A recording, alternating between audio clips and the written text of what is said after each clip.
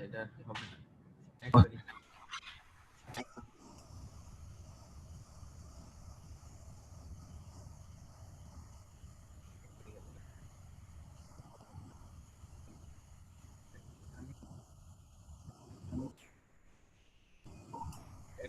afternoon, sir. Professor TTL, thank you for joining. We still have a couple of minutes left, and our moderator of this session, Dr. Harun, is going to start and conduct this session. Yeah, very good afternoon. Nice to hear you. Yeah. How's the conference going on? It went file, sir. We started at Okay. and we had a live surgery of 3D. Okay. So it went well. And we would be hoping to learn from you. Yeah, why not? It's a very good session you have prepared. Yes. Which covers all the aspects of refractive surgery. Refractive surgery. Yes, we have tried to get stars of refractive surgery. So we hope to have a great session. I think Professor Dan and Rohit Shetty is going to join in a couple of minutes. Sure. Yes. I think it's going to start in 5 minutes, as far as our time is concerned. It's yeah, we are going to start in 5 minutes.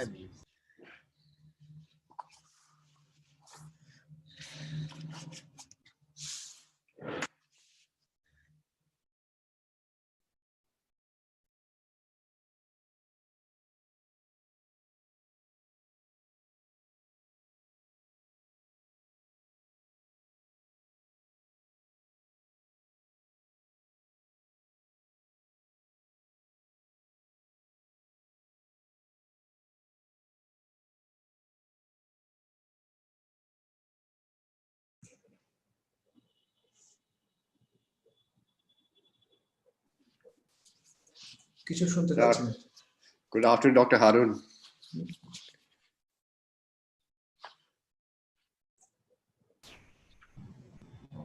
Yeah, Dr. Harun, can you hear us? He's muted. Dr. Harun, please unmute.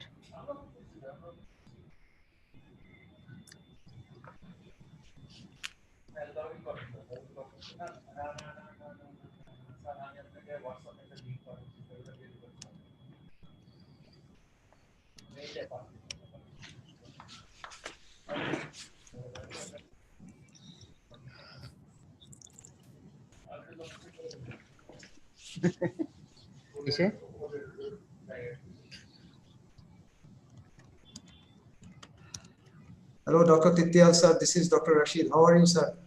I'm fine. How are you? Absolutely fine. Nice to see you. Yes. And thank you for the invitations. Welcome, sir.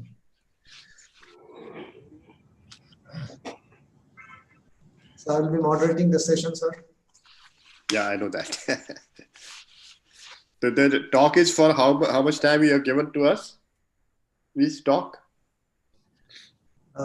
Your talk is on femtolasic on different platforms. No, he has asked about the time. So what we have planned is that 10 minutes talk, and then we can have a discussion of 2 to 3 minutes. So we'll have a common time of 10 minutes after all the sessions, talks are over. So if any question and answer comes, we can discuss it. So around 10 to 11 minutes.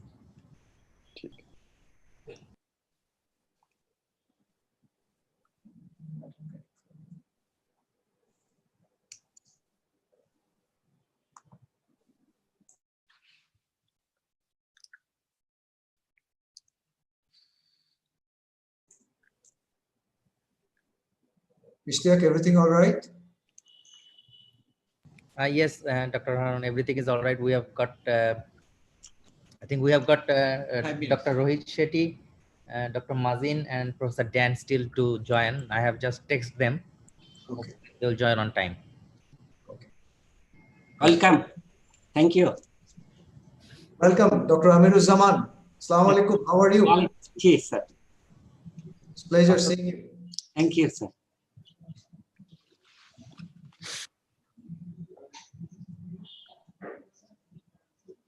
Yeah, Dr. Harun, the moderator, I have already joined. I'm Zafar Khalid. Dr. Assalamu alaikum. How are you?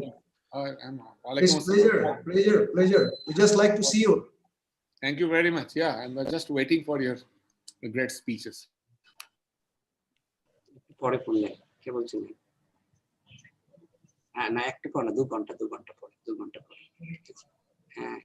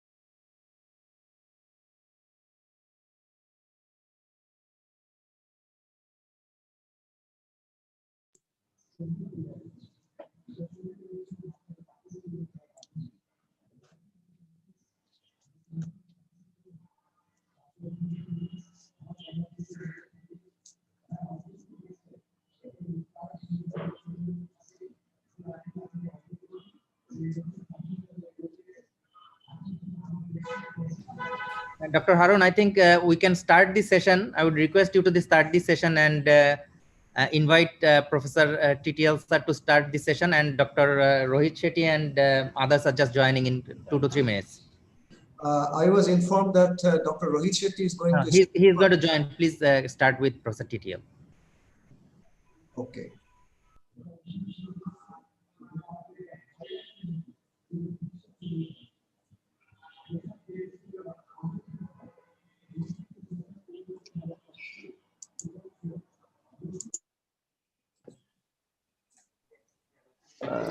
Harun, Rohit, Professor Shetty has also joined, so you can proceed accordingly. Yeah. And also Dr. Mazan has joined also. Yes. So Dr. Harun, please start the session. Okay.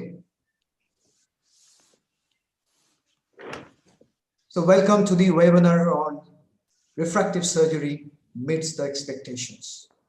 And today we have with us all the stalwarts and exponents in refractive surgery as panelists from Bangladesh. I just like to introduce Professor Jafar Khalid. He's the professor in ophthalmology in the Bangabandhu Sheikh Mujib Medical University. And we have with us as a panelist, Dr. Syed A. Hassan. He's a pioneer cornea specialist in Bangladesh. He's a great orator. And we have with us also Dr. M.D. Amiruzzaman, a great cornea surgeon from Bangladesh Eye Hospital, as panelist. And also we have speakers, a galaxy of speakers who are great academicians, great researchers. So I just like to start with Dr. Rohit Shetty as a speaker first. And we have Dr. Majen Sinjab, Dr. Jivanes Titial, and Dr. Dan Reinstein.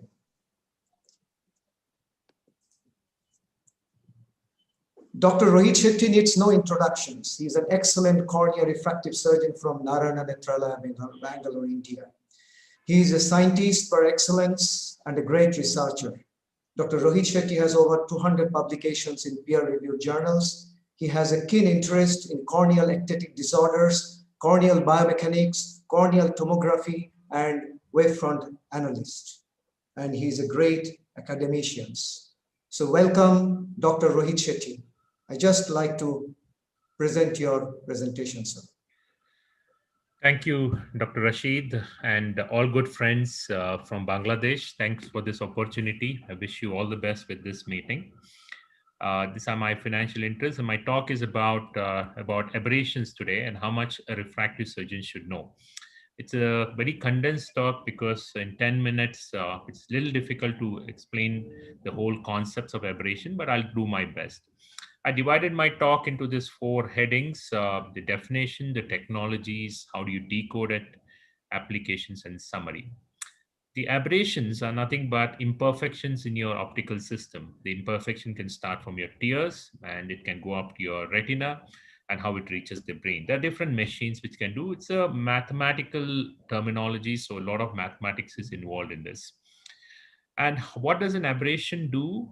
Basically, it just changes your quality of vision. Basically, how do you check for an aberration? This is called a wavefront aberration. If you look at an optical system and it passes through a particular sensors and you have a perfect PSF, is a point SPED function. That means it's like a dot here. If your optical system is not good, and if you see that this is an imperfection, you can see that it is scattered, the light is scattered. This is the light, actually, how the light falls on your retina and how the light falls on the retina, which is more scattered. So this is what the aberrations and aberrometries do. There are different types of it: the skiascopies from Nidec, Hartmann-Shack from the Bosch and Lomb, the Schernik from the Wavescan Alcon, it was there. And today, the most common ones are the ray tracing, both from the Oculus and the iTrace platforms. We don't really have a perfect tool to look at all the aberrations, but there are a lot of technologies today which I just mentioned, including the iTrace and the modern day, the future will be of the adaptive optics. So let's try to decode. When we look at an aberration, the aberration can start with your epithelium. The Zernike is a mathematical term used to describe the whole aberration profiling because you need something to describe. So you can have aberrations from the epithelium, you can have a total corneal, just the anterior part of the cornea, just the posterior part of the cornea, and this is the lenticular aberration. You can even do the aberrometry, can even check the aberration from the lens, and you can see this lens becoming showing some signs of accommodation. One of the first sign of the aberrations is from your tear film. You can see that the normal tear film and the abnormal tear film, and this is I mentioned the point spread function. If the point spread function scatters, this is what we get, and this is coming from your tear film. So this is important that tear film can play a very important role. And from the first blink to the last, you can see that how much of change the tear film is going through. And you can see this in a perfectly optical eye, the tear film does not go through any change. So tear film also plays a very important role in the aberration of your eyes. The epithelium, a lot of work has been done. I did mention about it. I mentioned that the corneal aberrations can be total, anterior, and posterior, but the huge concept is now deriving from the epithelium, because now the epithelium, for example, if this is the keratoconus, you can see that the coma, this is all from the epithelium. This is not the total. So you can see the amount of aberrations from the epithelium, and in a normal place, everything is normal, and you can see it's zero. So everything depends on the state of tears and the epithelium. And we are also looking at how it describes even your Bowman's layer. For example, you can see this is a patient post-smile. There was some amount of Bowman's wrinkling, and this wrinkle, what you can see, and these wrinkles are actually creating a lot of aberrations here. And if your Bowman's is normal, then you can have no. So every layer can have an imperfection in your optical system, and every layer you can actually study the aberrations. That's what is very important. So when we look at the cornea as a whole, we all have known for K1 and K2, the curvature maps, and this is what an astigmatism is. But you also have a huge component of aberrations in this map. That means the whole astigmatism also can have a lot of aberrations, and this we can describe it here, and anything less than 30 to 50 is supposed to be good, and higher level of aberrations is not good for the eye. And you can see that here is a very high aberrations. And I mentioned about how you can dissociate the cornea into multiple levels of aberrations. And what happens is These lower order aberrations are your astigmatism. The higher order astigmatisms are your coma and all this. These are all your higher order astigmatism. We call it an HOA, and this is called a lower order astigmatism. And this can be corrected with glasses. This you cannot correct with glasses. This is what is to be very important in our practice. This is a patient of 34-year, 46-year-old patient, once come for LASIK surgery. And most important thing is there is something, a new concept called dysfunctional lens index. And you can see that the patient does not have any signs of cataract, but his DLI is on a higher side. And when you have a DLI, which is on a higher side, and you can see the scatter of this, and this is coming from the cornea, which is normal, this is internal, and this is a total. And also you have the PNS grading, which also says that there is some amount of lens densitometry changes, but I do a lot of dysfunctional lens index. And this article is there. If you go to IJO, a complete one, Indian Journal of Ophthalmology, the complete one issue is dedicated to refractive surgeries. There's a lot of beautiful articles like this. Is free download articles, and we have close to 400 pages of refractive surgery loaded in it. And this is a simple concept which you have built about how we use the DLI in your practice, and dysfunctional lens index. And this is something which is very important in the modern day practice. These are the patient who complains of glare and halos, and you can see that this is a normal accommodation. This is a dynamic barometer, and you can see that this is a pseudo accommodation axis. You can see the red here, and this red means that the lens is accommodating more than what is necessary and is creating tremendous amount of stress. And in this patient who has complained of glare, you can see that there's a lot of aberrations, and these are all internal aberrations. That means it's not the corneal. The problem, the cornea is normal here. The problem is more of the internal, and this is related to a very excessive accommodation which happens out here. Now, how do we treat them? There are different ways of treatment when you know it.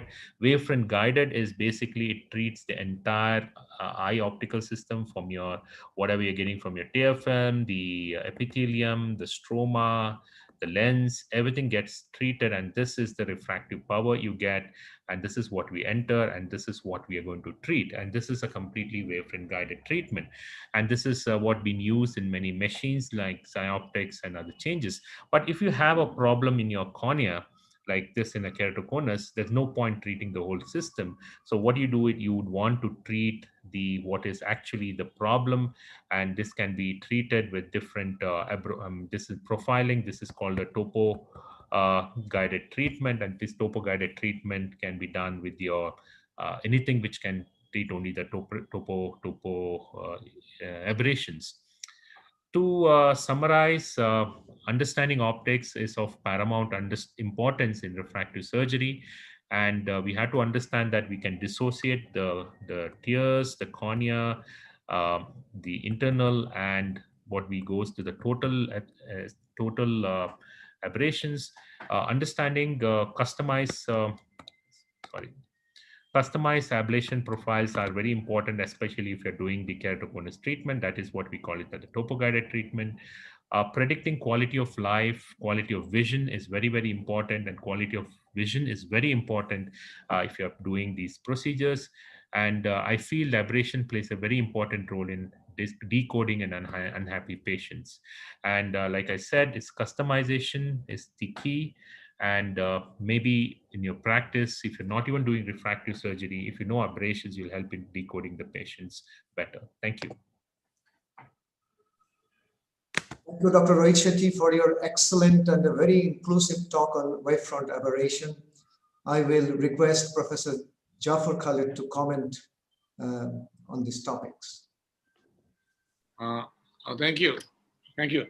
Dr. Rohit, it was a wonderful presentation, and I hope it will be a big help for all the refractive surgeons who are in practice and who are joining to do the practice. And you have wonderfully shown the importance of the minor issues like corneal epithelium as well as the tear film. So my feeling is that as a practicing refractive surgeon, we frequently ignore the small issues like corneal tear film, And whenever I have met you in different scientific sessions, you have always emphasized on that one. So I'm really grateful that you have brought into the light the importance of all these things. And also I noticed that you have given some importance on some of the internal aberrations coming from the lens and other structures. So in total, this is so important for the satisfaction of the patient who is going for the refractive surgery. So thank you very much. We hope to go for a discussion after we finish all the presentation, and I hope we'll get some good questions for you. Thank you. Thank you, Professor Jafar Khalid, for your excellent comment. So now let's get the ball rolling. So our next topic is Pentacam evaluation before LASIK and cataract surgery by Dr. Majen Sinjab.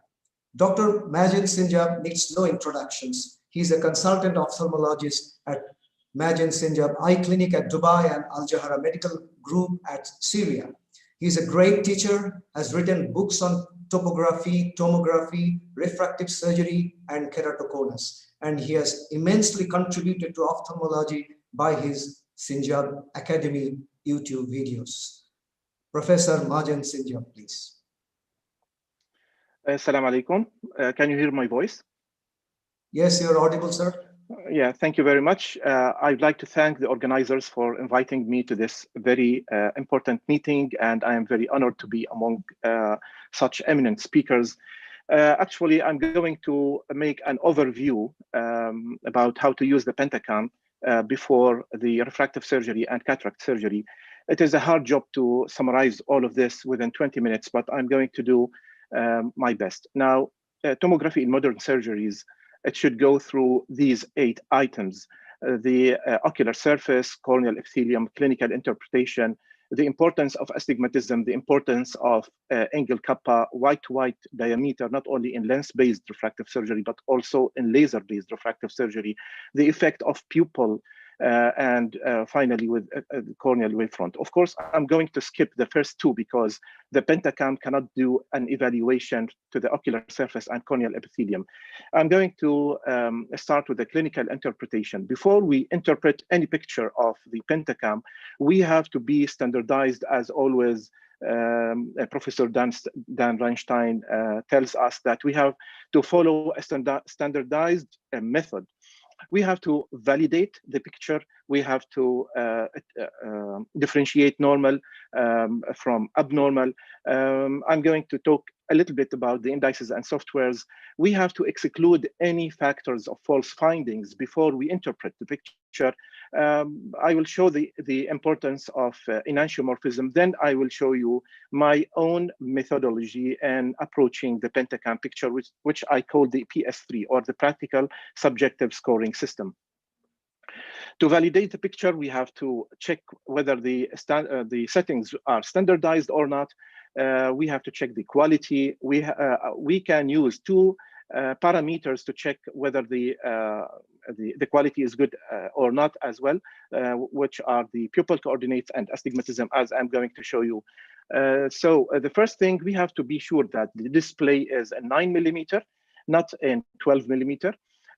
Why is that? Because we have to exclude any pictures with extrapolated data, because if we have such extrapolated areas with a 9mm display, it means that this picture is of very bad quality and we have to recapture the patient.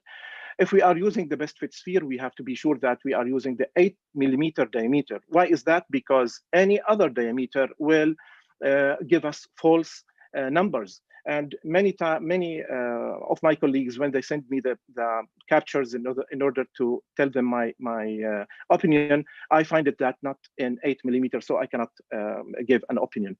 The second point is quality specification. It should be okay, but however, this is misleading sometimes. This is a patient with misalignment. He was looking downward and the QS was okay. Okay, the QS was okay. Now we come to the pupil center.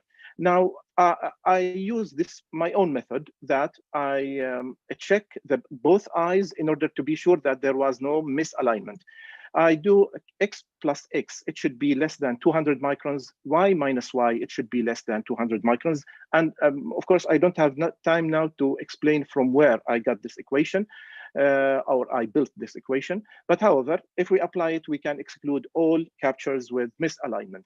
So this is an example where the Y minus Y is more than 200 microns. This is misalignment. And if we look at the both X plus X, Y minus Y, there is misalignment vertically and horizontally. Large angle kappa, as you see, this is a case of large angle kappa. In spite of the large numbers of X, for example, there is no misalignment because the X plus X is not more than 200 microns and Y minus Y the same.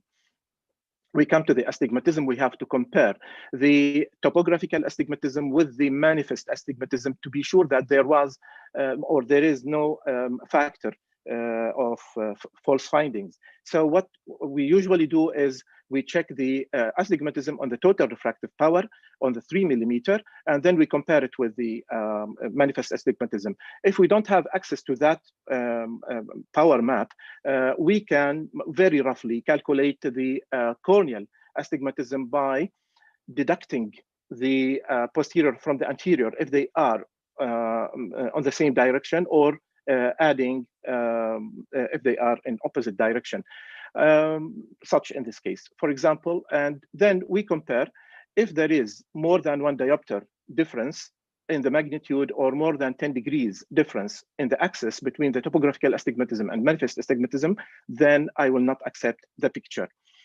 So then we come to the normal versus abnormal. I'm going to present what is evidence-based in this topic. So according to, if we are using the pentacam, because it doesn't have Placido, according to Holiday, it is abnormal, the KM is abnormal whenever it is more than 48 diopters, but according to Rabinovich, on Placido-based machines, the cutoff value is 47.2 diopters.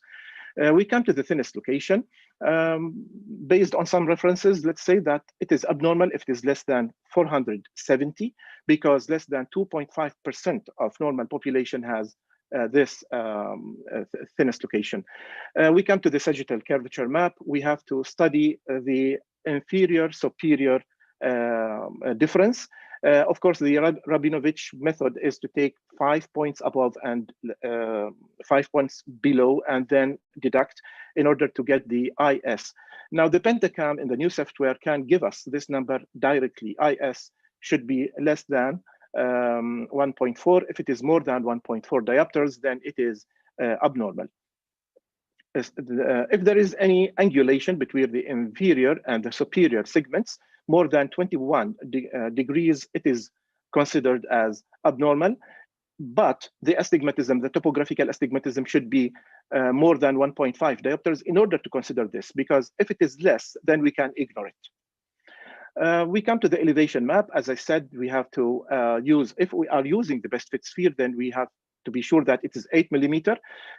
And then we look at the number corresponding to the thinnest location, and then we follow the table put by Belen and Ambrosio. These are the cutoff values for 3 standard deviation. And if we are using the best fit toric ellipsoid as recommended by Jack Holliday, then within the 5 millimeter, central 5 millimeter, the anterior surface should not show more than 12 microns, and plus, of course, in the plus, and the posterior should not show more than plus 15. We come to the spatial profile, which measures the gradient of thickness from the thinnest location towards the periphery. And if there is any quick slope, which means that the captured cornea has a slope which is leaving the gradual passage of the normal population, we call this the quick slope, then it is abnormal. We come to the average of this slope. If it is more than 1.1, it is abnormal. According to Jack Holliday, the relative thickness map is very important, and if it shows at any point of the map between -5 and -8% point, then it is abnormal or suspicious. Let's say it is suspicious, and if it is less than -8, for example, -12%, then it is abnormal.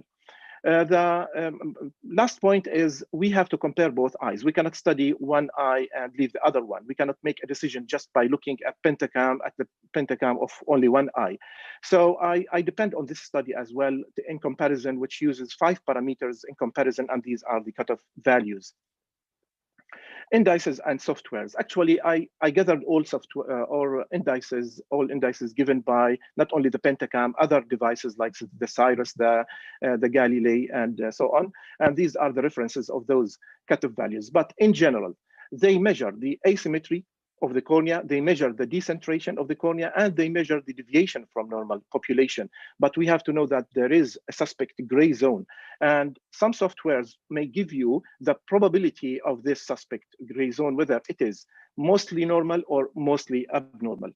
However, However, the majority of these indices are not specific for keratoconus because they describe corneal irregularity, and they are very much affected by factors of false findings.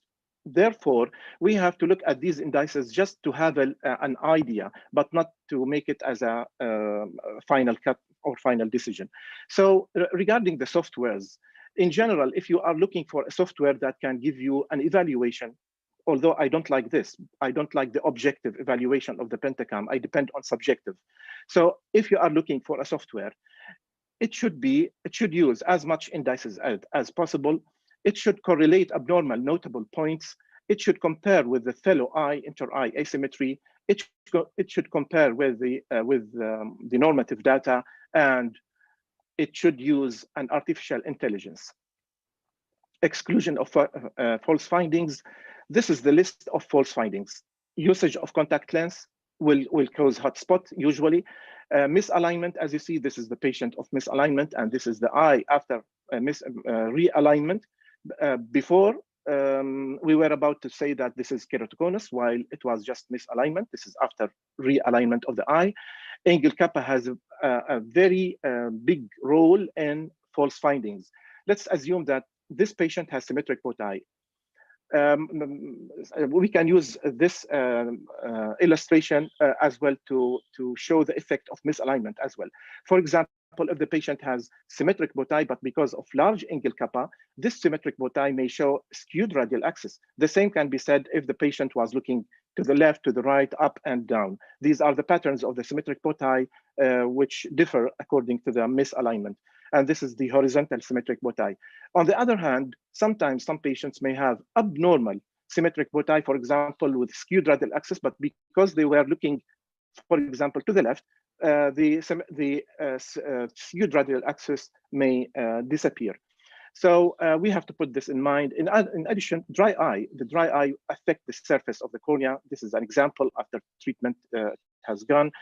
Excess tears as well. This is before wiping, and this is after wiping. Corneal opacities, of course, if we are not aware of the patterns that the corneal opacities may give, because in many cases, colleagues will send the Pentacam without any information about the slit lamp. So we have to be aware of the patterns. Any pathology in the cornea will give false factors, false findings, like previous corneal surgeries, any complication before. Now, inadequate exposure to the camera is a main source because of prominent brows, prominent nasal bridge, small eyes, ptosis, sunken eyes, and head scarves. Pregnancy is one of the sources as well of false findings because of refraction instability, because of increase in corneal curvature, because of increase in corneal thickness, and biomechanical instability and increased risk of ectasia. So we have to be careful. Enantiomorphism. Enantiomorphism is that the left eye tends to be a mirror image of the right cornea. So this is a case of enantiomorphism. Why enantiomorphism is important? Because if there is a skewed radial axis and both eyes are very symmetric, we can ignore this skewed radial axis. Now we come to the last point, which is the practical subjective. The practical subjective scoring that I put, it is built for keratorefractive surgery. It is based on all the above data in addition to my experience. The aim of this is to be subjective rather than objective, to be systematic, to build a common sense. What I did, I split it divides the abnormal into moderate risk and high risk, and it considers the normal as low risk because any refractive surgery is not risk-free. So I put 3 systems, one for the Pentacam, one for the Galilei, one for the CIRRUS and MS3, and this is for the Pentacam. I'm not going to go into details, the exceptions, the numbers, but most of them are evidence-based, most of them. Some are based on my experience, and all you can refer to, and they are very well explained in my 2 books. I would be more happy if you can get these 2 books. And after that, how do I apply the MS3? If there is no moderate risk or high risk, then I can go to any of these options, surface ablation, SMILE, or LASIK. If there is only one moderate risk, then I will exclude LASIK. If there is one high risk or 2 moderate risk factors, then I will not go for laser-based refractive surgery. We come to Bellin-Ambrosio enhanced ectasia display. It's very helpful. Just can you make a little bit short, sir? We are running. I think I have 20 minutes. I think I have 20 minutes talk, or just 10 minutes. 10 minutes, sir. 10 minutes. But no, but according to what I was Dr. Mazin, we would request to finish in a minute. Okay. So for Bellin-Ambrosio, actually, it is very good as a screening tool.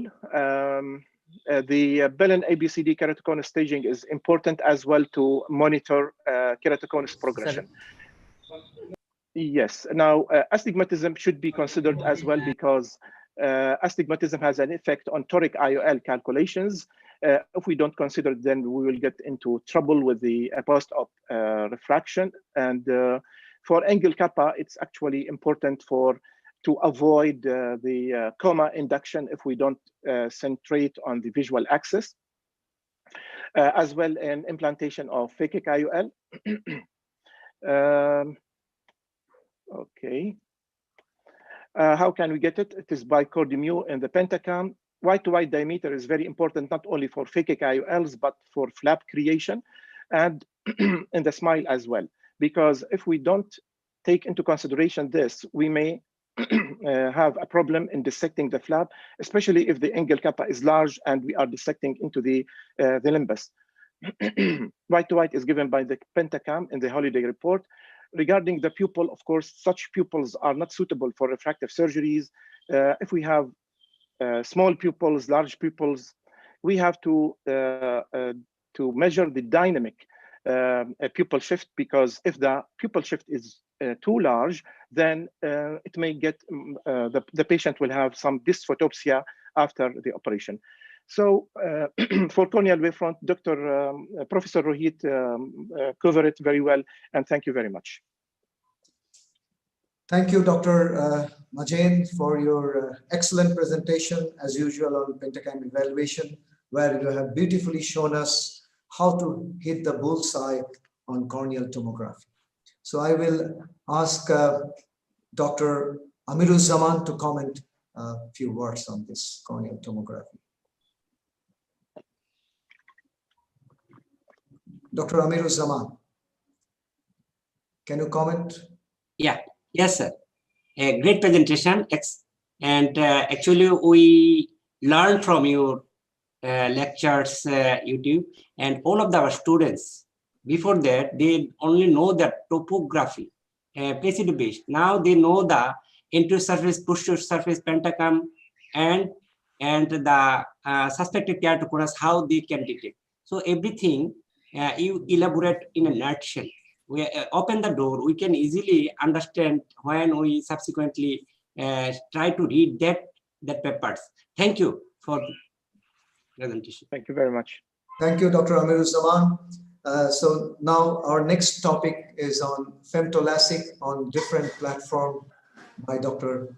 Ziwan S. Titiel. Dr. Titiel needs no introduction. He is a professor and head cornea, cataract and refractive surgery services at RP Center for Ophthalmic Sciences at All India Institute of Medical Science, India. He is not only a teacher, but teacher of the teachers. He's a great cornea and refractive surgeon. He has over 200 publications in peer-reviewed journals. He has authored many books and chapters in ophthalmology. Welcome, Dr. Tithia. Thank you very much for a kind invitation, and I appreciate we had a wonderful two speakers giving us the early insight into refractive surgery. I think Pentacam has changed the pre-op workup of these patients who are undergoing refractive procedures, and understanding on wavefront aberrations of cornea and internal aberration has really changed the outcome of refractive surgery for us. I would just go through today in a various ways of making flap for LASIK procedure. No financial disclosure from my side. Little bit on a history of evolution of refractive surgery. We all know it all started with incisional surgeries, then surface ablation, then flap-based corneal ablation, then refractive lenticule extractions. In 1960s only, it was Jose Bracher who introduced microkeratome for keratomeliosis, and that opened the door for flap making procedures. And in 1990, it was BSCRS who showed us the first LASIK surgery outcomes. And subsequently, 2001, 2003, we had a femtosecond LASIK approval by FDA. And now we have lenticule-based surgeries since 2011.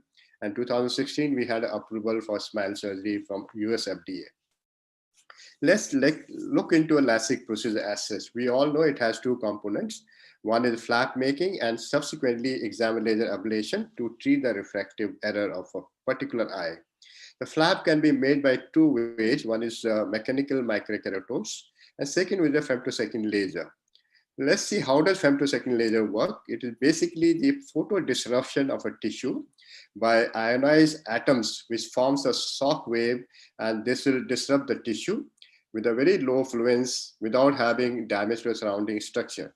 So this photo disruption quality of femtosecond can be seen in two ways. One is the spot size, second is separation of spots. So once you have a higher energy, it will create a larger bubble or larger bubble created by the plasma, and it will have a larger impact. Therefore, your spot size will be larger. The repetition rate of laser spots will be less. Well, if you go with a low energy ablation of a tissue, it will have a smaller spot size. Therefore, you require many more spots to create the separation of tissue. So low energy will require a high repetition rate. So this is how we are looking for a newer generation machines of femtosecond laser. So if you see the various platforms of femtosecond laser to create the flap, you can see we have intralace 150 kilohertz, femtech 10 to 80 kilohertz, femto LDB more than 5 megahertz, Visumax 500 kilohertz, and Wavelight 200 kilohertz systems. So all these systems we're going to use various pulse duration and pulse energy. But if you look into a pulse energy wise, it is a Gmer laser which has a very high frequency and low pulse energy. Therefore, it can be used for a sub-Bowman's keratomeliosis or create a very thin flap for a LASIK procedures. So this takes a low energy and high fluence, and that will create the flap. So what all things we are looking for a creation of flap? There are three important parameters to look into. One is the pocket or canal specification. Second is the bed parameters. Then the side cut parameters. All three are very, very important. Canal creation or pocket creation will decrease the OBL formation because this allows the gas to bubbles to leak out. Therefore, we have to look into width, depth, and spot size for a pocket. For flap, we need to look for setting for a raster energy, laser spot, and separations. And actually, the flap thickness and diameter is very important to get an optimized flap diameter. Side cut is very important. Therefore, you're looking for managing the side cut in a way to use a side cut angle in such a way it gives a maximal opposition. Therefore, these flaps will be strongly adherent to the once make a bed of these cases. Let's see the various comparative study being done in various laser platforms. So this is a study from Liu et al. Where they compared Wavelight FS200 to FS60 intralace, where they found comparable results, though Wavelight was better in terms of making thinner flaps. If you compare Visumax 500 with the Wavelight FS200, it showed that Visumax laser has a little deviation in terms of flap diameter wise, which were less with FS200. But if you look into the outcome of visual outcome for these flaps, it's equivalent in both the machines. And this is a study which compared intralaser FS150 with Lensix laser, which is a laser platform for cataract. It has a dual method of creating flap as well as for a laser application for cataract. They found that system which has only meant for a laser has a better outcome than a system with a dual action ones. So this is one study which compared 4 important laser platforms: Intralaser F60, Femto LDB, and Wavelight FS200 Visumex. In terms of looking for a visual acuity wise, you know that Femto LDB, which is significantly better outcome seen in our day one, almost more than 70% cases 2016. But if you see at 1 week, 1 month, LDB and Visumex performed better than a FS60 or FS200 of Wavelight. So this is basically, once you look for a low energy settings, this gives a better outcomes. Speed of visual recovery, which is an important topic for all laser applications. Femto LDB did a better in terms of giving a better recovery of vision. The quality of vision was also better with the decreased spherical aberration with LDB, but it was slightly more with the older generation FS60 platforms. So this shows that if you have lasers of a newer generation, you have a better flap creation and better visual outcome for particular cases undergoing LASIK procedure. But if you compare the microkeratome flaps with the femtosecond flap, definitely femtosecond lasers are more predictable and better outcome can be seen in terms of standard deviation of flap thickness. Femtosecond will be less than 10 micron deviation from the flap which you're going to create, which is not true in the microkeratome one, where the deviation is much more in these cases. And femtosecond will give a planar type of flap. If you see here, it gives a uniform planar flap with the femtosecond, while it's a meniscal type of flap with the microkeratome. Therefore, induction of aberration will be much more with the microkeratome. Safety and with the flap prediction can be adjusted by looking into the thickness of flap, which is so important for actual leaving the bed after ablation. That's basically looking to a flap thickness and depth of ablation divided by the column thickness. So if you have a flap which is can be so deviated from the original measurement, so you can have more chances of ectasia happening in your case. What about hinge position, superior or a temporal? If you look into older generation system, Hansetome or a microkeratome, they thought superior hinge will create more dry eyes. But with the femtosecond laser, it did not make a difference in terms of superior or nasal. They both had a similar outcomes, and they had a lesser dry eye as compared to microkeratome assisted.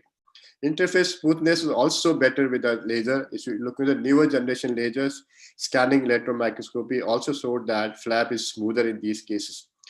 Though it can have more inflammation with femtosecond laser, more inflammation might create the post-op transient light sensitivity syndrome in these cases. But if you're newer generation, the models of femtosecond, they are almost similar to microkeratome. So this is a study where looked for a cell death and apoptosis with Hansetome microkeratome. And you can see this is the older generation laser, which has a much more cell death happening in cases. And with the higher generation, it's almost similar to a microkeratome. So it's not true that it's going to have a more inflammation than compared to the microkeratome. If you look into a confocal microscopy to be done in these cases, they have almost similar morphology, both femtosecond and keratomes. But if you look into a peripheral addition of flap, is much more with the femtosecond laser. Therefore, it will be stronger flap addition in these cases. During actual creation of flap, the pressure generation with the femtosecond devices are less compared to microkeratome, which is much more than this. Visual outcome wise, they are equally safe, keratome and a femtosecond laser. Quality is definitely better with a femtosecond because the higher order aberrations and contrast sensitivity is definitely different in a femtosecond laser. Complications, we have more flap-related complications with keratome than femtosecond laser. There are some unique complications associated with a femtosecond, like a bubble inside the entry chamber. You may have to postpone your surgery, or you can have OBL, which can be difficult to separate the flap. But visual outcomes are not significantly deviation from the normal procedures. Sometimes you can have a vertical breakthrough from the flap, the gas, and you can have a total break. You should avoid continuation surgery in these cases, wait for 3 months. And mostly it is with associated with thin flap making lasers. Management is basically wait for 3 months. You can do either a PRK or you can relift the flap also. What about examer laser technologies? We all know examer lasers have gone through various developments, with broad beam to a variable optic zones. Now we have flying spots, hyperopic also. Customized wavefront ablation came with the 5th generation. Now 6th generation systems are there, which are very fast and good tracking record systems, which gives a very nice outcome in these cases. So these are a good system available nowadays with us. Wavelight EX500, MEL90 with JICE, or a Strand 1050, Nidec M2, or Boschelum Technos 317. They all can give you a good outcomes.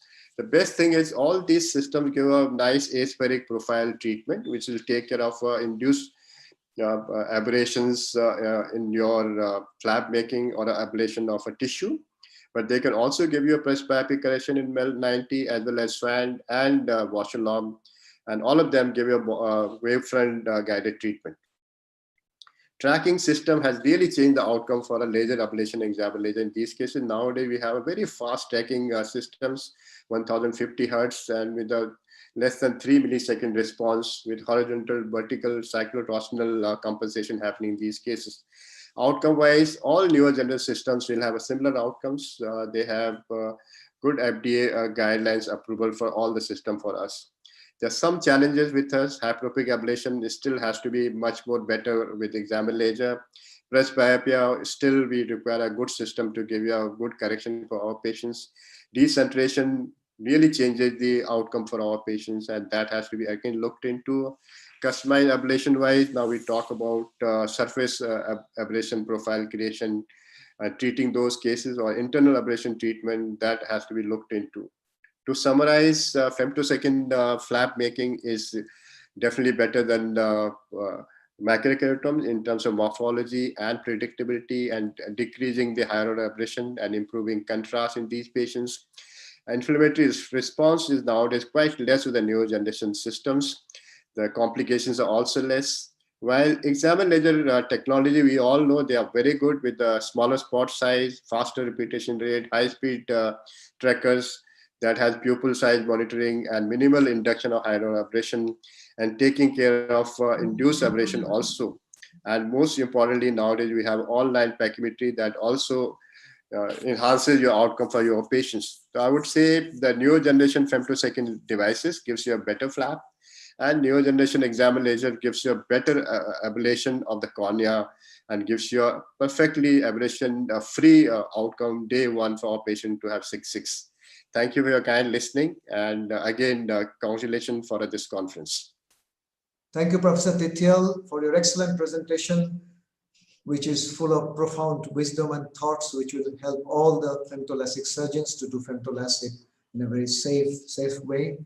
Now I will request Dr. Syed A. Hassan to talk, to give it comments on femtolasic. It's a very good presentation. Previous presentation is also very good, but before going to LASIK, we should know very well about the topography of the cornea. Then we go to the LASIK. This LASIK is he is telling very right. This femtolasic is more better than the conventional LASIK, but even conventional LASIK is also going on. But nowadays, some surgeons are doing stim like PRK instead of LASIK. But I think we can go for the stim like PRK in case of low myopia, not high myopia. So nowadays we are not going, we are not doing femtolasic because of the device is not available in Bangladesh. So I think after this corona period, we will again start this femtolasic. So thank you very much for this presentation. Thank you, Professor Hassan. So now we have to go to our next topic, very interesting topic, and that is the biomechanical stability, the reason for choosing a smile, by Dr. Dan Rhinestone. Dan Rhinestone needs no introduction. He's a consultant ophthalmic surgeon in the London Vision Clinic at UK. He's one of the pioneers in SMILE and presbyon laser vision correction. He has a lot of publications in peer-reviewed journals. He has authored books on SMILE. Welcome, Dr. Dan Rhinestone. Thank you very much. Thank you. Let me just share my screen here. Very good. So are you able to see my slides? Yes, sir. Good, very good. And hear me properly. Okay. Well, you know, I guess I could make a lot of comments about the previous talk because.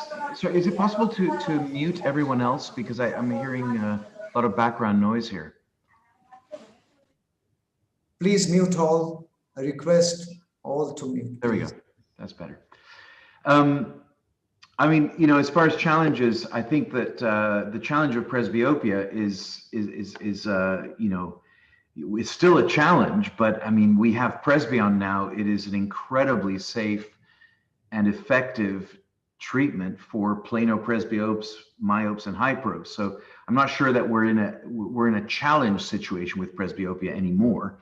I'm going to talk a bit about custom ablations, which I think are a little bit overrated and overused. And I'm going to try and go over why I believe that.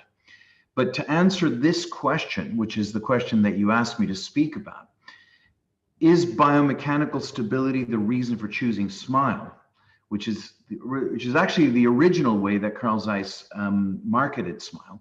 And my answer is yes and no. And I'm going to go through this talk to try and elucidate my confusing answer. See, the point here is that, you know, we are told by marketing companies that PRK is better or trans-PRK is better. We're told that wavefront guided is better. Another company says topography guided is better. And another company says SMILE is better. And there's a company that says the phakic intraocular lens is better. So we have a problem here, guys, okay? We're surgeons, we're dealing with the patient. We're trying to do the best we can for the patient. And each of the companies is giving us a very biased view of what is best for patients. And yet, if something doesn't go well, we're the ones stuck with the problem to solve. So I'm going to try and go through these quickly in about 10 minutes for you. But I'll talk about the mechanics of SMILE first. A few years ago, when this was all starting, I wrote a mathematical model and published with Tim Archer and Brad Randleman based on Brad Randleman's original 2008 tensile strength data from cornea. His data was corroborated by a non-contact Brouillon microscopy method of measuring mechanics. And the front of the cornea is stronger than the back of the cornea. That's what both devices have found.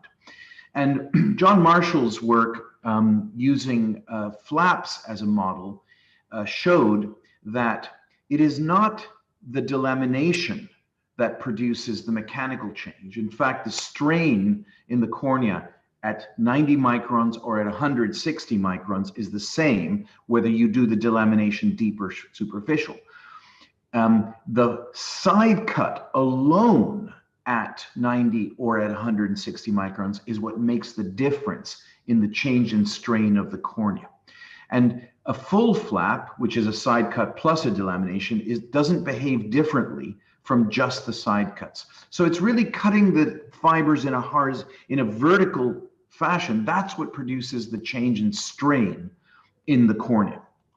So others have now experimentally also shown that the strain is maintained best with SMILE than LASIK, but that's kind of obvious. It's almost like you wouldn't have had to do this study to show this. It's kind of obvious that if you have more tissue that's attached, it's going to have more tensile strength. But anyway, there's a scientific study showing that SMILE was about 1.5 times stronger. And, you know, we all have heard of SMILE now, and there's we run a 16-hour course, which in fact starts this afternoon online, you know, about all of the aspects of SMILE, the optical zone and all that. But what I want to talk about is how the mechanics make SMILE a superior procedure in the majority of myopic eyes. And that is because when we use our models to look at the difference between the tensile strength change, for obvious reasons, we find that the cornea is left with less tensile strength after LASIK than it is after SMILE. That's clear. But I want to be very clear. There's nothing wrong with the tensile strength that we are leaving in the cornea of LASIK. Nothing wrong with it. So it is wrong to market SMILE as better because the tensile strength is higher. What we need to understand about it is that because the tensile strength is better, we're able to use larger optical zones, removing more tissue. So you see, we're using basically, we're taking about 30% more tissue with SMILE than we are with LASIK, but we're leaving the cornea stronger. And that relationship is what makes SMILE superior. In a 6mm zone, the change in spherical aberration, which is what causes night vision problems, according to the amount of myopia treated, goes, you know, obviously the increase in spherical aberration goes down the larger the optical zone you use, 7mm, 6.5, 6. You see, in LASIK, using the most modern profile in a 6mm zone, you're inducing the same amount of spherical aberration as a 6mm SMILE, but in SMILE, you're actually taking less tissue. With SMILE in a 6.5mm zone, you're taking the same amount of tissue as a 6mm zone LASIK, but you're taking the same amount of tissue. So same amount of tissue, but less spherical aberration. And obviously in a 7mm zone, you're inducing way less spherical aberration, and you may be taking 30% more tissue, but you're still leaving the cornea 30% stronger. So there's no drawback, if you like, in removing more tissue because the cornea is left stronger in SMILE. That's the point. At the end of the day, when you compare SMILE and LASIK in matched controls, SMILE induces 65% less spherical aberration than LASIK. And others have shown this as well. Sri Ganesh, Yabo Yang, publications showing this. Now, let's talk for a second about PRK. So it amazes me that everyone's so excited about trans-PRK without looking at what I published over the last 20 years on the epithelial profile. So we know that the average profile is sort of basically a coma-like shape where it's thicker inferiorly than superiorly. But if you go directly to our publication, the first time you ever saw three-dimensional profiles of the epithelium studied, we see that this is 15 random eyes. You see that some eyes will have a cylindrical profile of the epithelium. So if you do a trans-PRK in this, you will induce cylinder, which is not included in the refraction. Here's another eye where you will break through in the middle first and you'll induce a hyperopic shift because you're taking central tissue out before you're taking peripheral tissue out. So it makes no sense, you see. The power of the epithelium is only plano in 25% of the eyes. The power of the epithelium is outside of 0.5 diopters in 40% of eyes.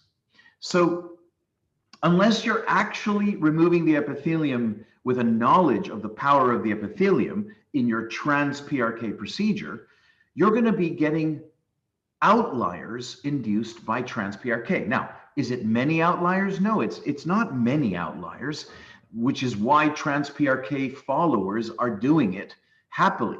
But if you were to do a proper case-controlled study, you would find that the trans-PRK group would have some weird results that the PRK side would not have for this reason.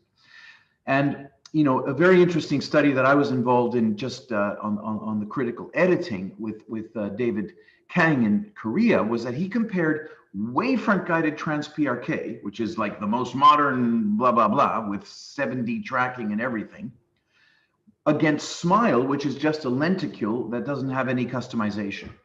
And we found that the efficacy was the same between the two procedures. The safety was the same between the two procedures.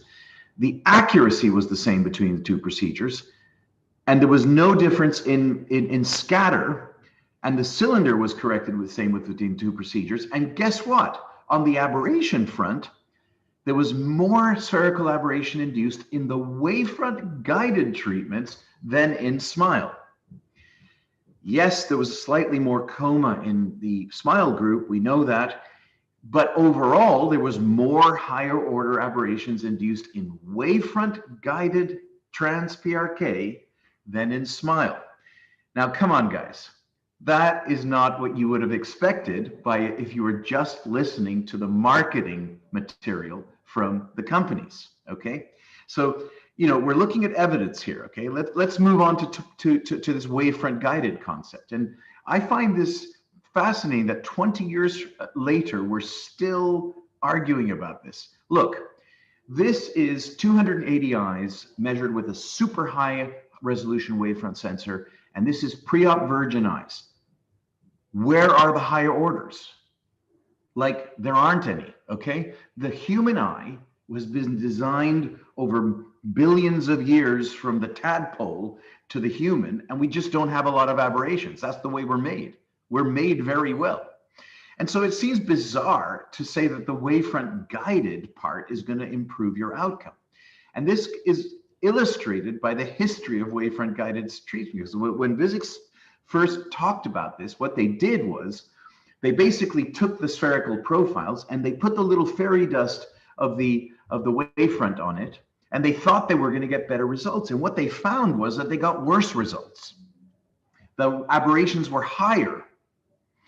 That's strange. Well, what was happening was there was a ton of spherical aberration being induced by these spherical profiles, and the tiny aberrations that were in one direction were just swapped for tiny aberrations in another direction. And so nothing improved from a wavefront higher order standpoint.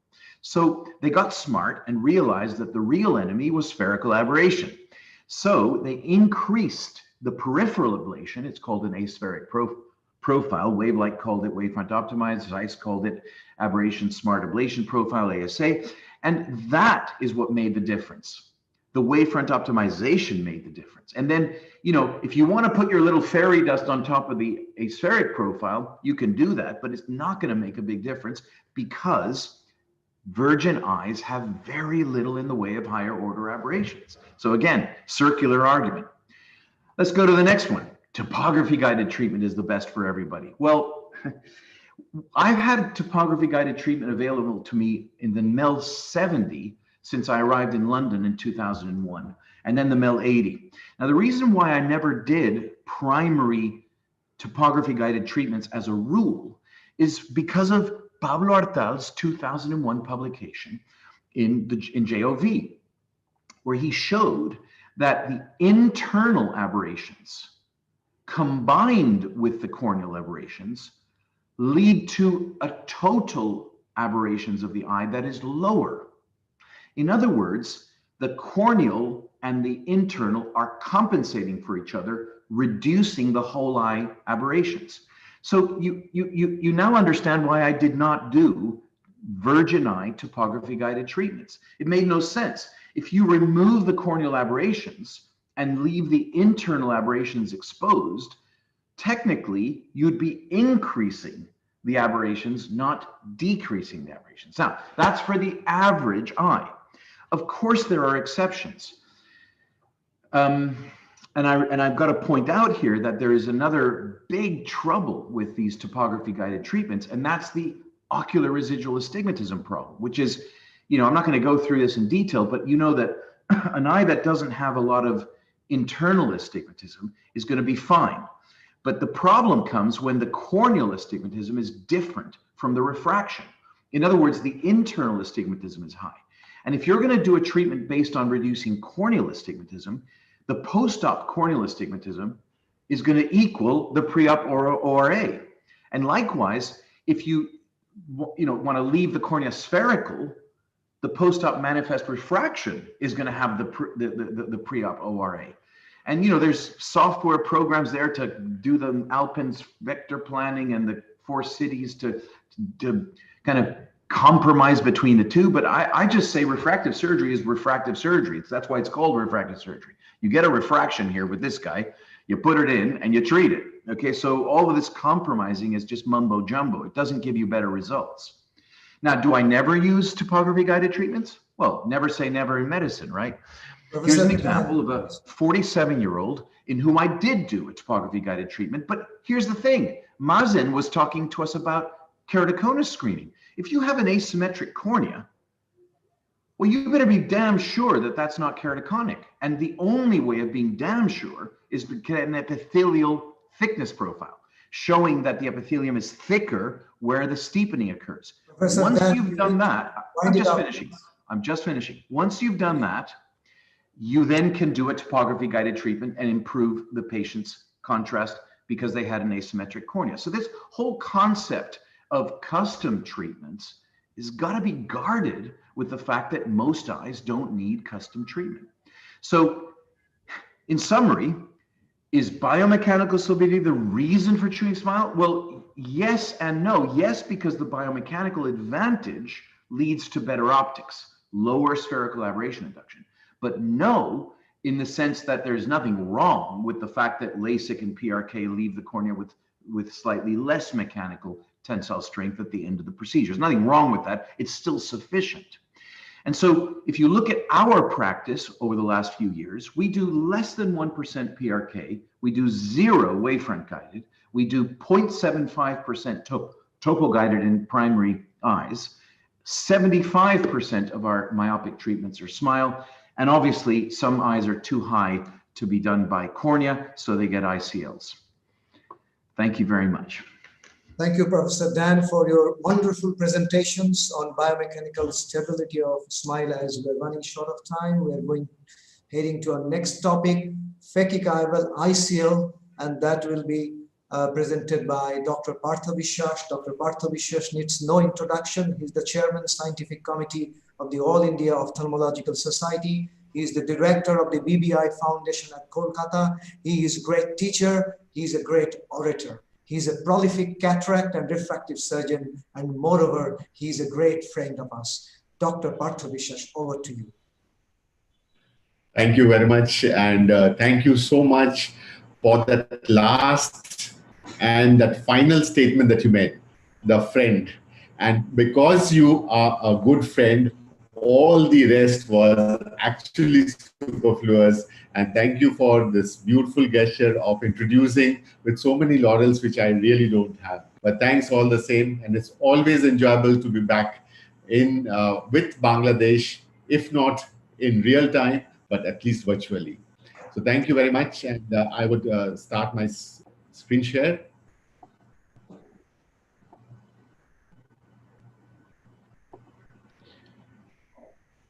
So on the phakic IOLs, there have been so much in the world today that it has taken a root, and the essentials are so important, and it's very important for all of us to understand that phakic IOLs actually are there to stay and there to improve and there to give good vision to our patients. And it's all in our armamentarium, and refractive surgeries have come a long way from the first day when Fedorov implanted the first phakic IOL in 1986. We have graduated and super graduated, and now we have a wealth of phakic IOLs with us. And with this comes the designing of the phakic IOLs. The different designs have come in, they have been modified, and they have come in different ways and different stages at different platforms, in different spaces of the eye, and the ICL has made its mark and is very much there internationally for all of us to use. The IPCL in the Indian market and a few other brands in the Indian market are also very much there, and they are excellent propositions for our refractive surgery patients. Artisan phakic IOL, I have to tell about this because this is how I started and most of us started our phakic IOLs, right, approximately 15, 20 years ago. And it's not much in favor as of today. So we'll go on to the prerequisites of the phakic IOL, and I'll deal mainly with the posterior chamber lenses. And we have to have a refractive stability. The patient should have at least 6 months to a years of stability before we think of a phakic IOL. 19 possibly, but better if it is 2021 of a patient and then going ahead. The ametropia and the phakic IOLs come in long designs. The ICL has a little bit of a restriction of the phakic IOL because of the dioptric power. In India, we are blessed with the IPCL, where it is tailor-made for us, and we can have a larger range of myopia and hyperopic corrections with the IPCL lenses. But having said this, when do we actually think of the ICL or the IPCL or the phakic IOL? So it's when the initial corneal thickness maybe is less than 480 or maybe a little more for conservative people, 490. And when the LASIK in that particular eye will not leave behind 280 microns of the residual bed. Now, these figures are changing. And today we would like to leave behind 300 microns in the residual bed in patients who are undergoing LASIK, and especially if they are high diopter patients. So thus, because we have become more conservative for the LASIK treatments, therefore the phakic are becoming stronger in popularity for our refractive surgeons. Anterior chamber depth definitely needs to be more than 2.8, and that is a measurement from the endothelium to the anterior capsule, and the endothelial density needs to be looked at because these are important things. And if we do not look at the endothelial density, maybe 2 years or 3 years or 5 years, we might be surprised with a drop in the endothelial density.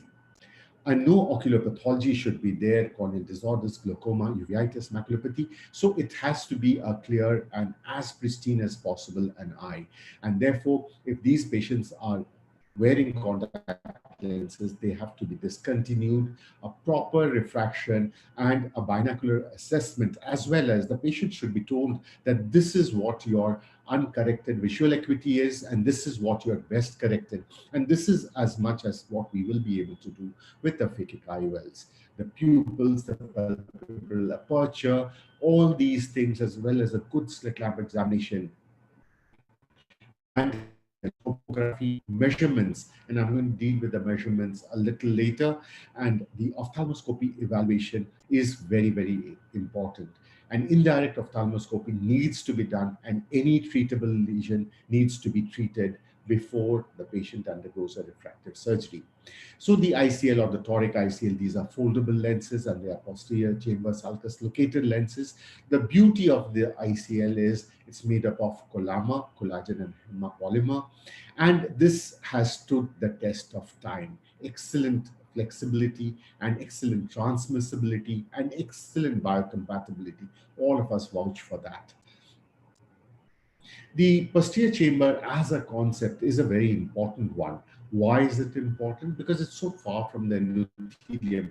You're not going to access any part of the endothelium by the lens that's going to be there for the 50, 60 years of this patient's life. Excellent cosmesis. It's very close to the nodal point of the eye, and there is a gain in the retinal image. And if the patient has been wearing thick glasses, he's so happy because not only his vision, the best corrected visual acuity might increase by a line or so, and that is a great benefit for these patients. The sulcus is a very stable location, and the beauty again is it's easily replaceable, it's exchangeable, and there are no fixations to the tissues. It does not alter or change the iris structure. And the myopic and the myopic astigmatism varieties are available with the ICL, and the hyperopic are also available, 11 millimeters or 11.5, 12 and 12.5 millimeters, and that is an important aspect, and therefore the measurements become extremely, extremely important. Here we have the ICL in different forms, We, as of now, use the V4C, and it has a beautiful design, and it has the central port for the benefit of We have only proper circulation. Only 1 minute. Okay. So we will be fast. So with the V4C, it's an excellent design. The anatomy is important. We have to measure the white to white, which is the most important measurement. The white to white best be done with a caliper. And this gives an excellent white to white configuration. The op scan also gives very good. IOL master overestimates, so best not be done with the IOL master. The ACD is important and needs to be taken into account. We need to do the ACD, and the IOL master is, as I said, was not too good. Oculizer also is not a very, very good proposition. The sizing is important, and thereby the ICL sizing. This is the range of the size. The vault should be approximately 500 microns. Otherwise, it can cause a cataract or it can cause intraocular pressure rise. So it's the normal vault is the most important, and we need to take care for this. The software programs give the toric ICL, and the preparations are very much the same. The markings are important, as is for all others. Peripheral iridotomies are just required only for the hyperopic lenses and not for the rear one. The surgical PI needs to be done in those that does not have the aqua port, and we need post-operative results are extremely good. The ICL done the proper way is important. Post-operative examination is important, and the IOP checks are important in such a way. Complications are just few and in between. Upside down ICL is a bad complication. The lens has to be taken out and a fresh lens has to be placed in. Intraocular pressure rise can be there. Glare and halos, again, very, very less. Iris chaffing and glaucoma. These aspects are again very rare. Corneal decompensation is also very rare. Cataract can follow if there is a low vault, and it can be removed. Thank you very much for your patient hearing, and I hope I've just kept to the time. Thank you. Thank you very much. Thank you, Parthuda, for your wonderful presentation. We learned a lot about the phakic IOL. So now we don't have any time. Thank you all the panelists. Thank you all the speakers. Now we are moving to our next session, conquering the challenges. So let's move to the next.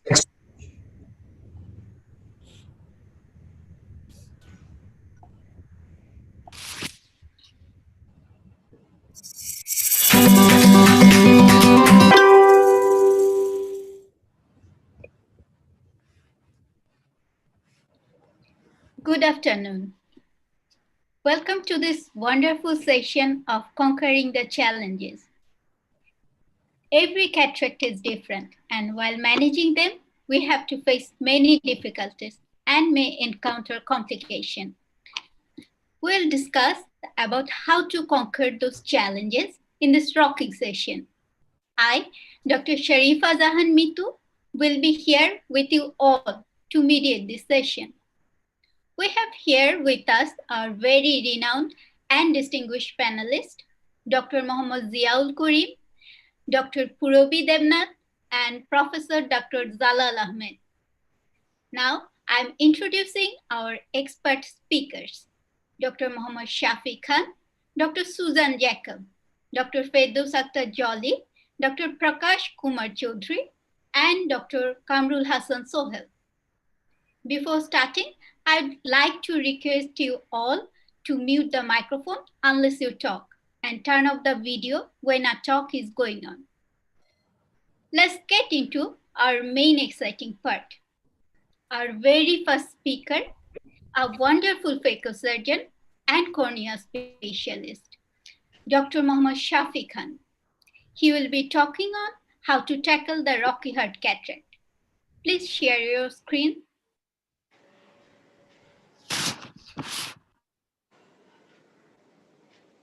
Today, my topic is phacoemulsification in rock heart cataract. Virtually every step of cataract surgery is more difficult in the setting of a mature brunescent nucleus.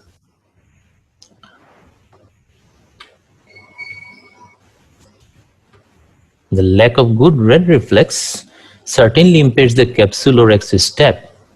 So, for a good capsulorhexis, staining with trypan blue is a must.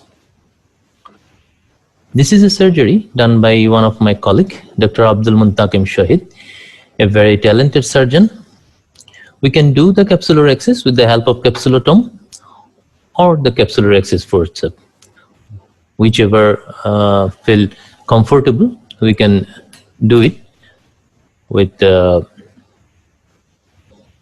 capsulorhexis forceps and complete it comfortably. Then comes the step of hydrodissection.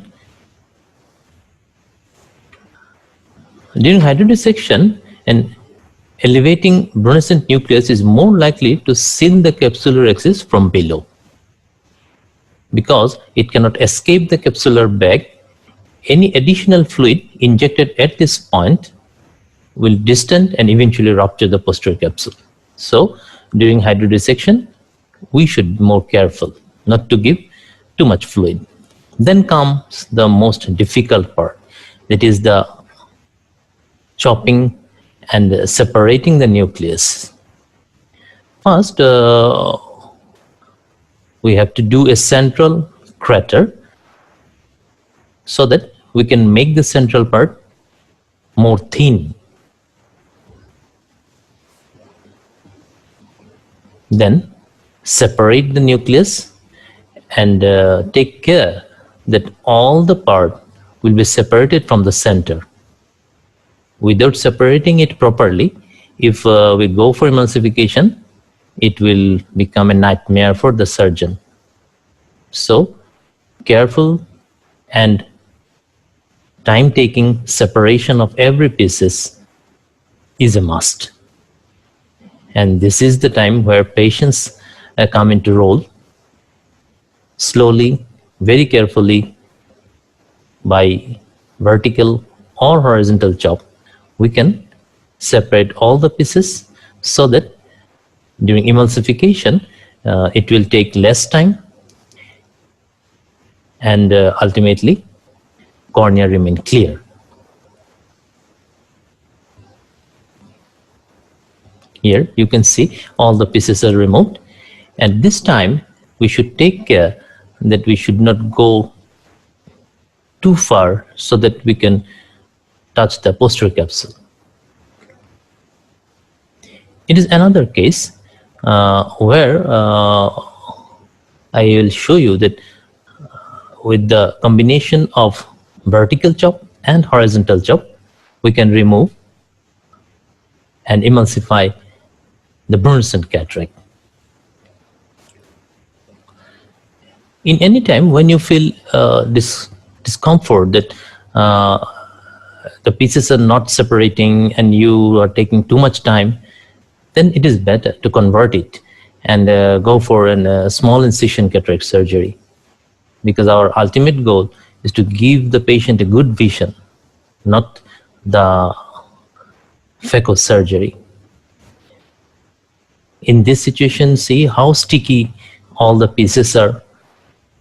So take time, separate all the pieces properly, make small and smaller pieces and remove it gradually so that time will be less, power will be less, and ultimately patient will get a very good vision.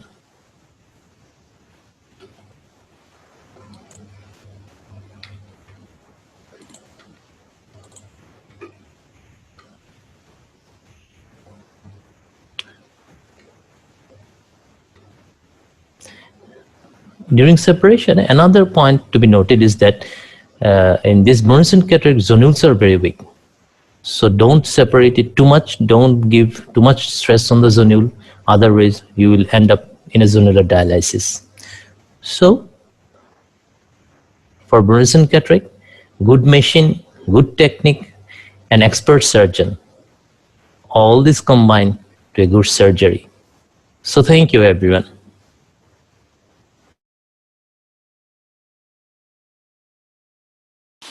Thank you, Dr. Shafiq Khan. It was an exciting talk. Now I am inviting our expert panelist, Dr. Purobi Devnath, to share her view on that. Dr. Purobi.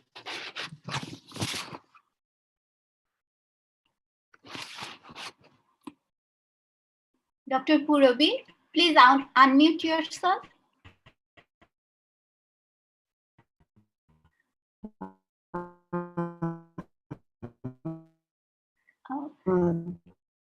Dr. Purobi, you are muted. Please unmute yourself.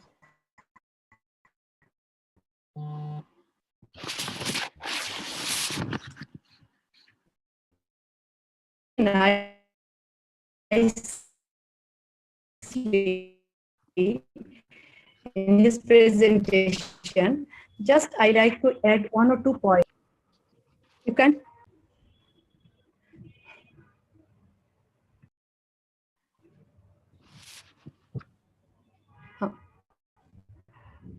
Dr. Shafi already presented very nicely in his talk, but I like to add 1 or 2 point in this presentation. Make a heart cataract surgery. We need to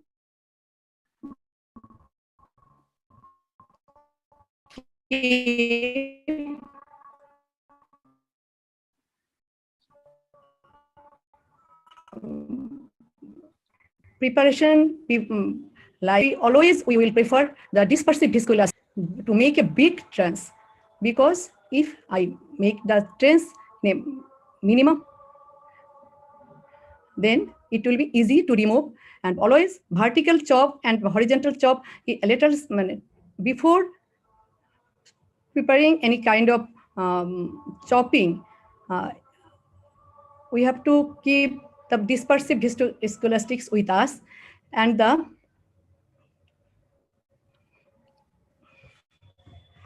Thank you, Dr. Purobi. We are now moving on to the next speaker. Her name itself is an institution, mother of many innovative procedures, a pioneer anterior segment surgeon, a great academics, Dr. Susan Jacob. She will be presenting on how to manage the posterior polar cataract. Please, ma'am, we are ready for your deliberation. Thank you so much, Dr. Sharifa, for that very sweet and kind introduction. I'd also like to thank all the organizers of this conference and Dr. Ishtiaq, especially for inviting me here to speak. My topic is on posterior polar cataract, and I will just share my screen. Yeah, I think you can see it now. So, yeah. So I'm going to be talking about phacoemulsification in posterior polar cataracts. And basically, when you look at posterior polar cataracts, we know that the location is very typical. It's at the nodal point of the eye. And that's the reason why it affects the vision so early. It's generally bilateral. It has a typical unique, the whorl-like appearance or the onion peel appearance. And it's very easy to make out a posterior polar generally, unless it's also associated with dense nuclear sclerosis. It extends into, as we know, the subcapsular and posterior cortical regions also. And the important thing to know and be aware about is that in 20% of cases, you do have a congenitally deficient posterior capsule. Now, I will discuss the next point a little bit more in detail later.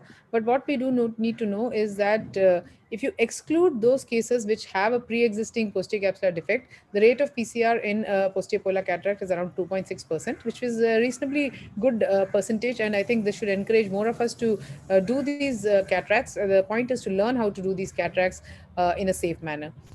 Differential diagnosis, of course, is posterior subcapsular cataract, but it's relatively easy to make them out because the posterior subcapsular cataracts are more anterior and they have a more diffuse nature.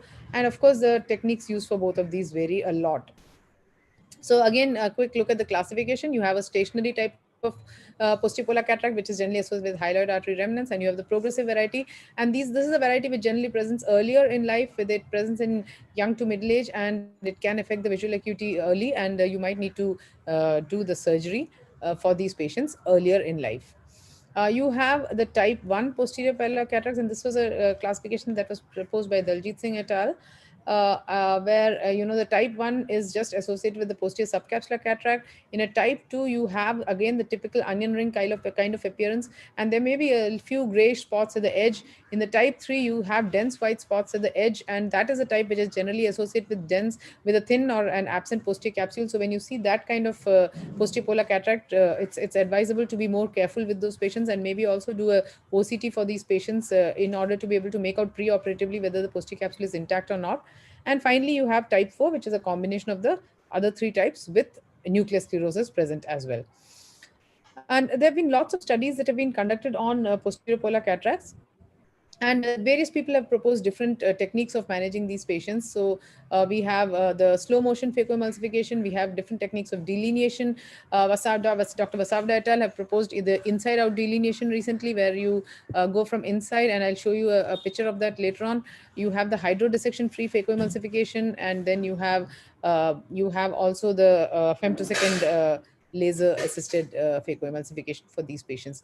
One of the interesting studies that's also recent is this experience from PGI-MER, which is of course a beautiful study to look at, and we'll see that a little later.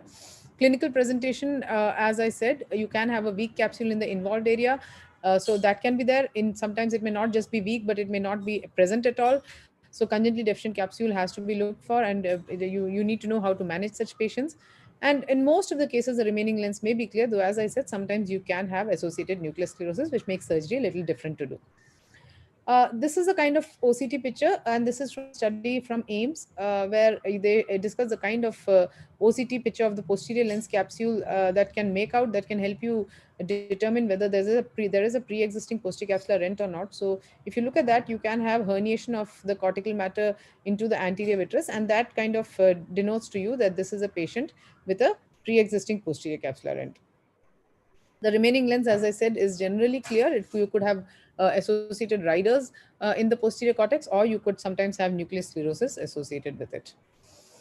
So if you have a nuclear sclerosis patient, it's important that you don't miss the posterior polar element. So it's always nice in any cataract patient to do a preoperative slit lamp examination, and also use the red reflex of the microscope to be able to find out or detect even small changes in the appearance of the cataract, which could generally all the newer microscopes have very good red reflex, and you would be able to see the posterior polar component even through dense nuclear sclerosis.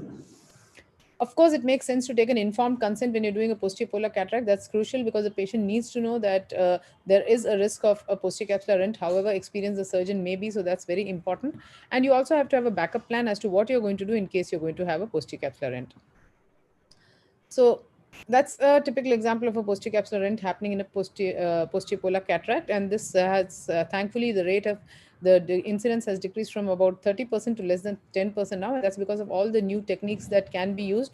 Here's a patient where somebody's done hydrodissection, and obviously that's led to a posterior capsular rent. So that's a big no-no. You should not do hydrodissection in cases of posterior polar cataracts at all.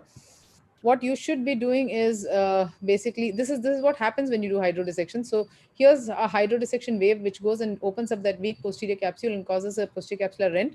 So what you should be doing is only hydrodelineation, where you can see that the fluid wave does not reach near the posterior capsule, and therefore you're able to do your surgery safely.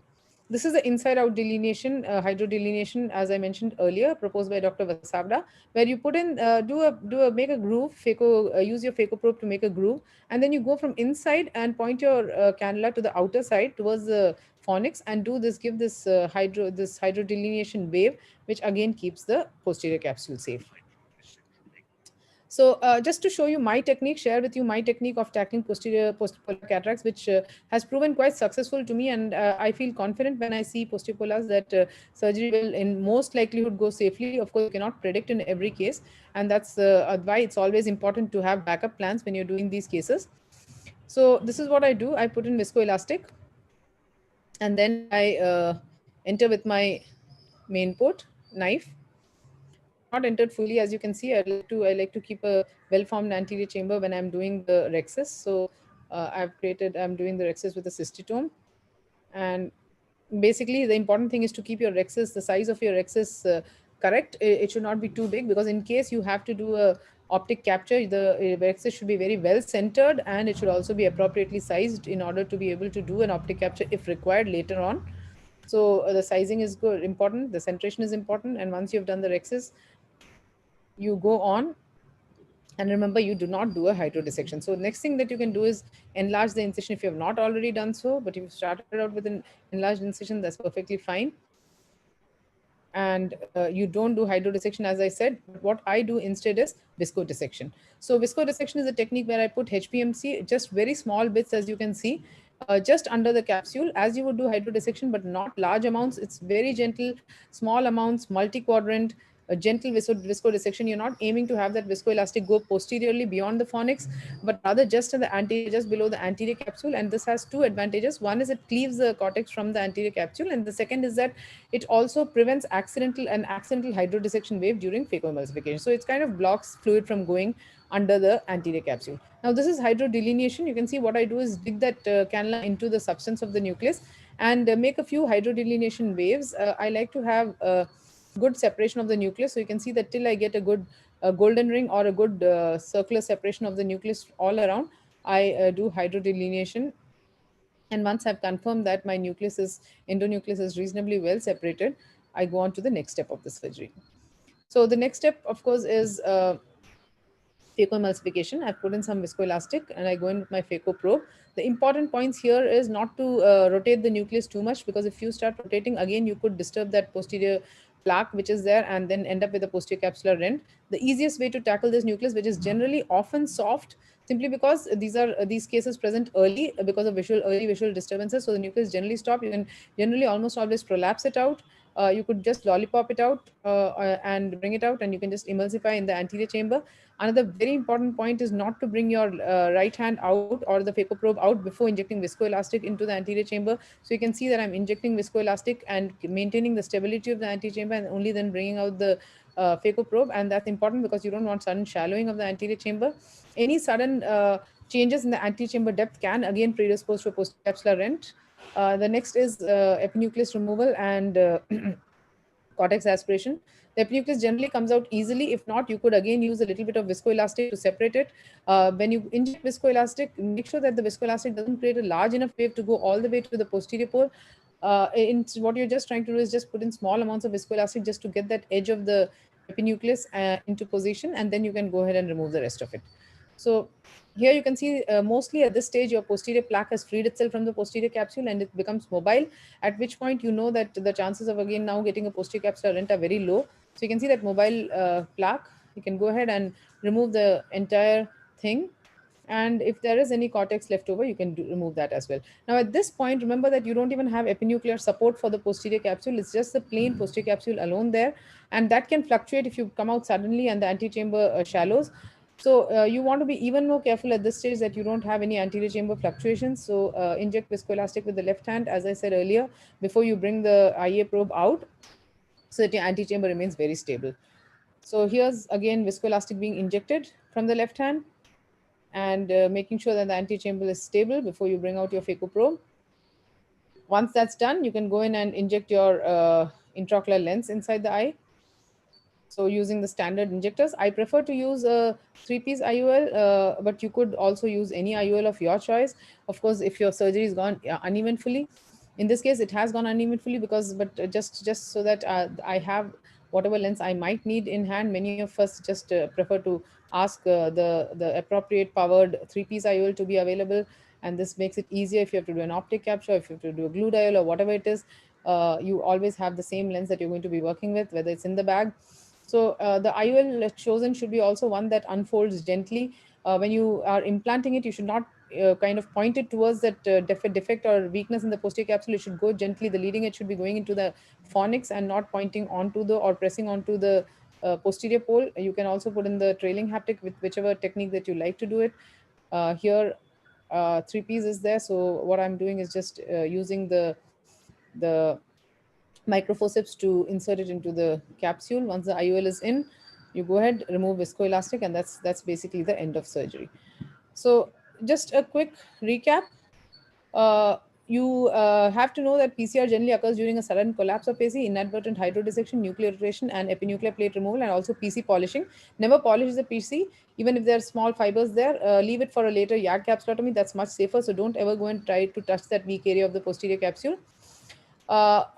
This is just a repetition of all the techniques that I just mentioned: centered and sized capsulorhexis, no hydrodissection, gentle multi-quadrant limited viscodissection, controlled hydro delineation, no nucleus rotation, no stress on the weakened posterior capsule. So if you have a cataract with nucleus sclerosis, make sure that you're not doing you can do it in the back chop, but with only horizontal pressure and not not accidentally pushing the entire nucleus backwards. It's nice to just prolapse the nucleus out. You sort of lollipop it out with your phaco probe and do an antechamber phacoemulsification.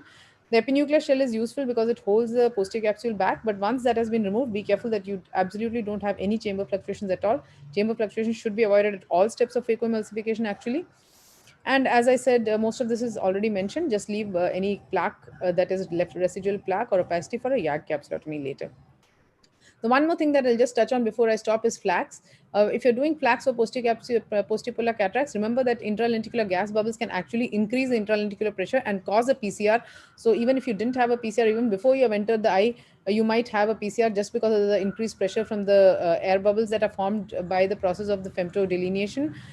So you can get a capsular block syndrome. So think before you are going to do a flax. And in case you're going to do a flax, remember that the best way to do it is as proposed again by Dr. Vasavda, which is femto delineation using cylindrical patterns. So you just put lots of cylindrical cuts, and you don't put other patterns of cuts, but just cylindrical cuts, and that prevents the air bubbles from reaching, or even hydrodissection wave from hydrodelineation waves from reaching the posterior polar cataract.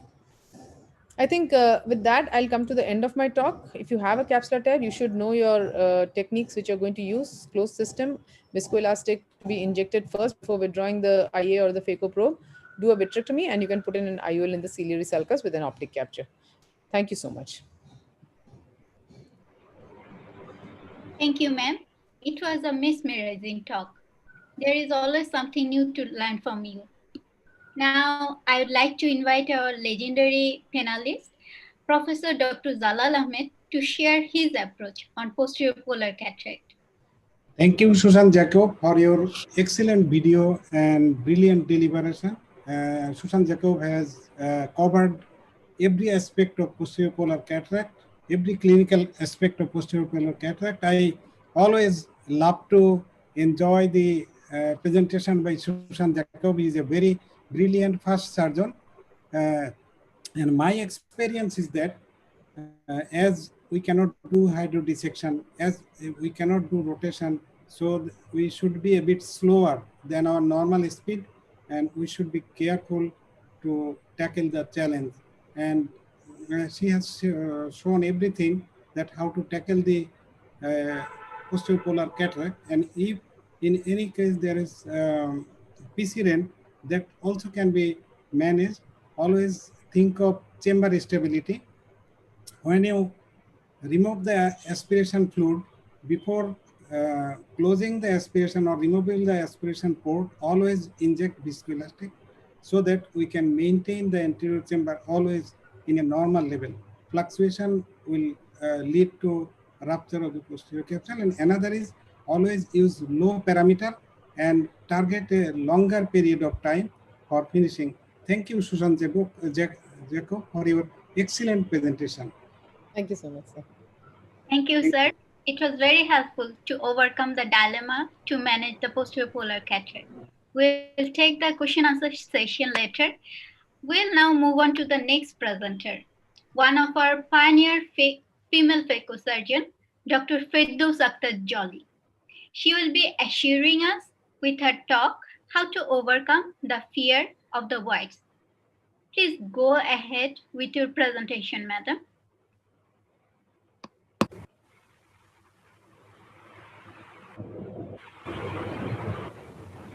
Respected panelists and dear audience, good afternoon. Now I will talk on overcoming the fear of the whites. White cataracts are the challenging cases for almost all surgeons, and complications may happen even in the hands of most skilled surgeons. In sclerotic type of white cataract, During capsulorhexis creation, pressure created by anterior and posterior intralenticular pressure and also equatorial barrier of aging large nucleus.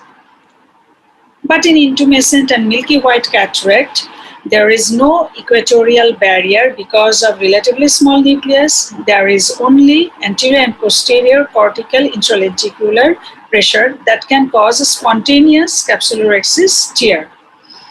That has been termed as Argentinian flag sign, that is blue-white, blue appearance of the anterior lens surface. In such a situation, remainder of the cataract surgery can become extremely difficult and can lead to posterior capsule rupture, vitreous nucleus drop, vitreous loss, and endothelial cell damage.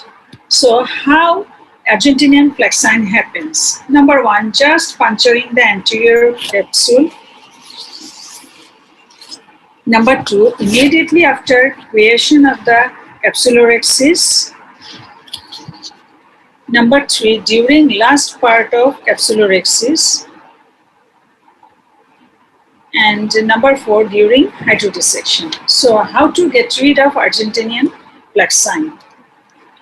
Anterior capsulorhexis is to be continuous one, so we have to follow certain rules. Number one, anterior chamber must be pressurized during anterior capsule puncture by using cohesive OVD and holding the side port with colibri to complete it in a closed chamber.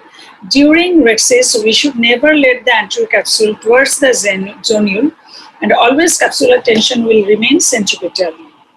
Initial small rhexis formation, then decompression of the bag by using BSS or by phaco tip or by Simcoe cannula. And then secondary larger capsulorhexis creation. In this type of white cataract, my plan is to do initial small capsulorhexis, then decompression of the bag, and secondary larger capsulorhexis. Here I injected cohesive OVD, but during puncturing, it ran away. That is Argentinian flag sign form. So what next to do? Then completing the half circle capsulorhexis, at first distal one with the help of capsulorhexis forceps, then distal one very gradually.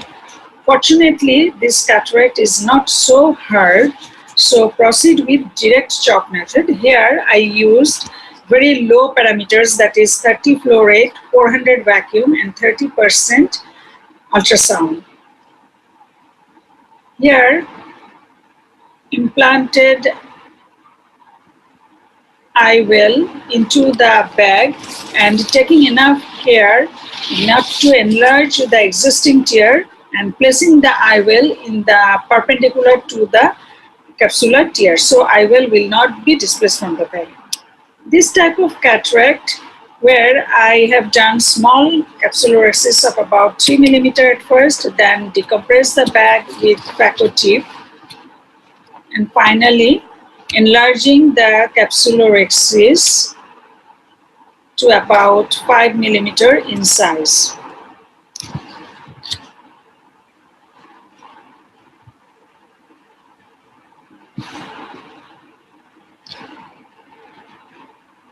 Then emulsified the cataract in direct shock method, and same phaco power used here as the cataract was not so hard, and I will implant it in the bag. In this white hard cataract, here double rhexis was done. It is also about 5 millimeter in size. Here, direct chop method, phaco emulsification was done. Phaco power was used, 85% energy was used here, and vacuum was 450 to 500 millimeter mercury and 45 flow rate. At first, cracking the nucleus into two halves and then into multiple pieces, and intermittent phaco power used here to emulsify the nucleus.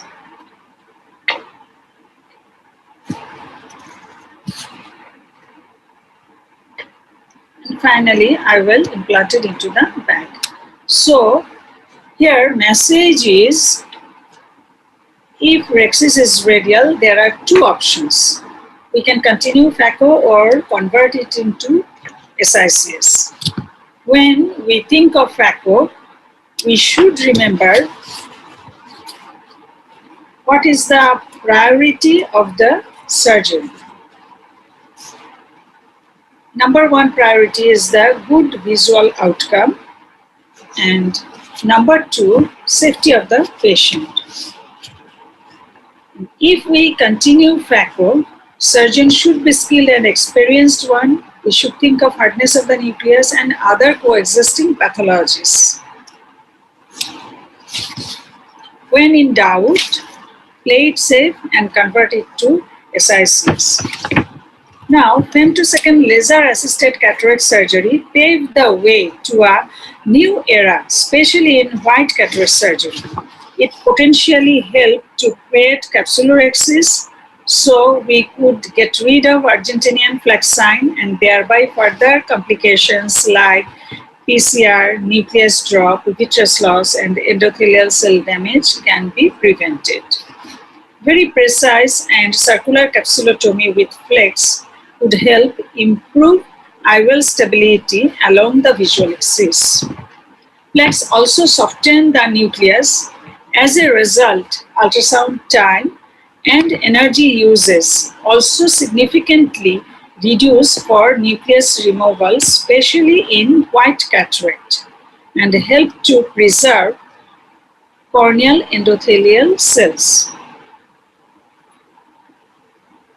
But this maneuver is very costly.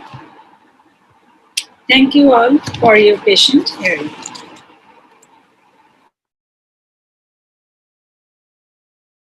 Thank you, Dr. Jolly. That was surely helped to overcome our fear about the white cataract. Now, our very expert panelist, Dr. Mohammad Ziaul Karim, sir. Sir, if you would add some tips on that. Would you please, Mitu, on my video, please?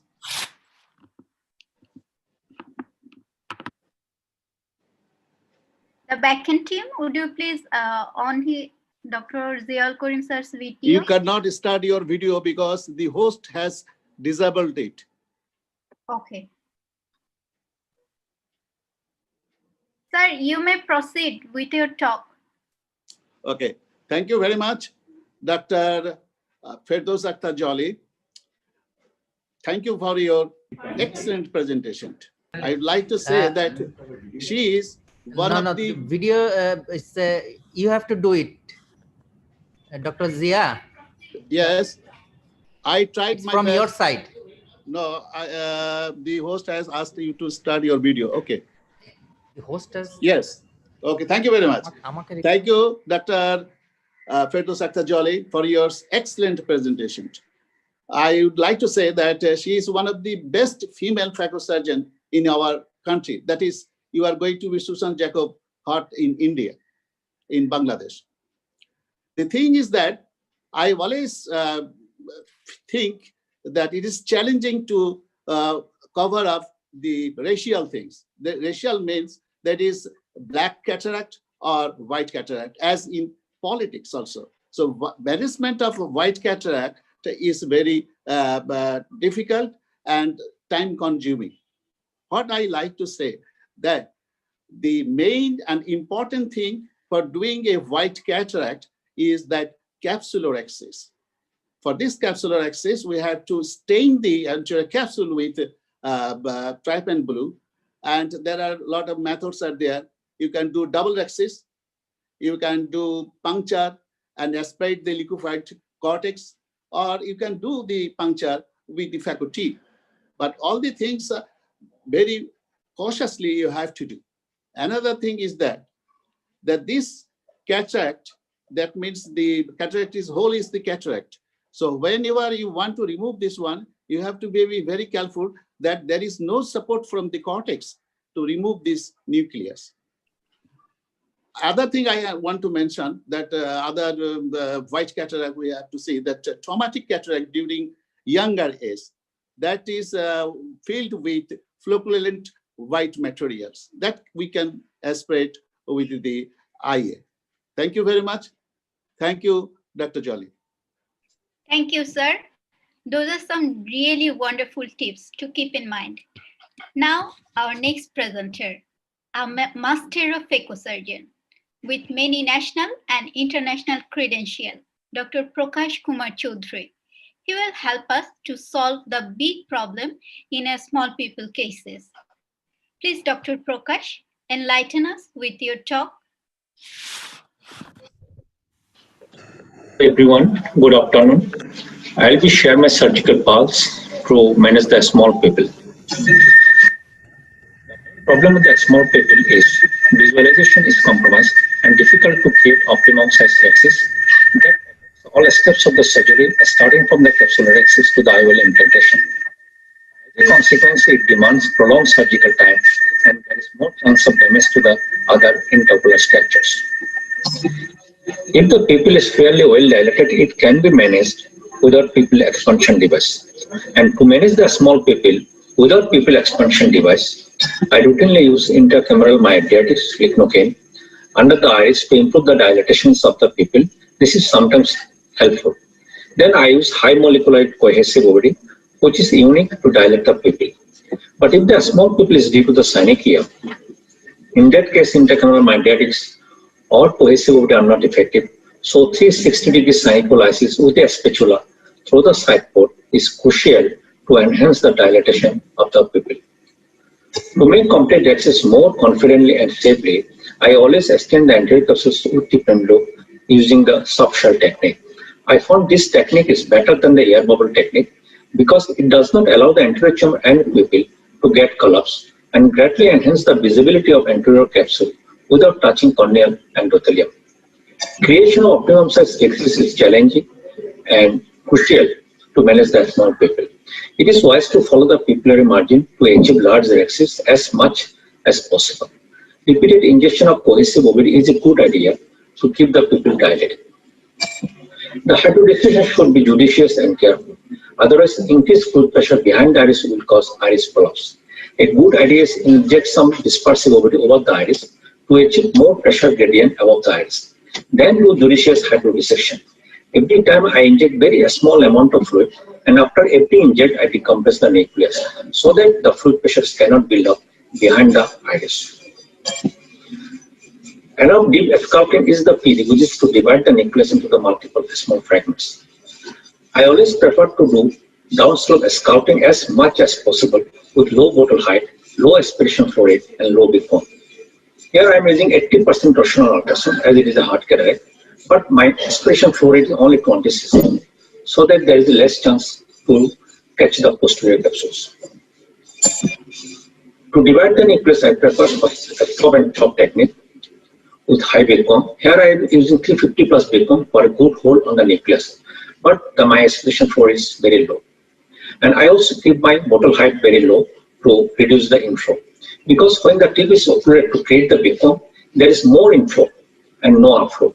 So if your bottle height is more, if inflow is more pressure gradient behind the iris will cause an iris prolapse and the pupil will become small. It is very important to use the optimal fluidic parameter during segment removal. So we have to always keep in mind the output must be matched with the input. Slow motion phaco with torsional ultrasound is a good idea to avoid increased fluid turbulence, because with fluid turbulence, the pupil will become small. Slow motion phaco also useful to establish viscoelastic substance into the anterior chamber.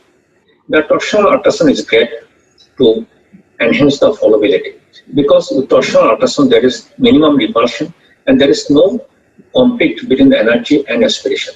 It is also wise to follow the emulsifier fragments at the center under direct visualization. Here I am using 70% torsional ultrasound, but my flow rate is only 20 cc. Even then, the followability is not compromised. The bimanual eye is more effective than the coaxial eye during cortex removal. And IIT must be placed under the anterior capsules to catch the cortical matter. Then by doing the side-to-side swipe and tangential movement, I am separating the cortex from the capsular band. A cohesive OVD is ideal before IOL implantation.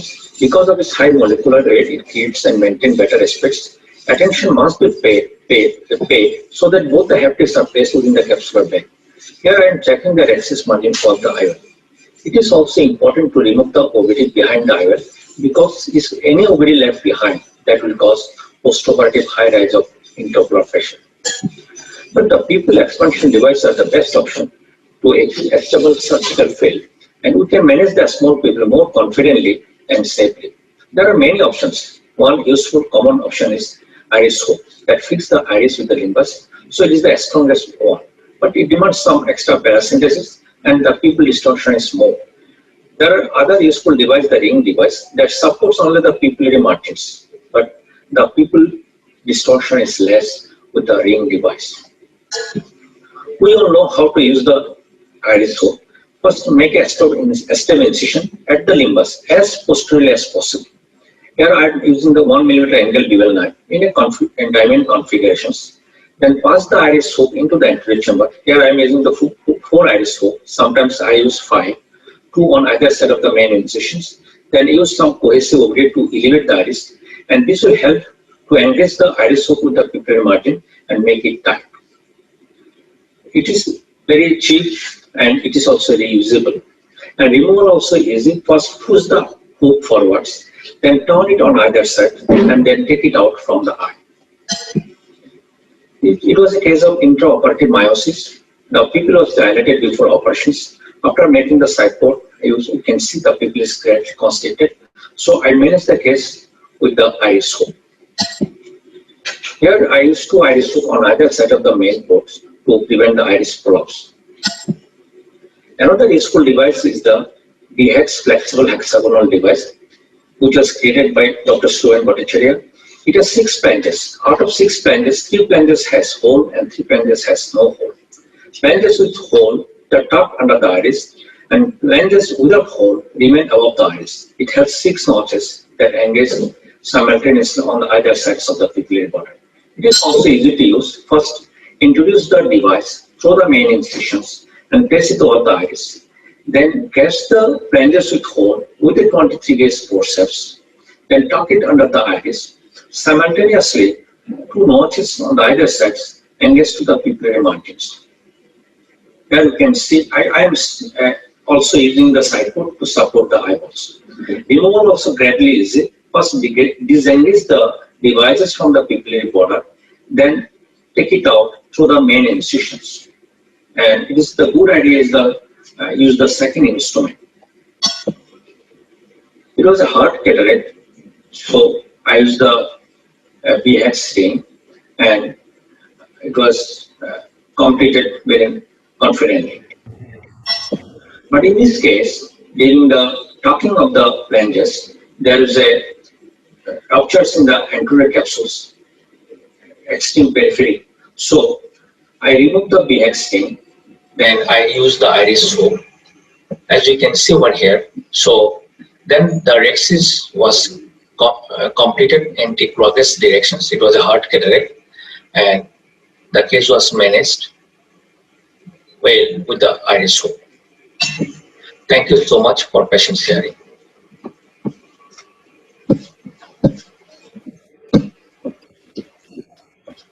Thank you. That's really amazing to learn those very effective lessons from you. Coming back to Dr. Purabi, would you like to add something very precisely on that? Thank you. Dr. Prakash already fulfill all the aspect of small pupil surgery. But I like to add 1 or 2 points, because nowadays most of the people are using translucin. So we are facing problem during our surgery when we are using translucin. It causes intraoperative floppy iris syndrome. Before going to small pupil surgery, medically we can use atropine eye drop 5 days before starting surgery, and non-steroidal anti-inflammatory drop. It helps to during intraoperative, it prevents intraoperative miosis during surgery, and the portal height and other fluidic parameters should be low as much as possible. And if small people with hard cataract remain, then we need to plan for local anesthesia instead of topical anesthesia, because we don't know when people will myosed, and heart cataract, it will be difficult to bring it out. So, and another option is viscomydresis. Viscomydresis, we will always prefer dispersive viscoelastics and dispersive viscot and hyaluron, not instead of hydroxymethyl cellulase, because it increases the atony of the pupil more. So in case of small people, we always prefer the dispersive viscoelastics. It reduces pupillary prolapse during surgery, and the if necessary, we will go for Irish hook. Irish hook, and in case of heart cataract, we definitely will prefer Irish hook or any pupil expander. And never will try, because during surgery, pupillary meiosis happened and it creates bigger problem for all of us. Thank you, Dr. Sharifa. Thank you, Cataract Surgery Society, for keeping me here. Thank you. That's an amazing addition to remember.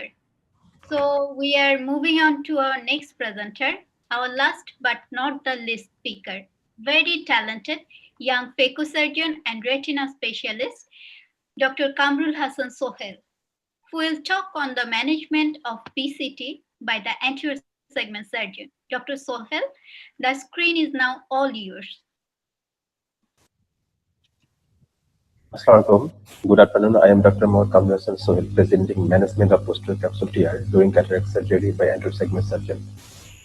Posterior capsule rupture can occur in any routine normal case with experienced hands, but there are a few examples where we can expect more PCT, such as small people had to run cataract with exfoliation in white cataract, traumatic cataract in post-polar cataract, etc.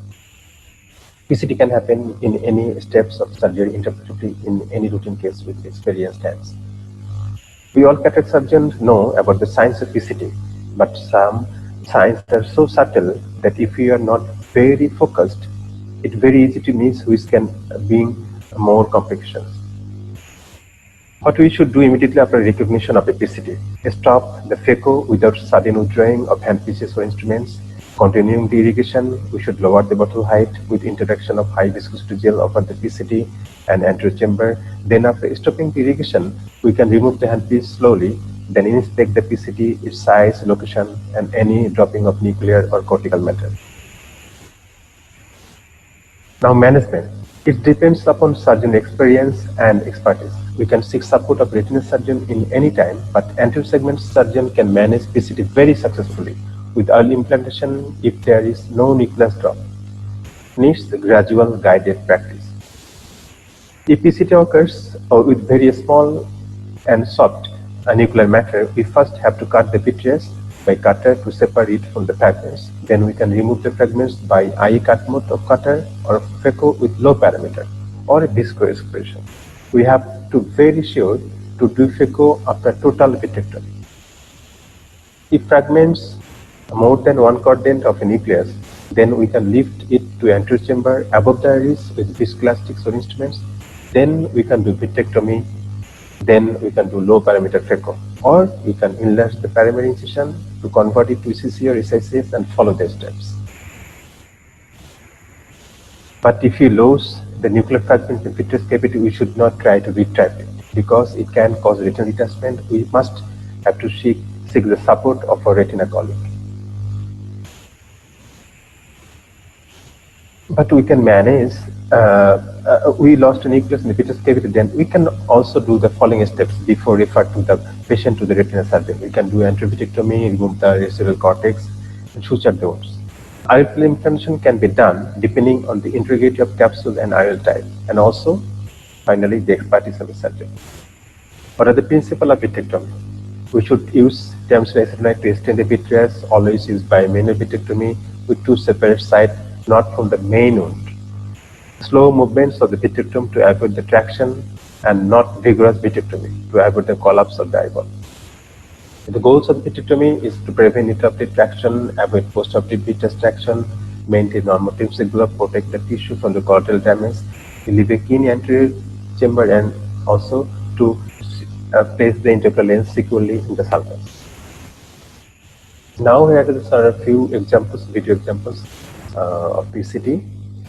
In the first cases, PCT occurs in hydrodissection, probably due to less tapping to nucleus to clear the fluid from the bag, or less OVT clearance from the antechamber. Nucleus was about to drop in the vitreous cavity, but Mentor was successful in expressing it in the antechamber, then bring it outside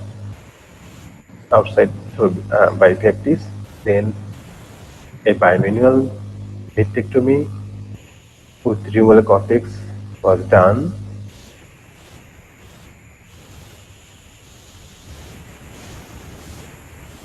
Then PMA oil implantation in sulcus with securing the wound with suture was done.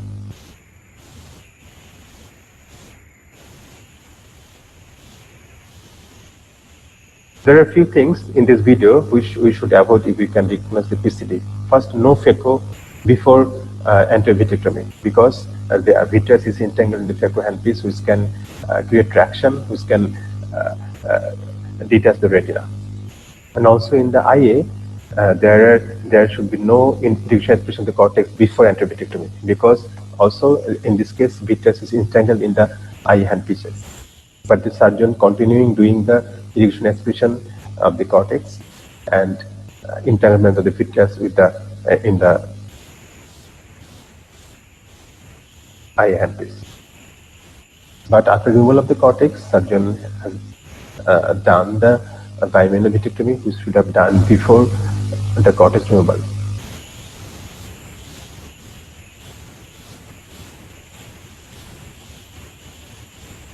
The surgeon is now very successfully placing the 3-piece IOL in the sulcus.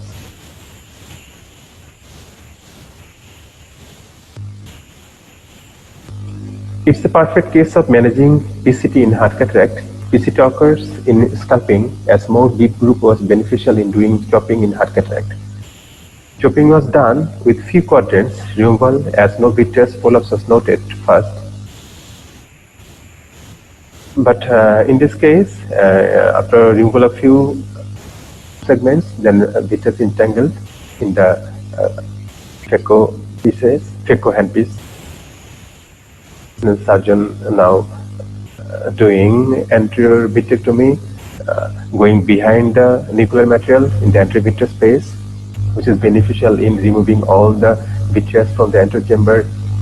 Now surgeon converted to the classic ECCE, which is very good technique to remove the all hard nuclear material from the anterior chamber. Now bimanual irrigation aspiration with bimanual vitrectomy.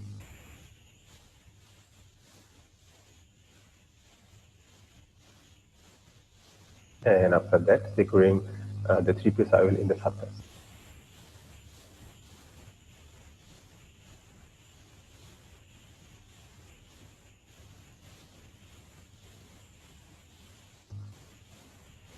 It's a classic example of last piece PCT, as anterior chamber is now empty.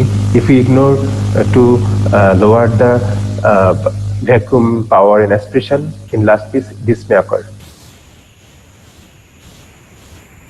It is a case of PCT with after managing the PCT removal of the cortex, foldable IOL given in the bag. Gradually, all anterior segment surgeons should be familiar with pars plana anterior-vitrectomy, which can make the anterior chamber more clean and free from vitreous, with a clean anterior vitreous space with a stable IOL in the sulcus. Gradually, all anterior segment surgeons should know how to do pars plana anterior-vitrectomy to clean the all anterior vitreous space, to make the anterior chamber more clean from the vitreous and make the IOL more stable. We can choose the IOL depending upon the integrity and expertise of the surgeon.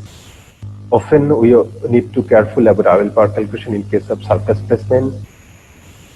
We should meticulous in closing the wounds. First, to check the anterior chamber for any vitreous. After placing the IOL, we can sweep the wounds with the second instrument for any vitreous tags. Pupil should be round, AC should be formed. We can close the wound with nylon. We must inform and counsel the patient and refer about the procedure, about the PCT occurrence, and refer the patient to the retina surgeon in time. A regular follow-up is mandatory. In collocation, we can say that even the experienced surgeon can face this complication. We should not to panic, we should stay calm. PCT is an additional stress to the surgeon, which can be minimized by mental preparation, recognition of the early sign, and all the instruments and supportive materials should be always should be ready in the operation theatre. If we can manage the PCT well, it has a very good visual outcome. And last and the most, we can get help in any stage. Thanks a lot for the patience, Ed. Thank you. That was a wonderful talk. So I'd now like to invite Professor Dr. Jalal Ahmed sir to add on the PCT talk very concisely, because we are running short of time. Professor Jalal Ahmed sir.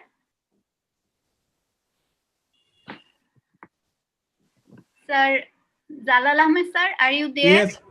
Yes, I am here. Oh, sorry. Dr. Kamrul Hasan Sohail has very nicely covered the management of posterior capsular tear. Can you hear me? Can you hear? Yes, sir.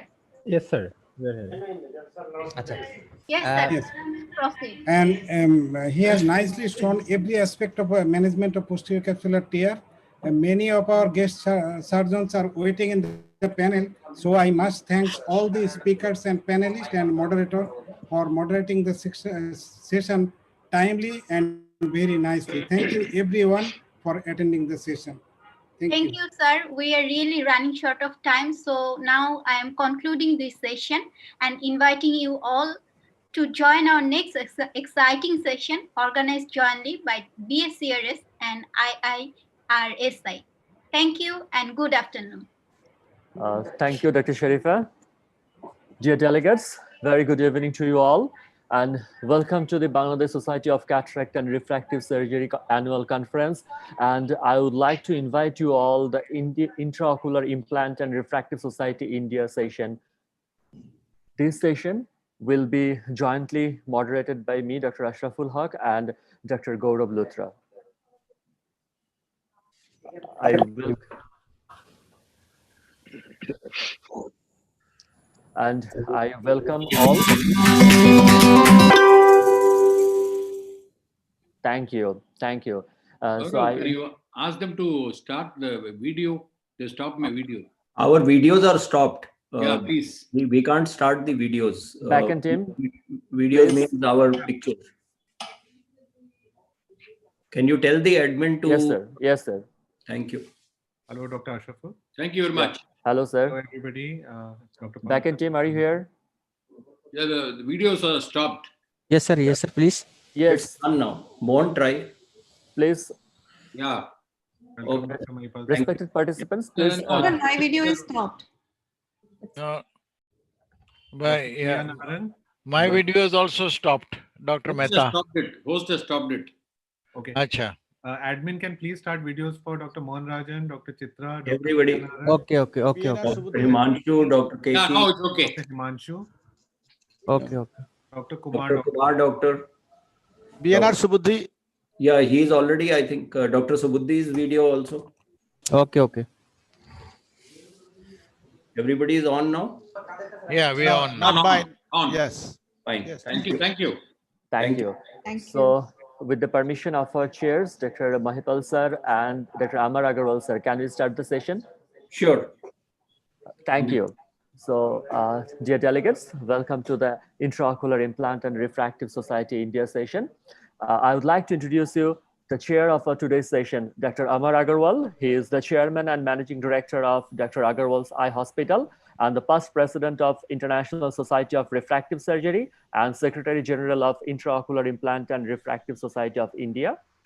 Dr. Mahipal S. Sachdev, he is the president of All India Ophthalmological Society and the chairman of Scientific Committee of Intraocular Implant and Refractive Society of India. Our panelist, Dr. Mahabur Rahman Chaudhary, he is the Chairman of Bangladesh Eye Hospital and Institute and Branches, and he's the past president of Bangladesh Society of Cataract and Refractive Surgeon, and also the chairman of Scientific Committee of Bangladesh Society of Cataract and Refractive Surgeons. Dr. M. Nazrul Islam, he is the present president of Bangladesh Society of Cataract and Refractive Surgeons and chairman of Glaucoma Faculty of Bangladesh Eye Hospital and Institute.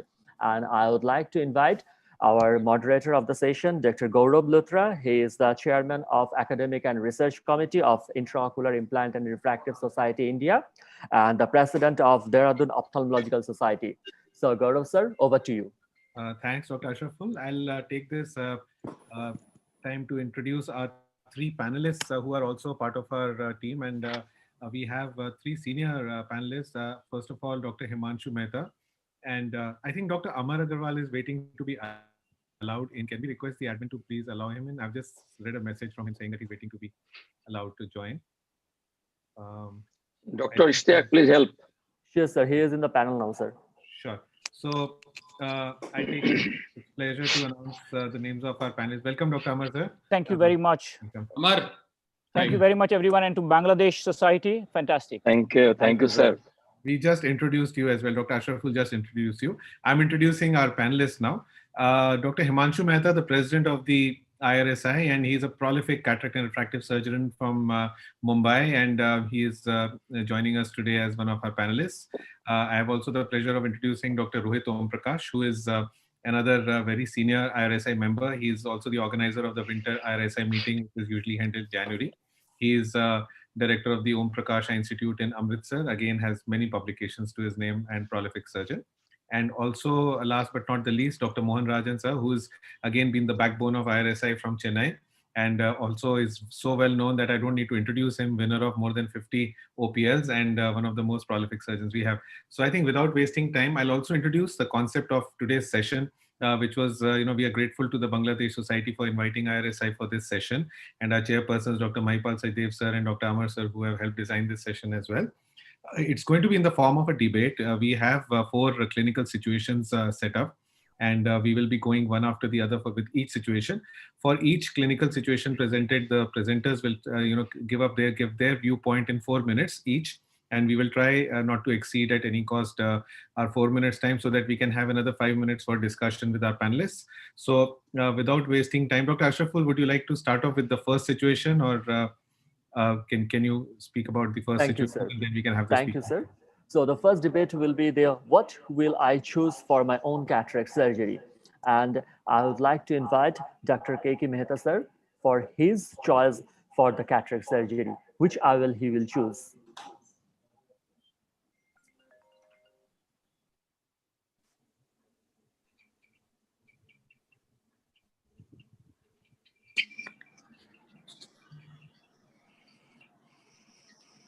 Okay, you can choose. You can see my screen now. Yes, sir. Thank you very much, Bangladesh Society, for this opportunity. It certainly is great. Let's hope we do it more and more often. What would I choose for my own cataract surgery? And basically, it's a trifocal. And let me go down to it step by step. When the biggest decision is when your turn comes for surgery, what perfect decision would you make? And I personally enjoy life in all its dimensions. And I would have wanted quality of vision that I've enjoyed before, and to continue to lead an active life. Now the question is, why do I need a multifocal lens? Why not a monofocal? And progressive lenses, if you do a monofocal, you're stuck with using progressive spectacle lenses, which really is not an answer. Life can be miserable. The answer was again simple. Why do I want to be a visual cripple for life? It certainly does not help me. So I decided, for the benefit of the trifocal with the continuous range of vision running all the way down. I spoke to a whole heap of advisors, and the more I spoke, the more I got depressed. Finally, I decided whatever I'd advised my best patient would be good for me. And the obvious advantages of a trifocal are there, and question is, why should I deprive myself of them? For example, in the cockpit of a B-77 plane, if you are unable to see the roof, 60% of all the knobs are not visible to you. And similarly, in the new Dreamliner, or if you look at an operating room where you and I work, all of us work, when we look at the sides are not available. They would be with, if you are having, on the other hand, if you have got a trifocal fitted, all of it is easily available. You're browsing for a book in a library, you have to look up. With a bifocal, you have to put your head up. You can manage comfortably here. So the benefits are obvious running down the line. And many multifocal EDOF lenses have been made and fallen purely because they just don't give you the quality of vision which you require. Irrespective of the time, I wanted a good quality of vision. I didn't want a refractive surprise. So I wanted good biometry utilizing a good IOL, which I already have. I checked my posterior corneal curvature uh, and made sure that the astigmatism is properly corrected, utilizing the most advanced MAVE which is possible, namely the Zeiss suite, which uses the heads-up display. I also feel that you need to use or utilize the better machine. So what the better machine which we utilize basically. And I also felt that we needed to have an excellent surgeon. Not for any other reason, because it's the driver, not the car, which wins the races, and it's the jockey, not the horse. So irrespective of how good the instruments you got, if the surgeon you selected is not up to the mark, it won't measure out. Of course, I needed the best surgeon, so I will use my son. I trained him, so I know he's good. At least in his hands, I hope I will achieve salvation. I will use the femto laser because I know I'll get a perfect capsulectomy with an excellent lens position and a good fragmentation, which is important. I reviewed mine and my surgeon's results. Properly done, the results of trifocal are extremely gratifying. Results are superb, including the correction of cylinders. I know that the IOL residual power will be almost negligible. I know that my best corrected visual acuity will be great. Symptoms will be almost negligible. Patients who have done it have accepting for a little night driving difficulty, nothing very much. And the happiness with trifocals is with them. Will I be unhappy with a little flare and glare and rings? I think this little quotation solves that. Everybody wants happiness. No one wants pain. But you can't have a rainbow without a little rain. I know I'll have a little side vision problems. I don't think that'll worry me. Hence, my final decision, I would go for a trifocal operated by the best surgeons I knew, using the best equipment available. And I hopefully, I will achieve the goal of spectacle independence and excellent visual outcomes after cataract surgery. Thank you so much. Thank you very much, sir. And we hear from you about the trifocal of your choice. Now I would like to invite Professor Dr. Mahipal Sachdev, sir. What will you choose, sir?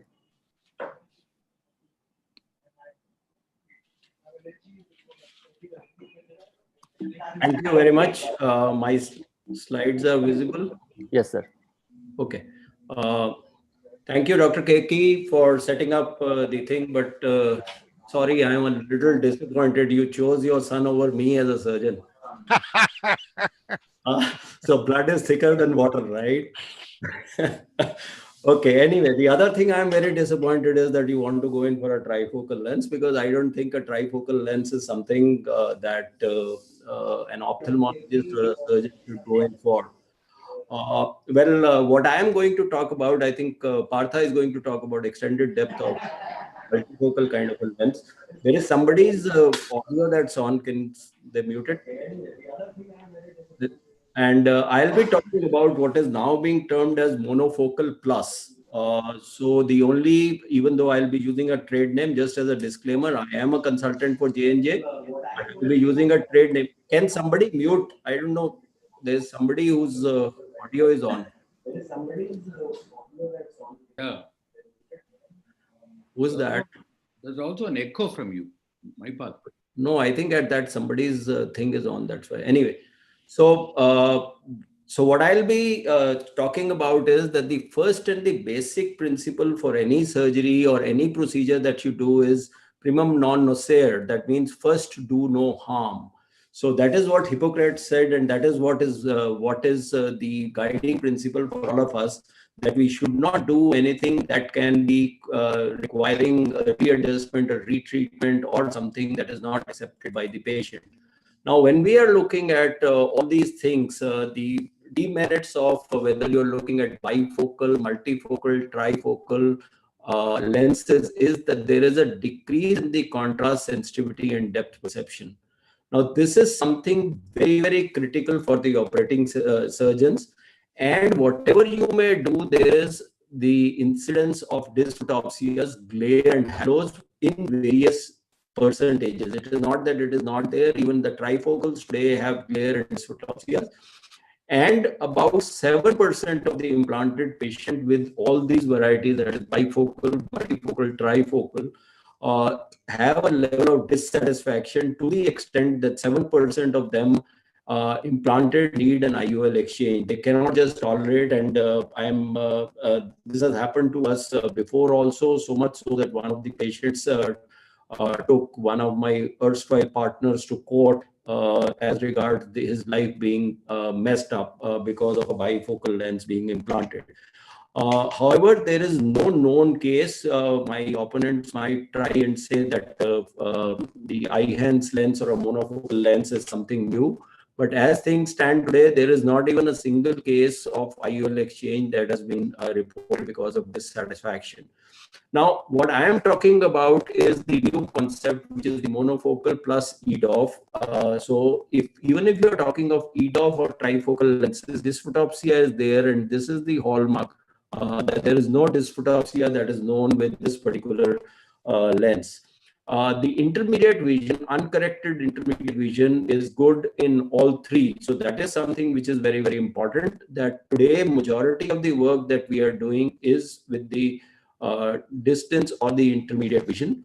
Dr. Keki can still be spectacle free and independent. The only thing is that for fine print, which is very rare nowadays, you can even read your books on Kindle, and you can increase the font on the computer or on the tablet. You can also see your newspaper. So that is the only time when you actually need, or you have to read the label of the prescription of the medicine. So that's the only time you may have to put a small ad which is there. The patient satisfaction is very, very high, and I'll be talking about our initial 500 cases results. Now, the dawn of this monofocal plus era has essentially been because of the paradigm shift in our activities that we are doing. The activities changing from reading distance to a lot of activities within the room and for the intermediate distance, and all these are examples where you require intermediate vision, which is there. Now, EDOF lenses minus dysphotopsia is what we call them. So these are the monofocal plus, and these have a refractive technology with no rings.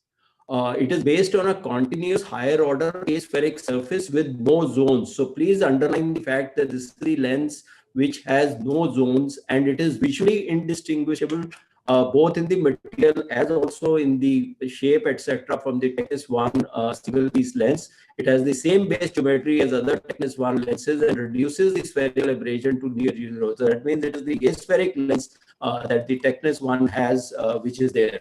So if you look at the Technis eye-hands versus the Technis, so if you look at the higher order function, the A-sphere is the same, but you see here that there is in the central portion a slight increase imperceptibly. It is an imperceptible increase that is there. So zonal design that causes abrupt change in power is not there. It is the spherical aberration based design, and the periphery of the lens, if you see the periphery of the lens, that is exactly the same as the Technis.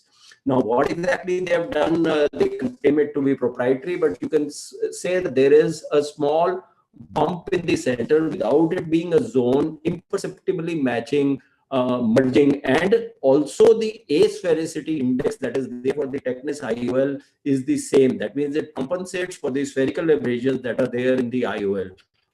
In the cornea. So you can see here that this is the normal single piece lens which has a single focus, and just like the EDOF lens which is trying to give you near, intermediate and distance, this has only one thing in the center which gives you an elongated depth of focus, as you can see. So a person can see from this point to almost this point, and that is good enough for the intermediate vision which is there.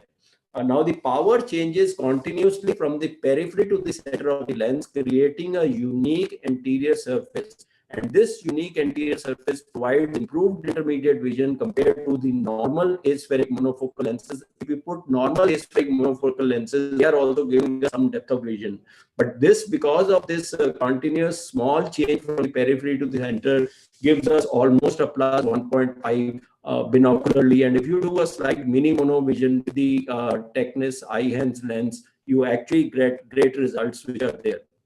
It delivers photopic phenomena profile which is similar to a normal monofocal lens and reduces spherical aberration to near zero. So you can see, if you look at the intermediate vision, this is 1.19, which is P is significant if you see this.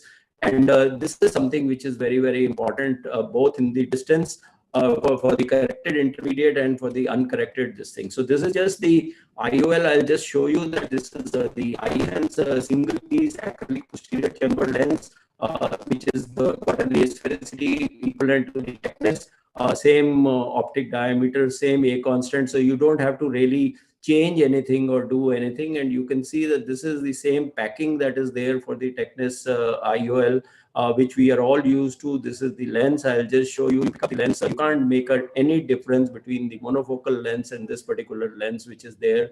And you can see that this is the cartridge that you are inserting, the same one. And then you can put the lens very easily. It opens gently the same way as it is. So we have done 500 plus bilateral Eye-Hands implantation. Greater than 96% have 6/6 bilaterally. More than 95% have at 66 centimeters uncorrected intermediate vision, which is there. And there is reduced dependence on reading glasses. The near ad normally varies from 1.5 to 2 diopters only.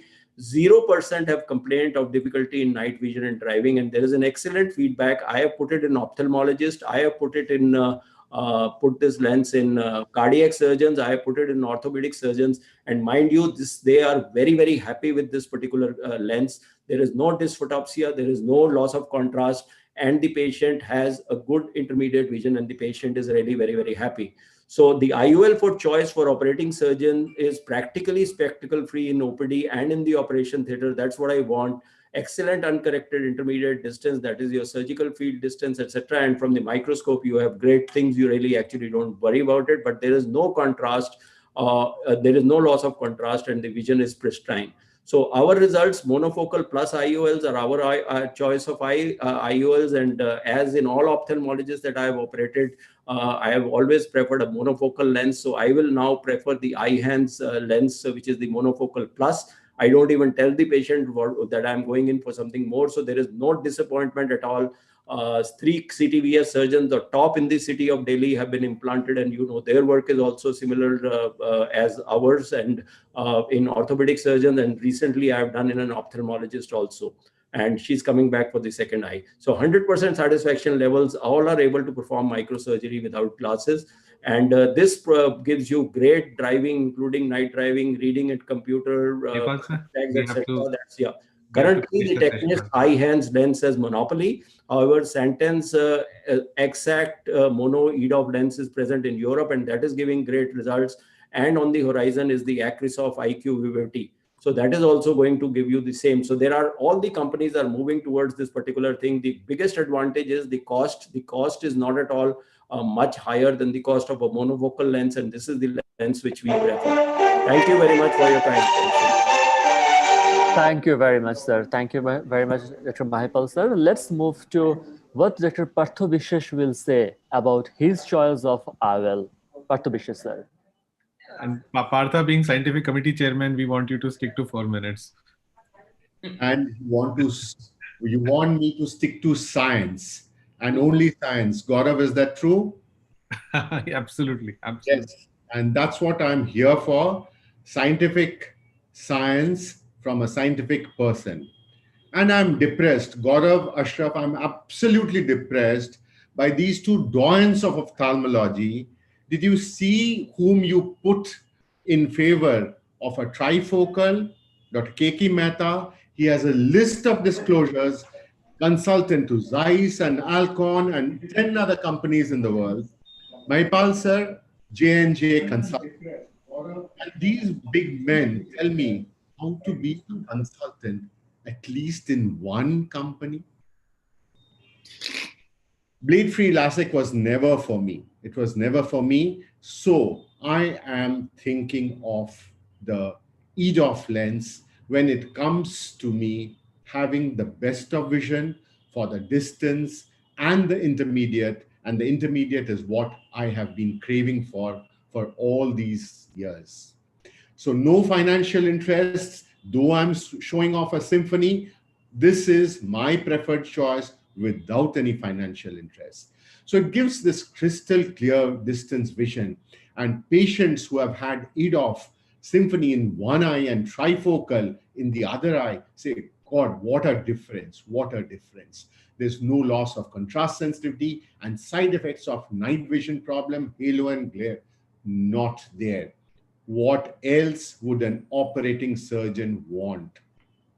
So the spectacle independence for both the distance and the intermediates is without comparison. And whenever you want to do near vision activities, a thin pair of glasses is there. I don't mind. I don't mind. So no specific artificial foci for distance, and it's a continuous range of clear vision. So that's the beauty of this EDOF, and the proprietary diffractive eclet design gives this beautiful full range of vision. And in addition, the achromatic technology reduces the chromatic aberration. So this is a lens for an operating surgeon. What makes it different from a multifocal? The 9 eclets on the Technis Symphony is much taller than those in the Technis multifocal, and they are slightly angled. So it elongates the foci rather than splitting the light.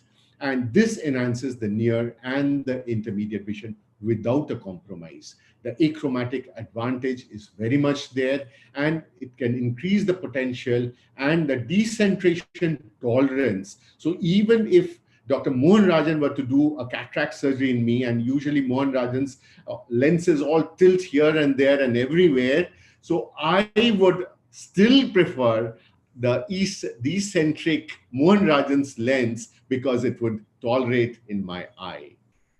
So evidence-based results. The clinical trials have showed that the Technis Symphony achieved mean binocular vision of 20/20 and intermediate distance of 20/25, 20/32 for near, and the distant visual acuities were clinically such that the monofocal control group were nearly akin, and no spontaneous halo, glare, or sunbursts. The difference in contrast sensitivity with the Technis Symphony was not clinically significant to the contrast sensitivity of an aspheric monofocal IOL. I want no glasses, but being a surgeon, I cannot compromise my contrast sensitivity, and that is for sure. Keki sir is possibly retiring.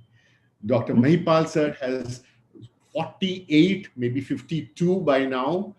Hospitals, he doesn't need to operate. This is my choice. So Symphony is my choice. And it's a very, very simple implantation, nothing much to show here, but it just is beautiful as it goes in. You can do it under irrigation, and it simply just evolves inside the capsular bag.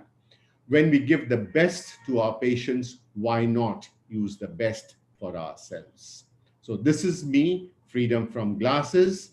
But what is most important is that intermediate vision that I crave for without the fumes of the onion affecting my glasses. And I have to cook onions at home. Thank you very much for your patient hearing. Fantastic. Thank you very much, sir. Wonderful.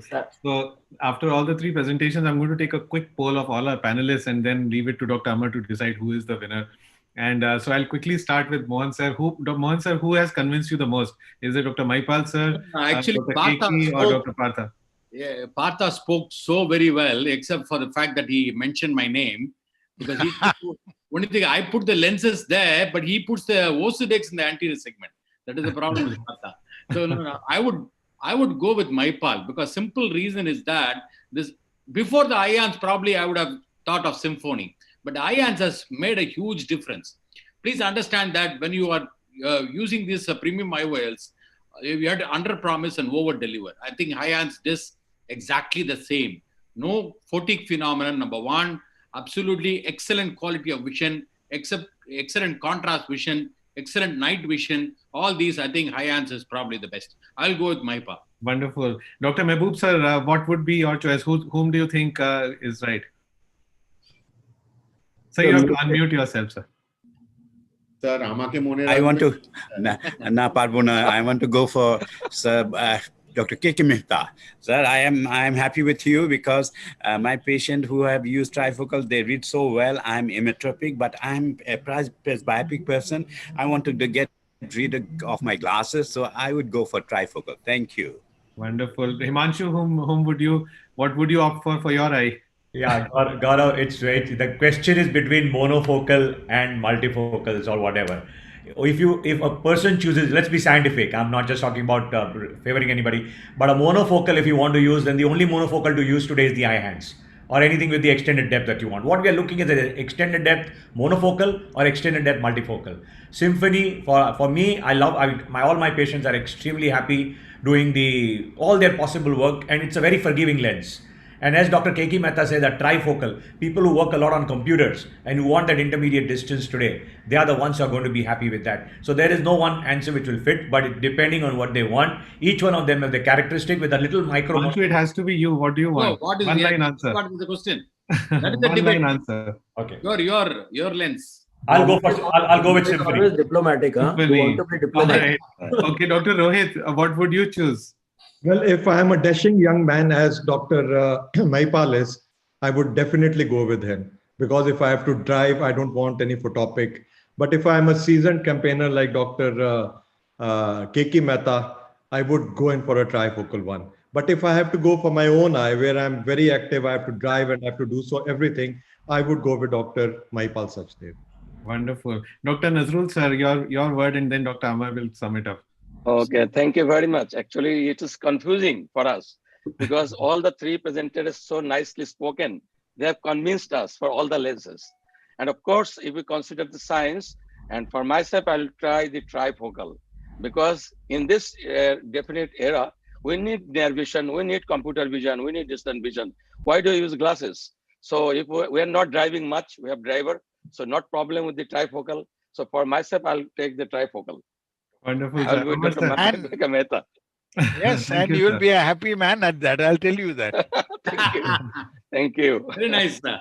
Dr. Amar sir, chairperson. I think first of all, I would like to say one big word to the Bangladesh Society, tying up with IRSI, who have done this job, which is fantastic, combining both the societies, and the work which Bangladesh is doing is phenomenal. I think basically here you see three top people who are giving different ideas, and even if you see the panelists are giving different ideas, bottom line is simple: do what is good in your hand. All these three lenses are very good. We use all three lenses, to be honest with you. It's not that I stick to one of them. So if you are comfortable with one particular lens, please go ahead and use it and make the patients happy, because I think all three have their pluses and minuses. So I think all three are winners. All three speakers are winners, and all three lenses are winners. Absolutely, sir. Thank you so much. And in fact, you're absolutely right. So each patient deserves what he needs the best, and there's no perfect answer. So I think we'll quickly go on. We are running behind schedule, and I'll only request all our speakers to please restrict themselves to 4 minutes in the interest of time. So we have a session at 5:30 by BSCRS. So I'll quickly invite our next three speakers. The question for the three speakers is that my choice for intumescent cataract. And the first speaker today is none other than Dr. D. Ramamurthy, past president of AIOS, and who's going to make a point for laser-assisted cataract surgery. Dr. Ramamurthy, sir, please go ahead. Thank you so much, Gaurav, and thank you, Bangladesh Ophthalmic Society and IRSA for this opportunity. I'm going to be speaking on behalf of using the laser in intumescent cataract surgery. Basically, as we all know, the problem we face with the intumescent cataracts is the anteriorly curved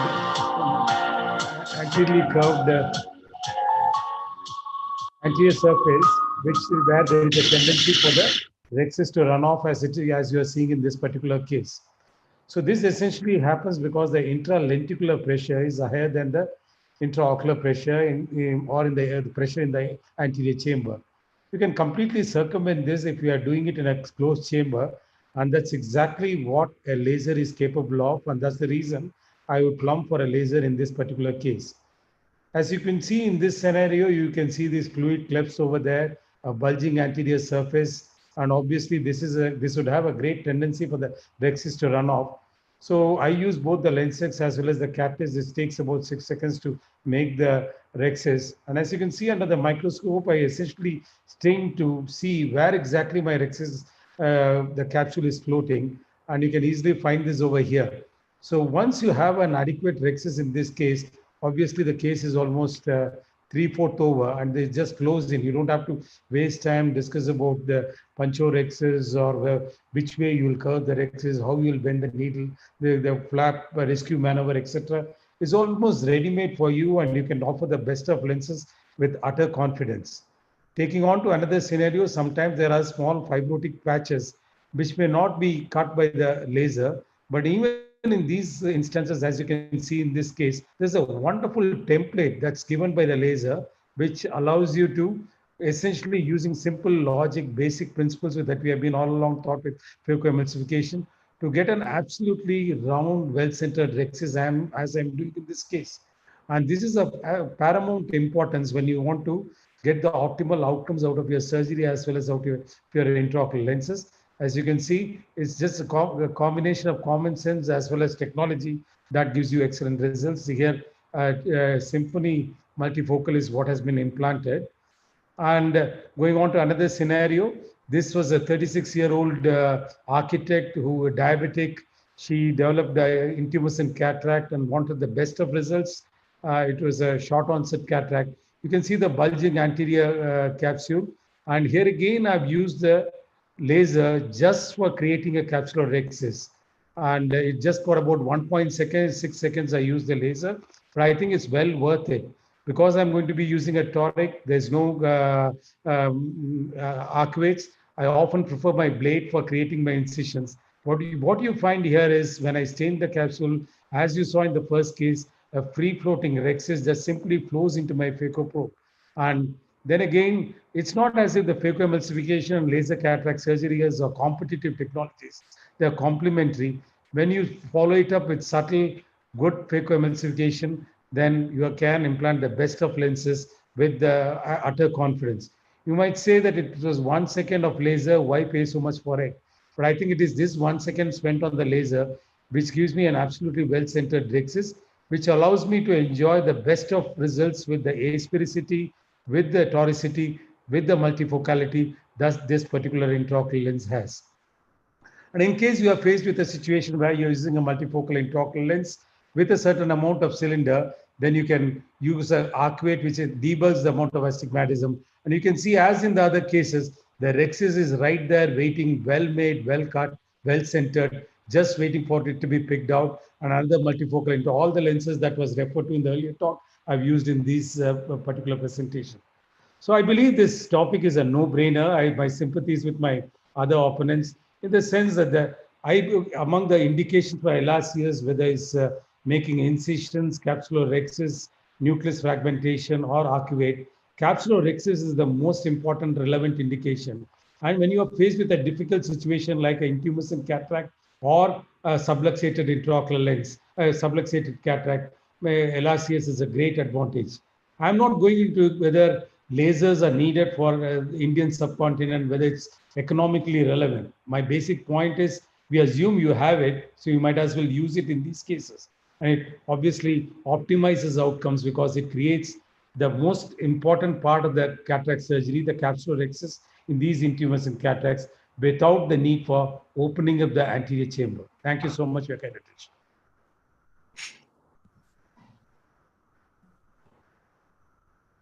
Very nice.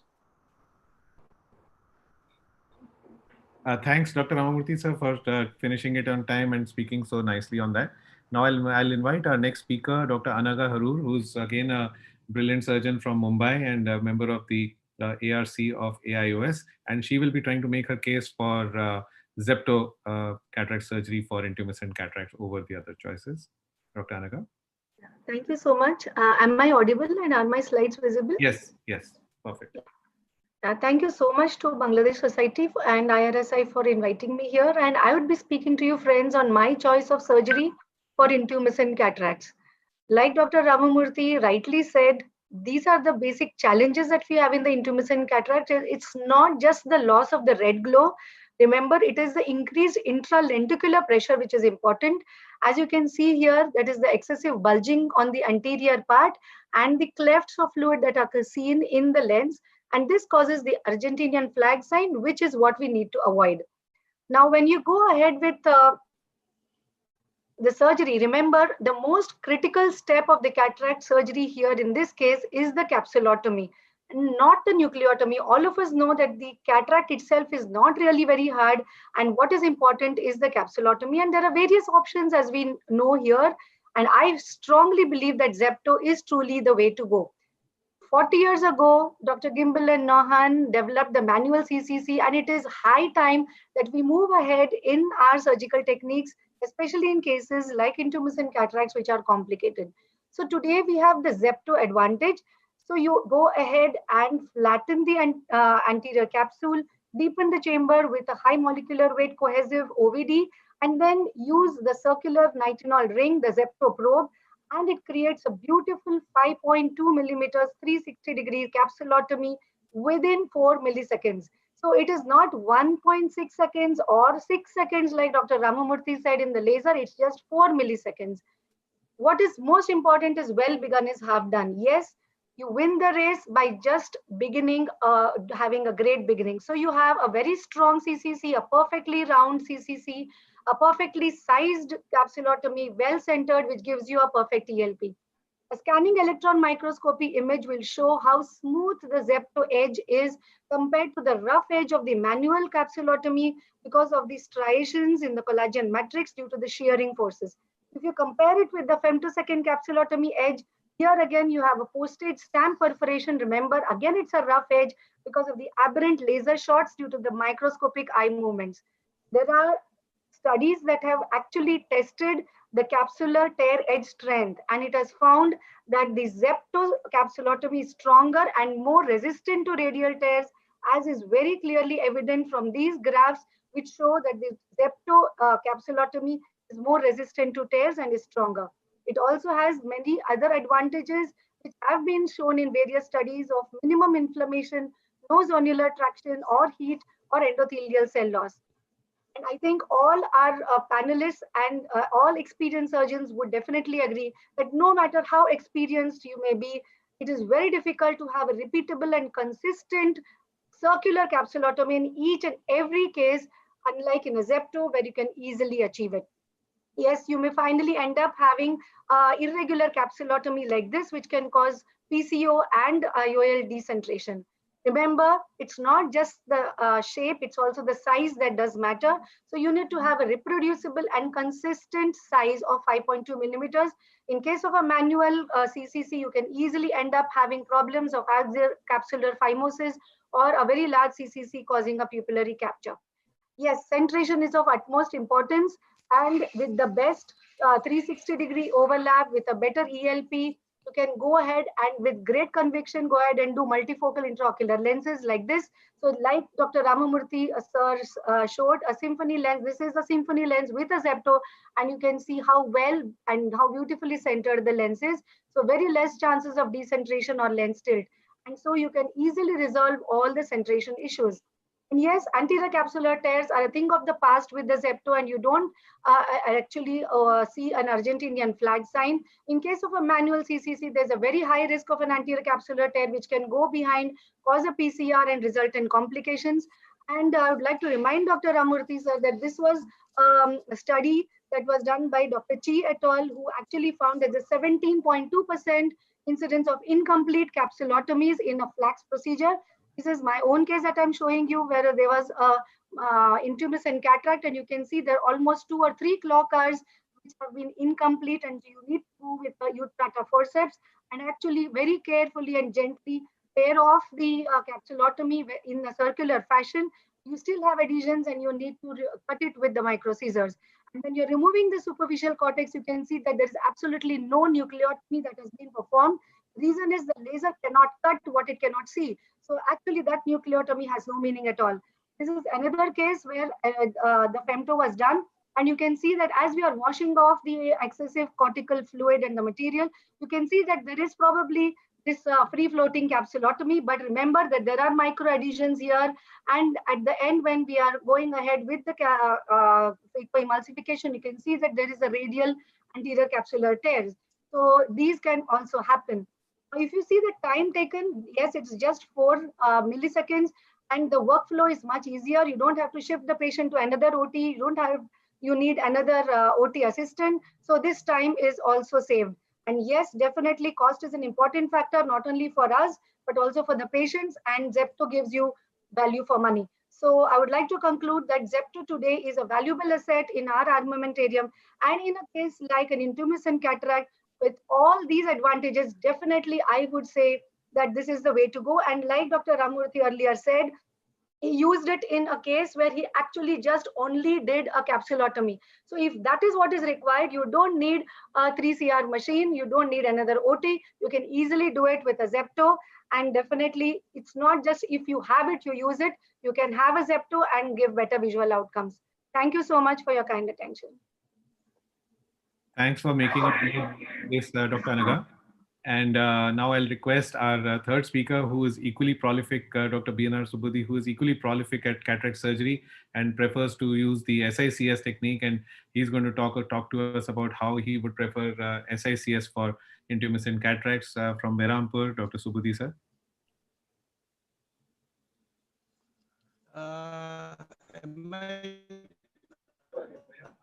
So we can see your screen, but your voice is breaking. Maybe you can switch off your video, sir, so that we can hear you better and we can see your screen better. If you can just switch off your video.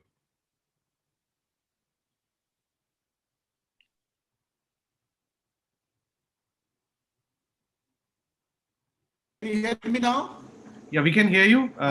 You can go ahead, sir. Please go ahead. Please go ahead. Good slideshow.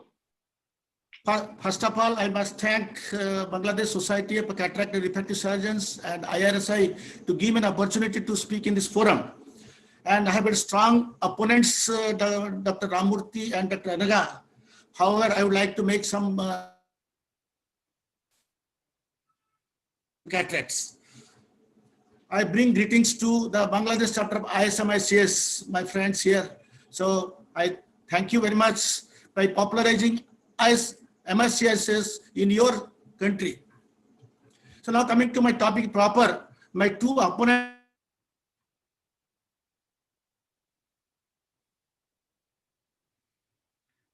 Sir, your voice is disappearing in between. If you can switch off your video, we might be able to hear you better. Okay, sir. Okay.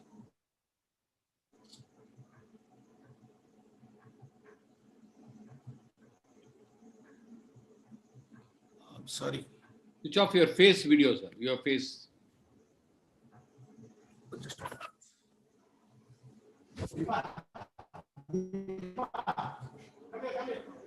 I think if the admin can help switch off his video, maybe we can then proceed.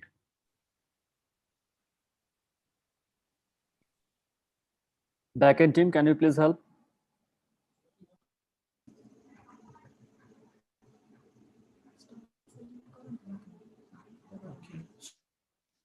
I think there is a net problem. Oh, I think he has exited the meeting. Maybe we should, we'll come back to his presentation. We can go on to the. Okay, he's back. Can I speak yes, now? Please go ahead, sir. Yes, please sir. go ahead. Please go ahead. Okay. Now it's perfect. So.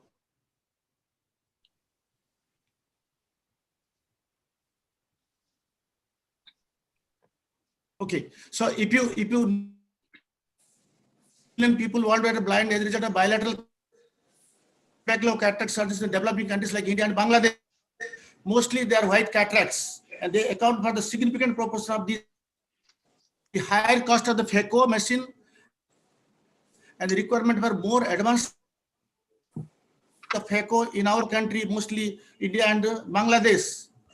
So therefore, the less we have to choose a surgical procedure where it is prudent to consider alternative surgical procedure, that is SICS, that may be safer and efficacious for almost all the people in our country. And besides, a technique with high repeatability and reproducibility. As you know, the challenge of intumescent cataracts are swelling of the unusual area of the lens, thin capsule,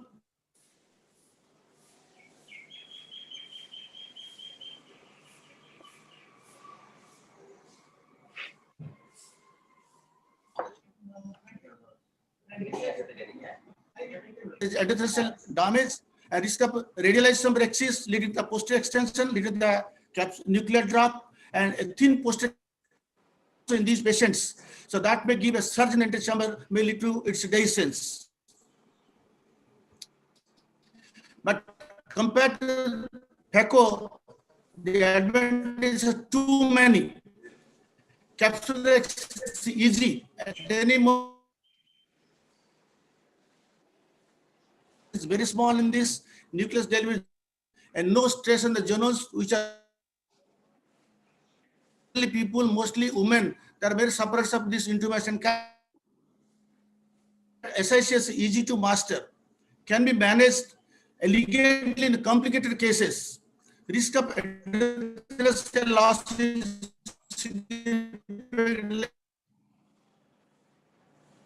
also in these patients.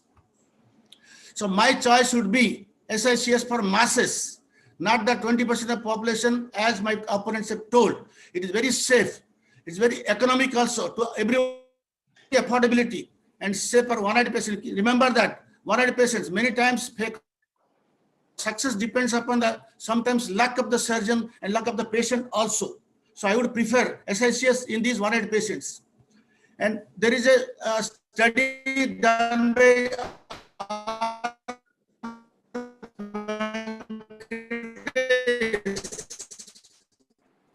in Arvind Hospital, Madura, Pondicherry. They compare the results 2.2% compared to SHS has 1.4%. That means SHS has got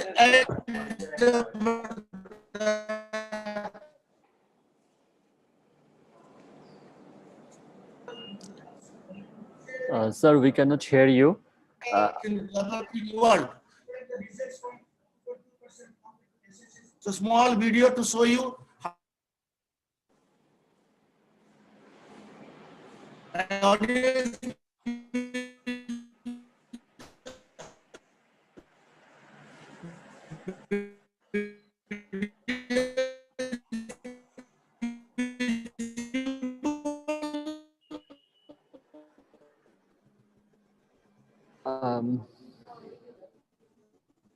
I think, there's poor connectivity. Maybe we should have the discussion. The message has been through. Dr. Subudhi sir, we cannot see your screen properly now. It's not moving. So if you will just stop screen sharing, we can have a discussion on this so that, we are running behind time. We've already got all the points from you.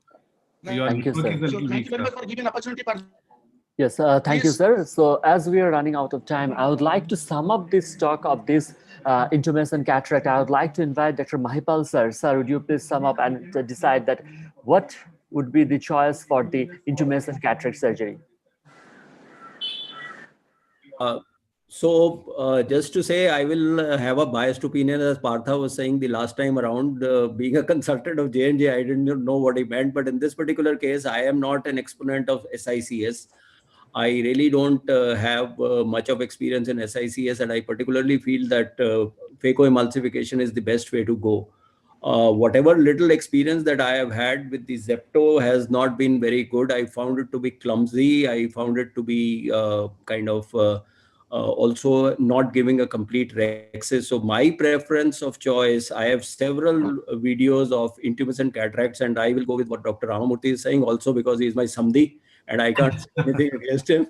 But that's my... Please, Mahipal, please explain what is Samdi for the Bangladesh people. Samdi means my daughter is married to his son. So, so anyway, I am a firm proponent of flax, and I think SICS maybe in certain circumstances, but the main thing is to have a good capsulorhexis. SICS does not ensure a good capsulorhexis. The only thing is whether you are doing a Zepto or you are doing an SICS, under those circumstances, you are still not keeping the chamber closed. The chamber remaining closed is the most important thing which the flax does, and therefore you don't get Argentinian flax sign. So that's all that I will wish to say. Yeah. with the permission of the chairman, chairperson, and moderator, I would request that we are running short of time, so please maintain the time so that we can start the next session at 6 o'clock, please. Thank you. Yes, sir. That's 5:30 for India time. Yeah. Yeah.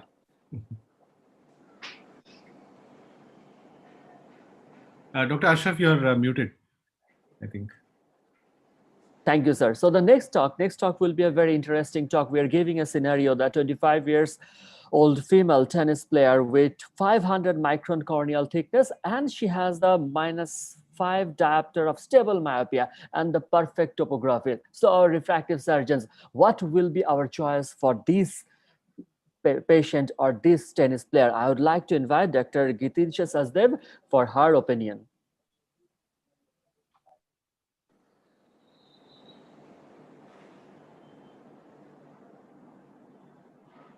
Is my screen visible, sir? Yes. Yes, Gita. So at the outset, I'd like to thank the organizing committee for this opportunity. So my choice for a tennis player with moderate myopia in a stable corneal tomography would be surface ablation, and in the subsequent slides, I'd explain why. Now we're talking about a sports person. There is an increased incidence of blunt trauma to the eye. So the laser vision correction in this case is not just a cosmetic correction, and the safety is of utmost importance. Now it has been proven beyond doubt that surface ablation is biomechanically superior to other keratofractive surgeries such as SMILE and LASIK. It has the lowest incidence of ectasia postoperatively. This is essentially due to the absence of any corneal cuts, be it either vertical or horizontal, in the stroma, which cause a biomechanical weakening. When we discuss the visual outcomes, PRK has results which are as good, if not better, as compared to both LASIK as well as SMILE in terms of the refractive predictability and also the risk of regression postoperatively. However, when we look at the other side, which is the complications, the risk of complications is greater with the other procedures, especially LASIK. Even years later, following a blunt trauma with a tennis ball could result in flap disasters, be it macrostriae or flap dislocation. This is more common with the microkeratome as compared to the femtosecond because the side cut would be at an angle and would not oppose the flap to the stromal bed as well. SMILE comes with its unique challenges. Any dry spots or suction loss intraoperatively would result in uncut areas with subsequent dissection difficulties and retained lenticules. When it comes to the safety in PRK, the only issue thus far was postoperative haze, which results in poorer visual outcomes. But with the advent of mitomycin C intraoperatively, the risk of postoperative haze is minimum to none. It can be used in higher myopias for as long as 2 minutes, and a 5-year follow-up has shown no subclinical corneal changes on confocal microscopy. Now, this is not a part of the debate, but for the purpose of completion, the last option that could have been offered would be a phakic intraocular lens. However, with the increased risk of trauma, visually significant complications such as cataract or retinal detachment would be far greater as compared to surface ablation. So I just like to conclude by saying with an equal efficacy and predictability to the other procedures, but a biomechanical superiority and a greater safety profile, surface ablation would clearly be the procedure of choice for this tennis player. Thank you. Thank you. Thank you, Dr. Gitansha, for this wonderful talk on PRK. So now I would like to invite Dr. Gaurav Luthra, sir, for a SMILE talk. So what will be your suggestion and your choice, sir? Thanks, Dr. Ashraf. And now I'll just quickly. So the question is to smile, to slice, or to frown with PRK. So I thought I'll try to make a point for SMILE. We've already discussed about the patient. It's a young tennis player and she's 25 years, spends most of her time outdoors practicing and playing tennis. So what should we choose for her? And we've been evolving over the years, last 25, 30 years that we've seen refractive surgery. We've come a long way. And today, the considerations for an athlete, a person with an active lifestyle, risk of ocular trauma, sunlight and a lot of UV exposure and exposure to the elements. So why not PRK? Gitansha did make a wonderful point for PRK, but when I was faced with somebody who's a sports person, especially the outdoor kinds who are going to spend long hours in the sun, I would definitely worry about UV exposure. And the only patients of haze that I've had are those who are either people who ski or people who are into active outdoor sports. Of course, the other problems with PRK, like those are so slow visual recovery. So I would probably choose SMILE over PRK because the ablation is going to be much. It's a 5-diopter ablation, which is almost 75 to 80 microns. And even mitomycin, when you come close to that much of ablation, you are risking haze.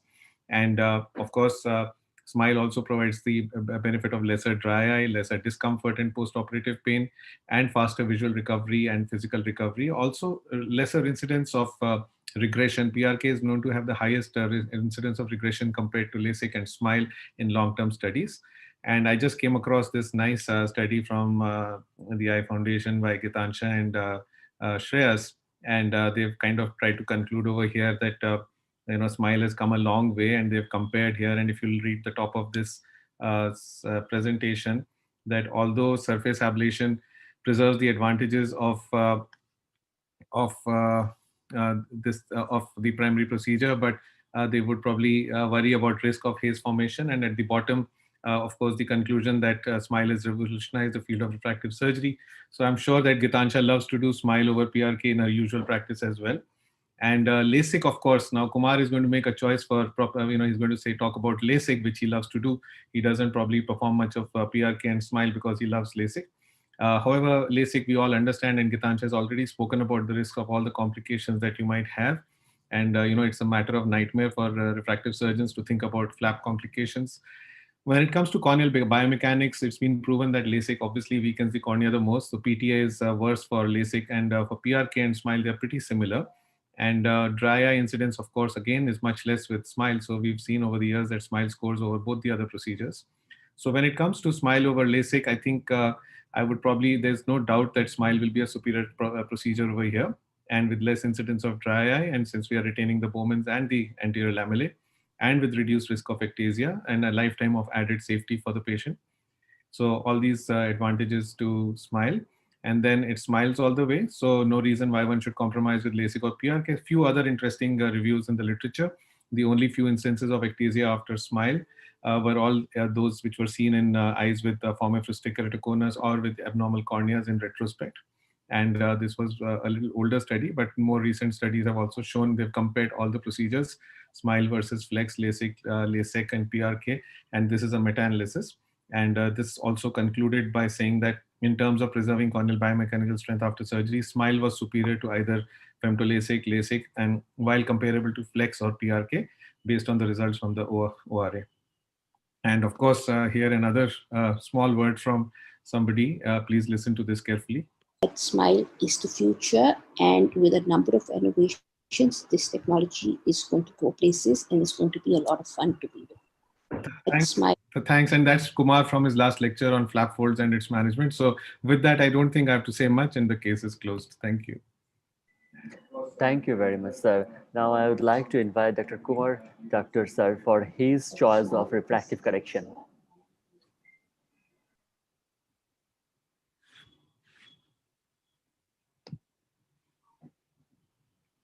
So I'm going to talk about femto. You already heard Gitansha and Gaurav talk about what they think is right. Now you'll be surprised. I went through Google to see a 25-year-old female tennis player, and the fear here is an injury. And you won't believe it, friends. The question here is how many players have got an injury in their eye while playing tennis? And the real answer is none. And to complete the answer, no male or female. So there are injuries to the elbow, wrist, back, knee, but never to the eye. So this fear of having that there'll be an injury, I think is completely out. Let us analyze the whole steps like procedure, recovery, post-op treatment, retreatment, complication management, and investment. The procedure itself, yes, surface is a very easy thing to do. But you need one more tool called the epithelial thickness mapping. So you need to invest in that. And now we have the Smart Pulse, which is there on the Demaris, which is not cheap. It comes with a cost. So there's a cost to it too. Yes, LASIK can be done with blade or bladeless. There's really not much of a learning curve in the initial stages compared to what you have in SMILE. Yes, you would need a femto if you're doing a bladeless. Instrumentation is almost the same, so there's nothing really much that you need to do else except a machine. And there is no limit to the type of refractive error. Today, SMILE will not do a hyperopia, will not do a cross cylinder. If there's high astigmatism, again, you have to worry about marking, etc. So there are limitations of SMILE. Now, let's look at the track record. PRK was first done in 1987. 1990 was the first LASIK done. So we have enough track record of this. Now, SMILE has just started a few years back, and amazingly, I mean, this has stood the test of time all over the world. Yes, in femto, there is a flap, but the beauty here is it's not a side cut of 70, 90. I can now make a 150-degree side cut. It's like you're tucking the stroma, tucking the flap into the stroma. The quality of the flap is brilliant. The hinge to flap ratio is always the same. It's uniform, uniplanar, accurate, and all the benefits of a femto. Now, look at the bed. And this is a 70-degree side cut, and if you look at the stromal bed, it's amazingly smooth. What is another big advantage is now the 150-degree side cut. If you look at here, I'm going to show you straight a 150-degree side cut. Now, this is everting the edge. If you evert the edge and put the flap back in, the flap will actually get covered. So I've done the laser and then put the flap back. And once you put the flap back, actually the edge of the flap can be covered with the opposite margin. So you see that I put the flap back and I'm tucking the flap into that 150-degree side cut. So forget a 70-degree, 90-degree. So this is like a self-sealing incision. If the IOP goes up, it actually self-seals. It's like a cataract self-sealing incision. You can even customize. That's the beauty here. You can customize all that is necessary here. And if we customize, you can actually customize the size of the flap. You can customize the position of the flap. You can move the hinge. And that's the beauty over the blade. So there is a big advantage of having a customization of a flap, which is not possible anywhere else, which will not be possible at all. So here I can make the size, whatever I want. I can move the trajectory after I've done the applanation. And once the applanation is done, the flap can be made. So let's look at recovery. Now, femto blade or less blade LASIK compared to SMILE in hands of experienced surgeons. So I did a workshop on SMILE. I did 10 patients, so 20 eyes. Where I struggled to separate the lenticule, the patient was not very good the next day. Now, I have enough experience in LASIK. I've been doing LASIK since 99, and I've been doing bladeless LASIK since 7 years, and they are 6x6 part in the evening. So the visual recovery is amazingly fast. It's immediate, near to evening. Most important, compared to surface, I know that you can use AccuVeil. There is pain, there is irritation, there is watering, there is pricking sensation. And don't forget, this is a tennis player, as rightly mentioned by Gaurav, that these people will have exposure to UV light. So treatment post-op in surface is huge. It's for 4 months and more sometimes. UV protection sunglasses is an essential part of surface. And because there is UV light haze, there is scarring. There's one of my patients who had surface treatment, went to Goa for a holiday, forgot the UV glasses, came back with small white dots on the cornea. So this is quite well documented, and this is not imaginary. So according to me, there is never an issue of injury. Let's look at complications. Surface, yes, scar. I agree, use mitomycin, chilled BSS, pain will be less, scar is less, but there is a chance. SMILE, retained lenticule, lot of presentations by Sri Ganesh and all of them that retained lenticule. What do you do? If you get a retained lenticule, again you make a flap. And once you get a flap, again the recovery is slow. Regression, if regression happens in a SMILE, then what are you going to do? Yes, you're going to remake a flap and again or do a surface treatment. So here ectasia is there in SMILE. There was a theory first that there is no ectasia in SMILE. It's very well documented that there is ectasia in SMILE. So in summary, I think a balance between all of this towards femto LASIK, both my opponents, if they were so much believing in what they had, by now they should be selling. Like Gitansha should sell her SMILE machine. Gaurav should sell his Excimer machine. But no, both of them want to retain what machines they have. They don't want to sell what they already have. Otherwise, it should be so self-dependent on what we are doing. So in summary, I personally feel that look at this. Investment in an Excimer laser is less. Little more money with bladeless, but much, much more money when you come to SMILE. Your AMCs, your CMCs, after this COVID time, all of us know what is really the truth. So I personally feel the fastest visual recovery by evening, never an injury on a tennis player eye ever been in history. I think LASIK is the way to go. So LASIK for my patients as well as a tennis player. Thank you all for your time. Thanks, Kumar, for that wonderful presentation. I'll take quick, 5-second views from our two panelists. I'll request Dr. Mohan to give his verdict in very, very brief, sir, because we are very behind time. You have to unmute yourself, sir. Unmuted. I would tend to agree with Kumar, because the simple reason, I have not seen a tennis player having an injury in the eye. It's only more common with shuttlecock, more common with cricket and other sports, but tennis player I have not seen till now. So with more than almost 25 years of practice, I have not seen a single player. And because I have only femtolasic, I would prefer a femtolasic with all the modifications what Kumar said.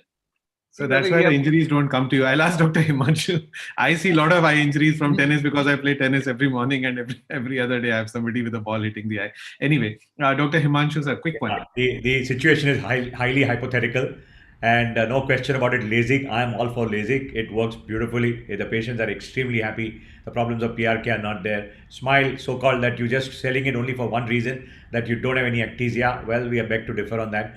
I go with what Kumar said, and LASIK would be my way to go. Wow. So I think, it's all going. So I'll be like quick word from Dr. Amar sir and Dr. Mapal sir to conclude, and then we'll go ahead. I think basically all three speakers have spoken extremely well, and we have all these facilities available in our center. And I think, again, if you don't have Smile, you're not missing anything. So you can do LASIK. If you have Smile, you can do Smile. So again, I think it depends on the individual perception, what they like. Please go ahead and do it. If you are comfortable with surface ablation, I don't think there's anything wrong with it. Smile, I think, is fantastic, to be honest with you. And femtolasic is anyway documented to be excellent. So whatever you are comfortable with, I think all three speakers have spoken beautifully. So go with what you're comfortable with. Thank you, sir. Dr. Mahipal, sir. Yeah, so I will also try to be a little diplomatic. You can go with any procedure that you feel like.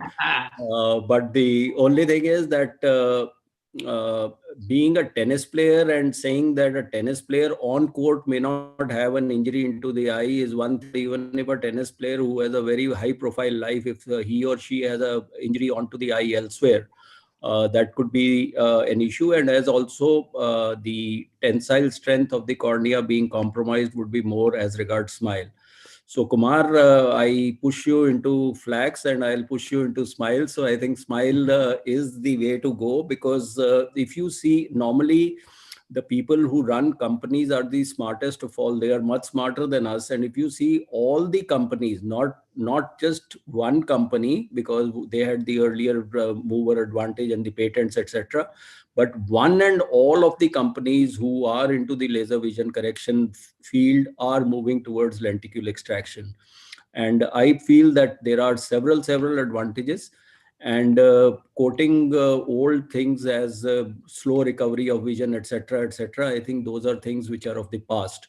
So my personal preference today for anybody who comes who has the proper parameters, etc., is a Smile correction rather than a femtolasic. Femtolasic I reserve only for hyperopic corrections, or for people who, I don't know, for some reason they say my brother got a femtolasic done, so you do that, etc. PRK is also a very good option, but obviously there are delayed recoveries, pain, etc., so only in thin corneas do we go in for PRK. All three procedures have their pluses and minuses, but if everything else is normal, my personal preference would be to go in for Smile. Thank you, sir. And we'll quickly go on to our next wonderful topic on, and we have three brilliant speakers: intraoperative large PC rent with broken rexus. So I think we'll have a wonderful talk. Our first speaker is Dr. Priya Naran, all the way from Ahmedabad, and she's a brilliant innovator, and she has lots of publications on glue dials. She's going to make a case for glue dials. Thank you, Bangladesh Society and IRSI, for giving me this brilliant opportunity, and thanks, Dr. Gaurav, for this wonderful introduction. So I just go ahead and I'll try to show you my presentation out here. I hope it is visible. Yeah. Yeah. So I'll be just showing you up how to go ahead with the glue dial procedure in cases of intraoperative large PCR, and what are the inherent advantages of doing this. So for me, the basic advantage of doing a glue dial procedure is that first thing is that I'm very well versed with it. Secondly, I can combine many procedures whenever there is an intraoperative PCR, because it's not only about IOL fixation, but it is also about taking care of the clinical scenario at that point of time. You might have residual nuclear fragments, you might have vitreous into the anterior chamber, and you might even have a drop nucleus or whatever. There might be multiple challenging scenarios when you are doing cataract surgery and you have a complication with a very large PCR. So this is just an animation which I'm just trying to show you here. In cases of large PCR, you obviously, unless and until you have a PCR at a last stage where you do not have any nuclear fragments and you just have a vitreous to handle around, you'd be lucky enough, but you'd be really unlucky when you have a lot of nuclear fragment out there which you need to handle off. So this is just clinical video which I had just chosen to show you off, so that you can have an overview of how the clinical situation works around when you have a large intraoperative PCR and you're actually not very clear of how to go ahead and about it.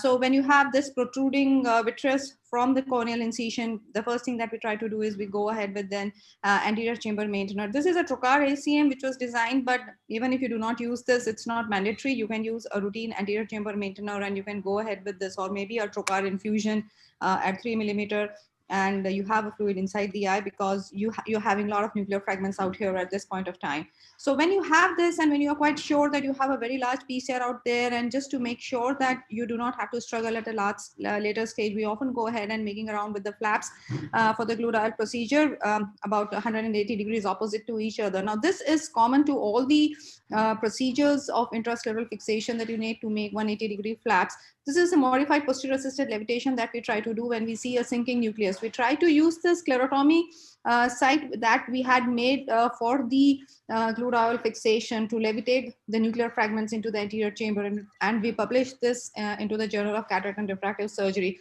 So after having levitated all the nuclear fragments into the anterior chamber, you need to go ahead with the IOL fixation too. So actually with the glued IOL procedure, we have many permutations and combinations coming up for challenging case scenarios intraoperatively. So you just take a 3-piece intraocular lens, and I think almost all the panelists here sitting, they are very well versed with this surgical procedure. You take a 3-piece intraocular lens and you place it inside. If you do not have a good amount of sulcus out there support, you can even place it on the anterior surface of the iris, and you can go ahead with the nuclear emulsification. Once you have done this nuclear emulsification and you are through with that, you need to handle the nuclear fragments. So having positioned your intraocular lens out here, when you have a narrowing down of the pupil, you just enlarge it, you see the periphery, you clear up the cortex, and you're almost sorted.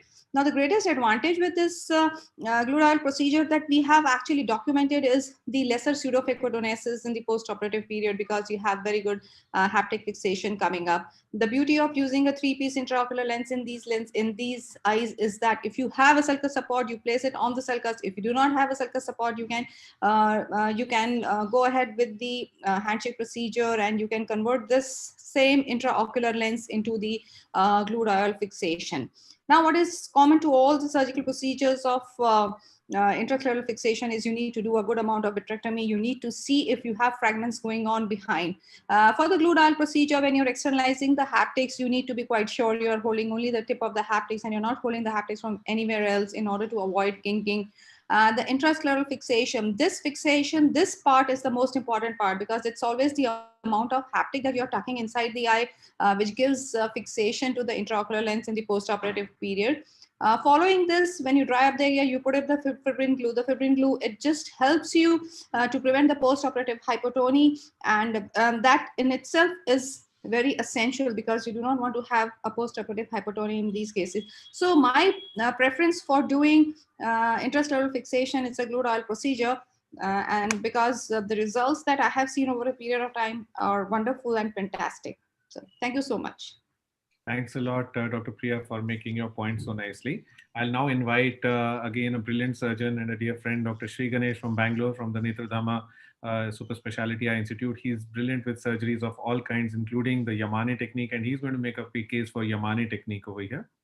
Sri Ganesh, you can go ahead and share. Thank you, Gaurav. And at the outset, I would like to thank Bangladesh Society and IIRSI for inviting me. Let me just share my screen. I'm just going to show you a video on the Yamani technique, because a video is worth 1,000 words. Anyway, of course, Pia is presented on the glued IOL. The problem with the glued IOL is you have to reflect the conjunctiva, you have to reflect, you have to make scleral flaps. It takes a much longer time. Disadvantage with iris claw lenses is you need a larger incision. They are rigid lenses, induced astigmatism, and there is pseudophacodonosis. You have increased risk of uveitis, dislocation, CME. So I think the procedure I choose would be Yamane technique. This was a case, very interesting case. You can see this eye. This was referred to us as a query endophthalmitis. And we did a B scan. The vitreous was anechoic. And then you can see that it looks like a hyperpine, but actually it's a phacolytic glaucoma case. And the corneal edema pressure was high. There was congestion. And I'll show you how we proceeded and what was the problem here. So here I make an incision, and then you see once I wash it out, you can see the very small pupil.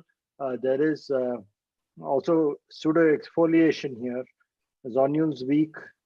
I use a Maligan ring here to expand this small pupil. It's a very rigid pupil because you can see the pseudo exfoliation, the iris atrophy. These are cases where you can't fix a iris claw because the iris is atrophied, so it won't hold well.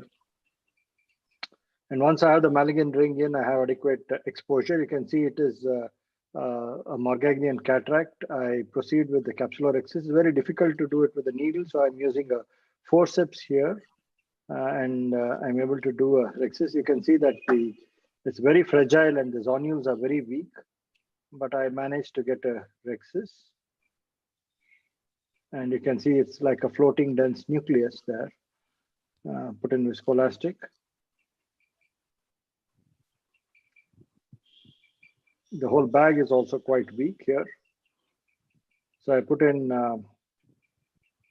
viscoat under the nucleus. You can see that it is a very mobile nucleus, Morgagnonian. I go ahead and do a chop because that's the only thing that works. It's almost like a salute technique. You go bury in and chop because there's no support here for this. And then very carefully, you have to remove the nucleus. It's a dense nucleus, so very carefully, you remove it bit by bit. And once you're removing the last piece, the bag is very loose, so it tends to come up. You can see that I've caught the bag there, and the whole bag floats up. So you have part of the bag which has come into the phaco-pro, but I'm able to remove the nucleus completely. So here I put in viscoelastic to push back the antihyaloid face. I put in a trocar cannula. And this is a 25 gauge trocar cannula. And I plan to do a M&A because there is no capsular support. You can see that parts of the bag is there. I do a vitrectomy, and then this is the M&A technique where I pass a 27 gauge needle, and Sensor 3-piece lens is injected. The leading haptic goes into the needle. These are the marks 1.7 millimeters away. I pull in the leading haptic, scleral transconjunctival, hold it. Then I apply cautery to the tip, so I get a flange. And you see that's the advantage of the M&A. It's a fast technique. You can put a foldable lens through a 2.8 mm incision. This is the other side where I put in a 27 gauge BD needle, go in intrasclerally, obliquely, enter into the eye, and then the trailing haptic is threaded into the lumen of the needle there. And then pull it out, then go. So it is a very simple technique, easy to perform. You can see the lens is beautifully centered. I just put in the flange, remove the Maligan ring now. And in such a complicated, complex case, I was able to use this. And once you look at it, cosmetically, it also looks very good because you're not reflected the conjunctiva or the sclera. So that's the Yamane technique, modified Yamane technique. And this is something which I would do for such a case which does not have adequate capsular support, either the anterior capsule or the posterior capsule. And this is best for fixation. Thank you very much for your attention. And last but not the least, we have our dear friend, Dr. Chitra Ramamurthy, who's chairman of the Academics and Research Committee of the AIOS. And she's again brilliant with all surgeries, but she loves to do the retrofixated IOL. So Dr. Chitra, please share your presentation, and we'll just have 2 minutes for discussion after that. So please finish in 4 minutes, ma'am. A large PCR. First and foremost, my thanks to Bangladesh Ophthalmic Society and IRSA for giving me this great opportunity to interact with all of you.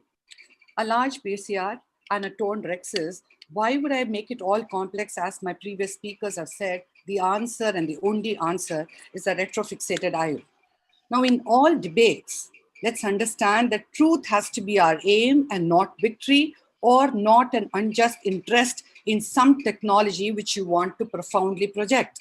Now, look at this case of a traumatic cataract. The corneal tear repair has been done. You can see that as soon as you're stained, the whole anterior capsule is quite disorganized. And it's a matter of being very careful that you don't catch the rexus margin and then tease out aspirate all the nuclear content. And you never know there could be a PC opening, and true there was. And then a vitrectomy was done.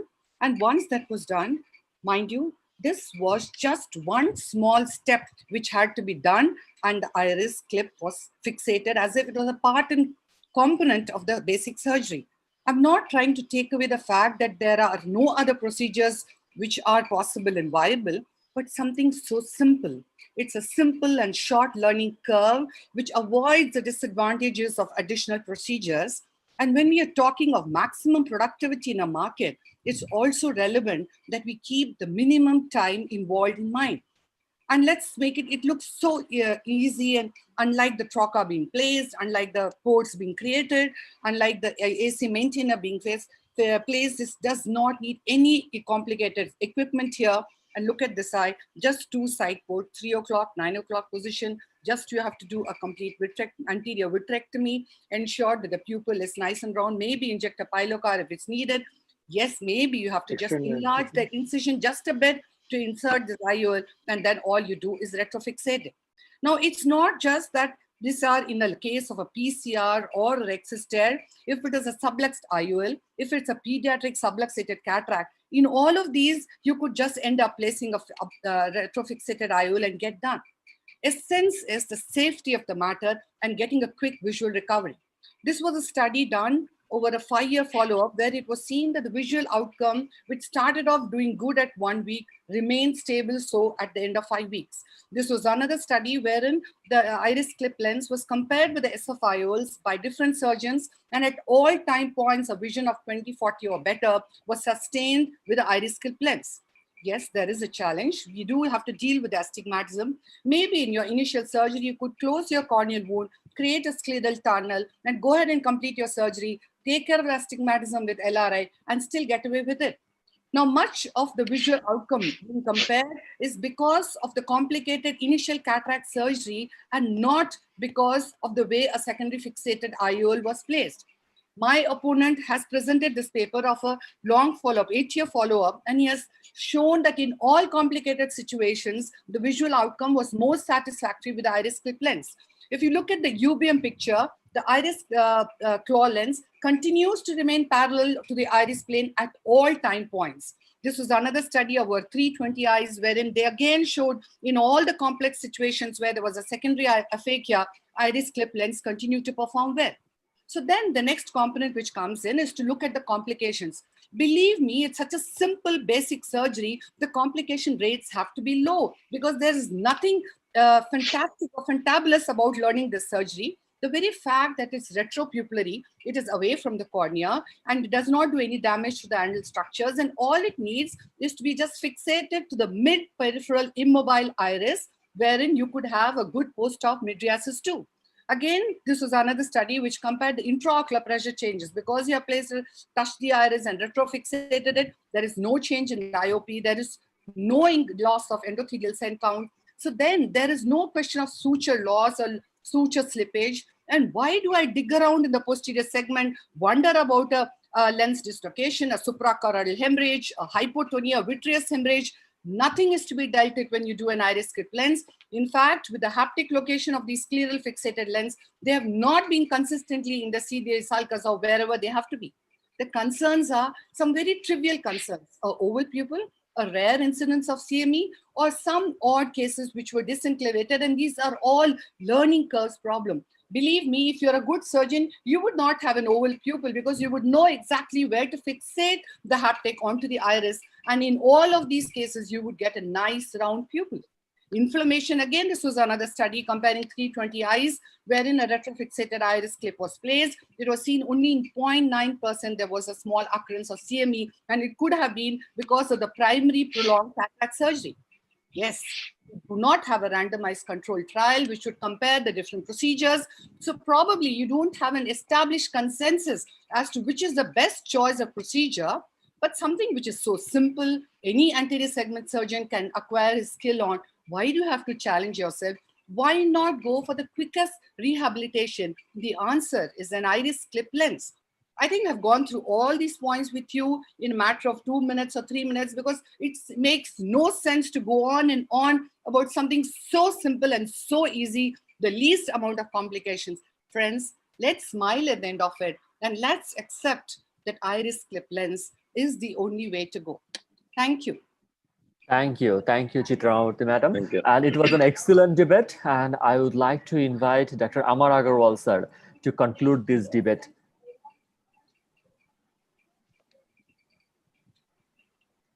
Dr. Amar sir. I think can't maybe he's lost connection. I think there is a disturbance in the network. So Dr. Mahipal sir, can you please?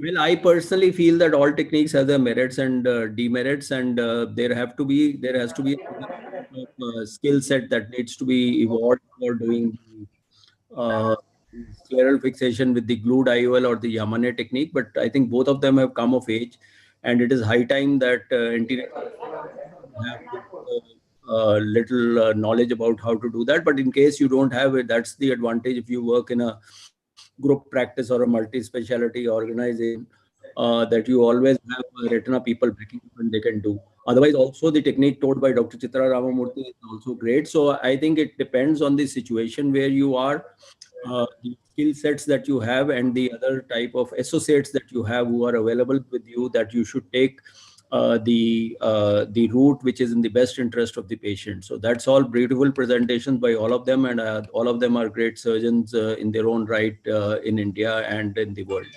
Thank you. Thank you very much, sir. Bangladesh Society of Cataract and Refractive Surgeons are very much grateful to Intraocular Implant and Refractive Society of India for participating our annual national conference. On behalf of BSCRS, we are very much grateful to you and Gaurav sir. Now, I would like to invite Dr. Mahabur Rahman Chaudhary for handover to start the APCRS session. Thank you very much. Thank you, Bangladesh Society. We wish to thank you. Thank you. Thank you so much. Thank you so much. Thank you. Thank you, everybody. Thank you. Thank you very much. Thank you. Thank you. Good session. Thank you very much. Thank you very much. Thank you. All the speakers are fantastic. Thank you. Yeah, it's been a great session. Really enjoyed it. Thank you. Now, we'll move to the next session.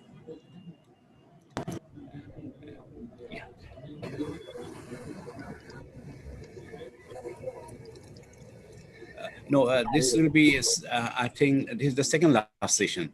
Can we have the poster for the APSCRS session? APSCRS session 7. APSCRS. APSCRS session 7. Can we have the...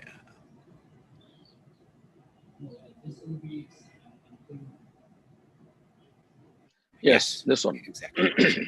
So I welcome you all in this session, and I want to thank APCRS for joining us in our national conference, and it gives great value to our conference, and all the members of our society look forward to any conference of APCRS because this gives us a lot of teaching material, and this collaboration between our society and APCRS will take this relationship further forward, and we are looking forward to a great conference and a great session.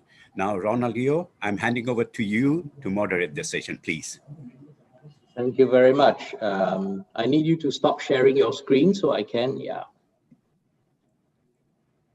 Let me just share my screen. Good evening, everyone. Evening. Can you see my screen now? Yes. Yeah, it's visible. Well, first of all, I'd like to welcome all of you to this third in the series of APA-CRS webinars. And this one is special because we are joining the Bangladesh Society, the BSCRS, for the annual meeting for the first time. And this is a benefit of our relationship with the Bangladesh Society, which is one of our member. But before we go into the program proper, I would just like to say a word of acknowledgement to the Alcon Experience Academy, who have very kindly sponsored this session for the APA-CRS. Those of you who don't know, the AEA or Alcon Experience Academy is a free educational resource for eye care professionals, and it contains many training and education video content, non-commercial, covering a wide range of topics of interest. You can think of it as like the TikTok of cataract refractive surgery, little 3-minute, 5-minute clips of videos, and created really by people from all across the world for all of us. And you can see some of the speakers here tonight by Shali, Anapong.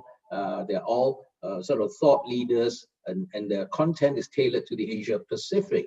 So again, thank you very much to Alcon for their support of this tonight's educational activity. So coming on to our program, now many of you will have joined our APA-CRS programming in the past, either at the annual meeting or at the past 2 webinars. And we thought we'd do this one a little bit differently. Now in the past, you've seen kind of the more established figures like Graham, Abe, myself around all the time. But this time we thought we would want to really give a podium, give a stage to the younger next generation of cataract and refractive leaders, who I think will lead us into the next decade. So together with our hosts, Dr. Islam and Dr. Chowdhury, Graham, Abe, and myself, we will moderate the session. But we have got 8 of the newest, youngest cataract refractive surgeons from India, Malaysia, Singapore, Korea, Thailand, and of course your very own Ishtiaq Anwar from Bangladesh. So what we'll do is let each speaker speak for about 10 minutes. We'll have a minute or 2 of discussion, and at the end we'll have a panel discussion. Now please put your questions on the Q&A tab from the platform that you're viewing on, and not the chat, on the question and answer, and I'll try and get through as many of the questions as we can at the end. So let me invite Vaishali Vasavada from India to talk to us on really how do we function in this COVID era. Vaishali, away you go.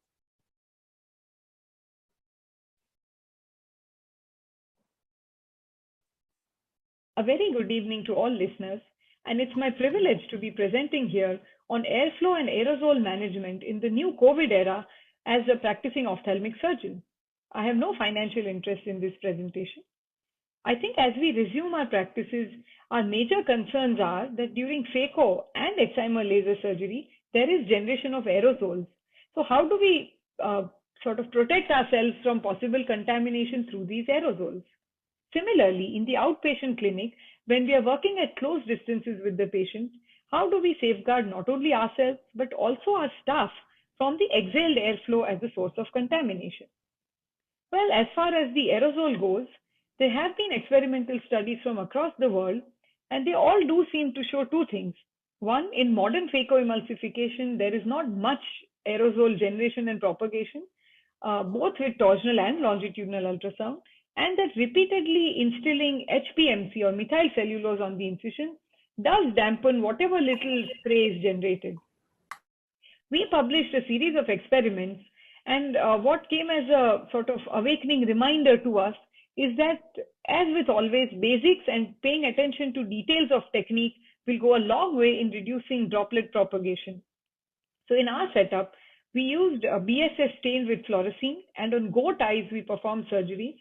A digital SLR recorded all the videos, and there was a white background, as you can see, surrounding the eye, which will capture any fluorescein droplets that are being sprayed around.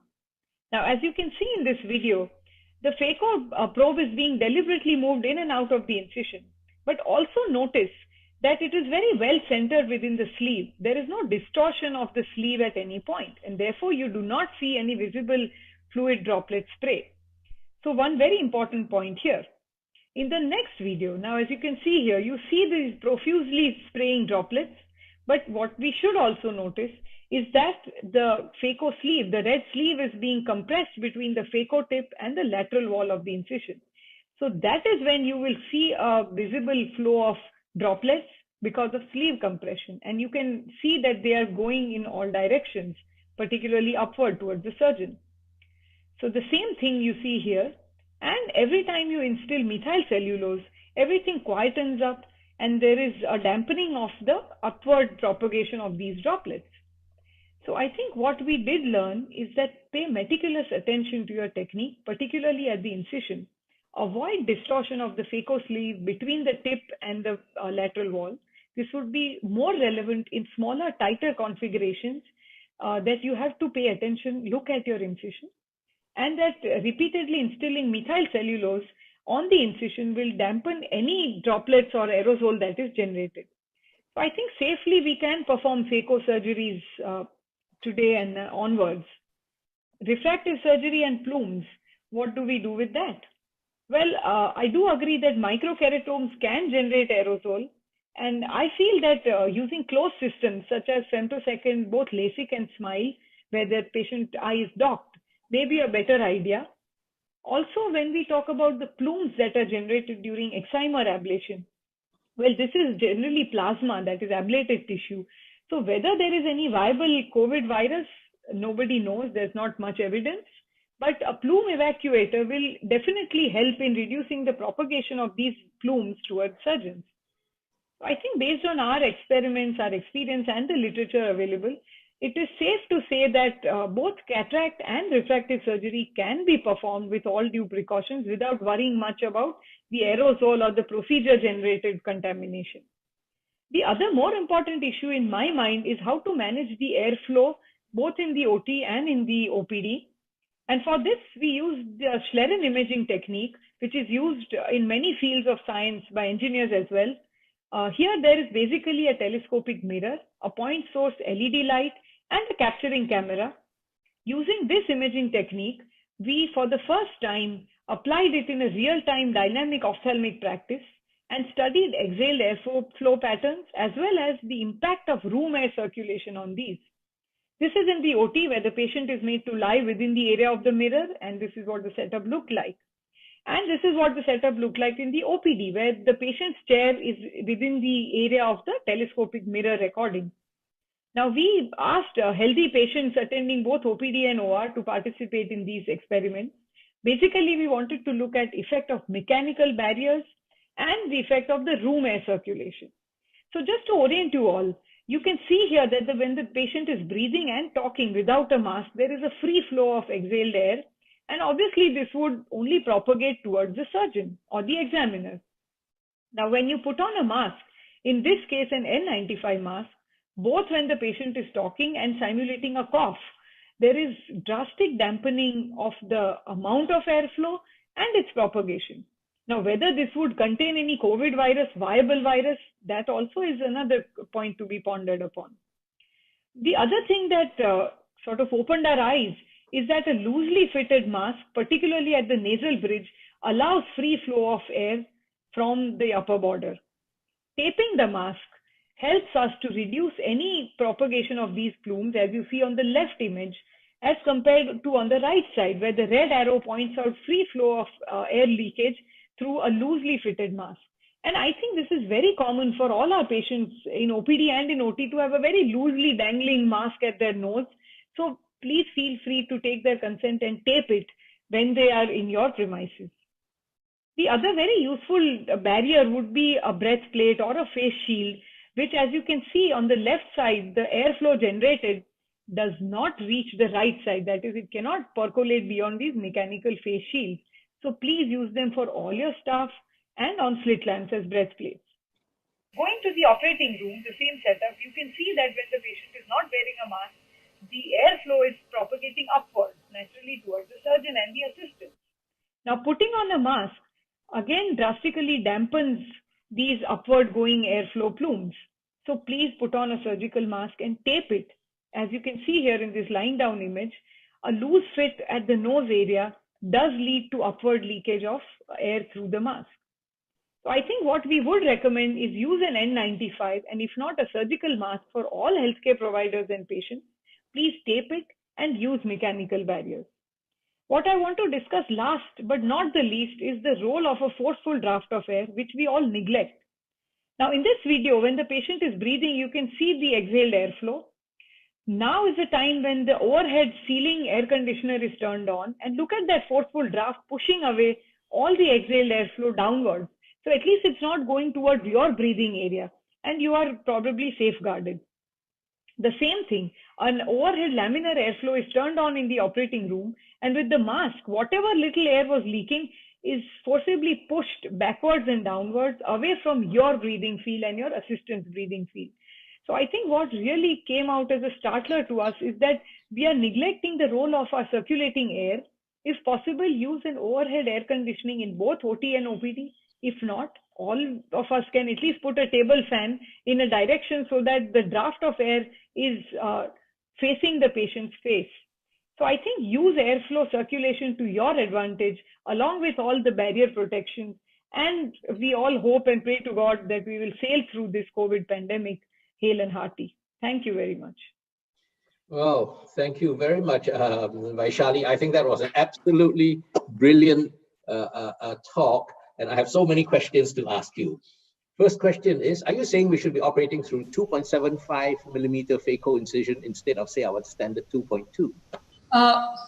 I would agree that the smaller the incision, there are more chances of incision distortion or sleeve compression. But I wouldn't go as far as saying that you should use a larger incision. Whatever you do, pay attention at, rather than being focused in the center, pay attention at your incision as well as keep looking what is happening. So if you are in the center, yes. But if you are not comfortable with a small incision, 2.4 and below, this is not the time to get started. This is a point where, you know, many students always push against the side of the incision when they're doing surgery, when they're inexperienced. So I think there's a lesson in that, stay in the middle and not push against the incision, isn't it? Next question, do you think it's overkill? I mean, you know, your patient is masked, you are masked up when you're doing surgery. And if your mask tests show that it's protecting us, then do we need to bother about this air conditioning flow and, you know, et cetera, et cetera? I think, yes, if everybody is adequately masked and protected, maybe you don't worry as much.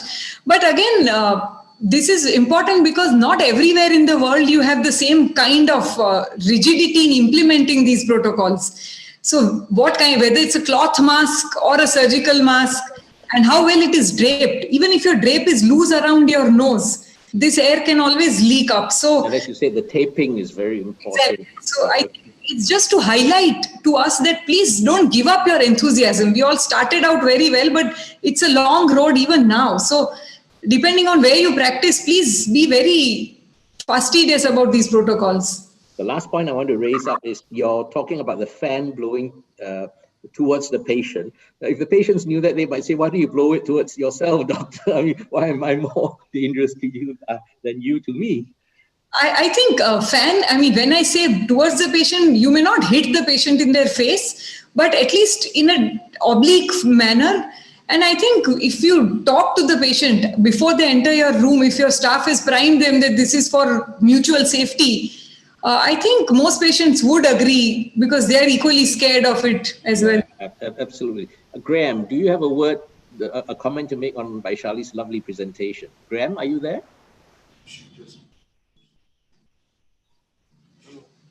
Graham's not there?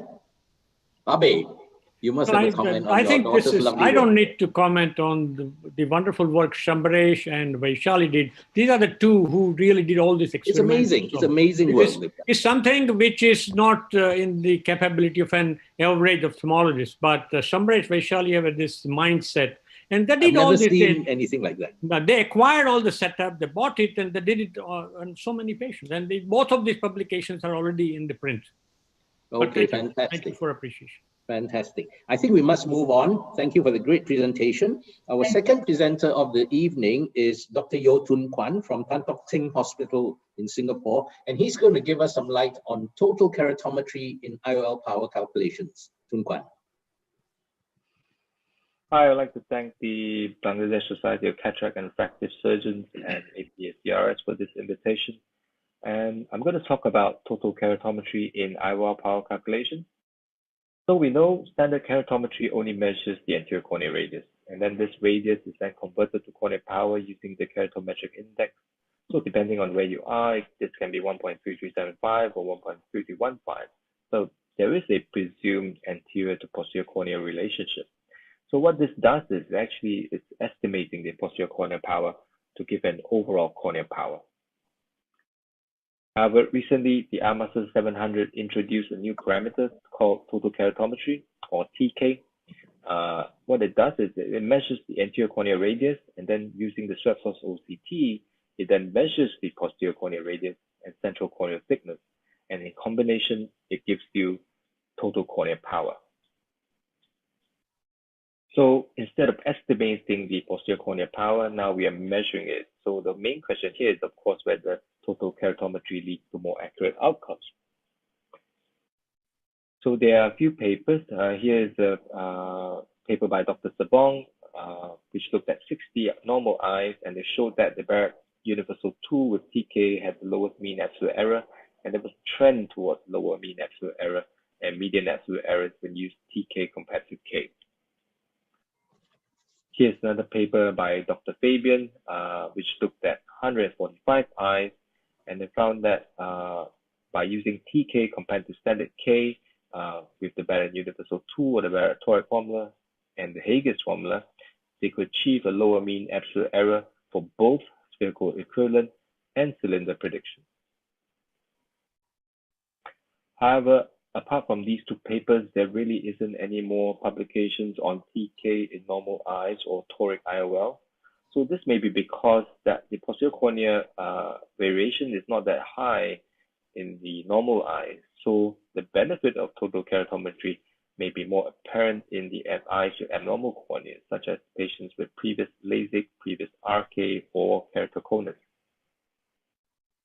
Here is a paper by Dr. Li Wang and Professor Doug Cook, which looked at 129 eyes with previous myopic LASIK, hyperopic LASIK, and RK, and they compared the Barrett True K without TK, the Haigis L formula, and the standard Haigis formula using TK.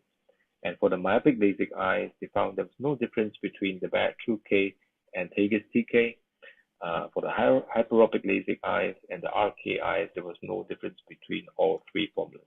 So what this really shows is by applying TK to the standard Haigis formula, it could achieve results equivalent to the Barrett True K no history formula. Here's another paper by Dr. Michael Lawless and Professor Graham Barrett, which looked at 72 eyes, 40 with myopic LASIK and 32 with hyperopic LASIK, and they compared even more formulas, which include the BSCRS average, the Barrett True K formula, and the Barrett True K with TK formula for the first time, and the Haigis L formula, the Haigis TK formula, and the Sharma's PR formula, as well as the Holiday 1 formula with TK using a double K method. And what they found was there was an improvement in the Barrett True K with TK, and for the myopic LASIK eyes, this was statistically better than the ASCRS average, Haigis L, and Sharma's PL. And for the hyperopic LASIK eyes, it was better than the ASCRS average. The charts showing the percentages for the myopic LASIK eyes, you can see that the Barrett True K with TK performed the best, and you can see that the Haigis TK also performs pretty well, which is in concordance with what Professor Doug Cook showed in his previous paper. For the hyperopic LASIK eyes, you can see that the Barrett True K is doing better than Barrett True K without history. First, we also did a paper and a study on total keratometry in previous myopic LASIK refractive surgery patients. These was 64 eyes with previous PRK or LASIK. We wanted to compare the accuracy of formulas with and without TK, and we included the Barrett True K, Haigis L, Sharma's PL, Barrett True K with TK, and most importantly, we wanted to find out whether non-LASIK standard formulas, when you use TK directly or with a reverse double K method, could these non-LASIK formulas predict for post-LASIK cases. And these included the EVO, the Higgins, Hopper-Q, Hole-A1, and SRKT formulas. Results. You can see that the Barrett-True-K is doing better than Higgins-L and Sharma's PL. But then if you add TK to Barrett-True-K, it's performing even better. Here are the standard non-LASIK formulas, and you can see that they don't do very well because they are not meant to predict for post-LASIK eyes. But then what happens if you add TK to them? And you can see there is a significant improvement in these formulas. And here is the EVO with TK. Here is the Higgins with TK. And even the traditional Hopper-Q, Hole-A1, and SRKT formulas were doing better with TK. Here's the table showing the results. The Higgins L and Sharma's PL formulas are popular formulas for post-LASIK eyes, but here you can see they have a myopic tendency, and they had the highest mean absolute errors and the median absolute errors, whereas the TK formulas, which included the Barrett-True-K, EVO, TK, and Higgins TK, all performed very well with the lowest mean absolute error and median absolute errors, and 3 of these formulas were all statistically better than the Higgins L and Sharma's PL formulas. So our findings was that without TK, the Barrett-True-K performed better than Higgins L and Sharma's PL. But then when you add TK to the Barrett-True-K, it improved even further. What was most interesting was that the standard non-LASIK formulas were able to predict for these type of cases with a reverse double K method. And these 3 formulas, the Barrett-True-K with TK, EVO with TK, and Higgins with TK, all perform the best when you use total keratometry. So in conclusion, I think there is good evidence that total keratometry is beneficial in the myopic refractive surgery eyes, especially with these 3 formulas. And then there's also evidence for its use in the hyperopic refractive surgery eyes. And this may suggest that when you have the TK parameters, actual clinical history may not be required. So instead of using actual clinical history, or when it's not available, the total keratometry parameter may actually replace that. However, for the normal eyes and eyes with astigmatism or for toric IOLs, we really probably need more evidence because, as I mentioned, the variation in the posterior cornea is not so big in the normal eye. And so we really need a larger number of patients and a larger studies to elicit any benefits for TK in these kind of patients. Thank you for your time. Thank you very much, Tun Kwan. That was a very comprehensive overview of the True-K and the TK. Can I just check, has Graham logged in? Because otherwise I would ask Graham to help me with this discussion. Anyone? Wing Kwong, Kathy, is Graham there? If not, let me just ask Tun Kwan one question. Tun Kwan, your first slide, I think you had one slide showing keratometric index of 1.3375 and 3315. Now that's something that's always on the Barrett calculator, and we never get a very clear explanation. Can you just tell us what it is? Do we need to pay any attention to it, or can we just ignore it? Well, basically the keratometric index is just an estimation of the cornea power. So the 1.3315 is probably closer to real cornea power, and the 1.3375 is an overestimation actually. So basically, it's just for convenience, so that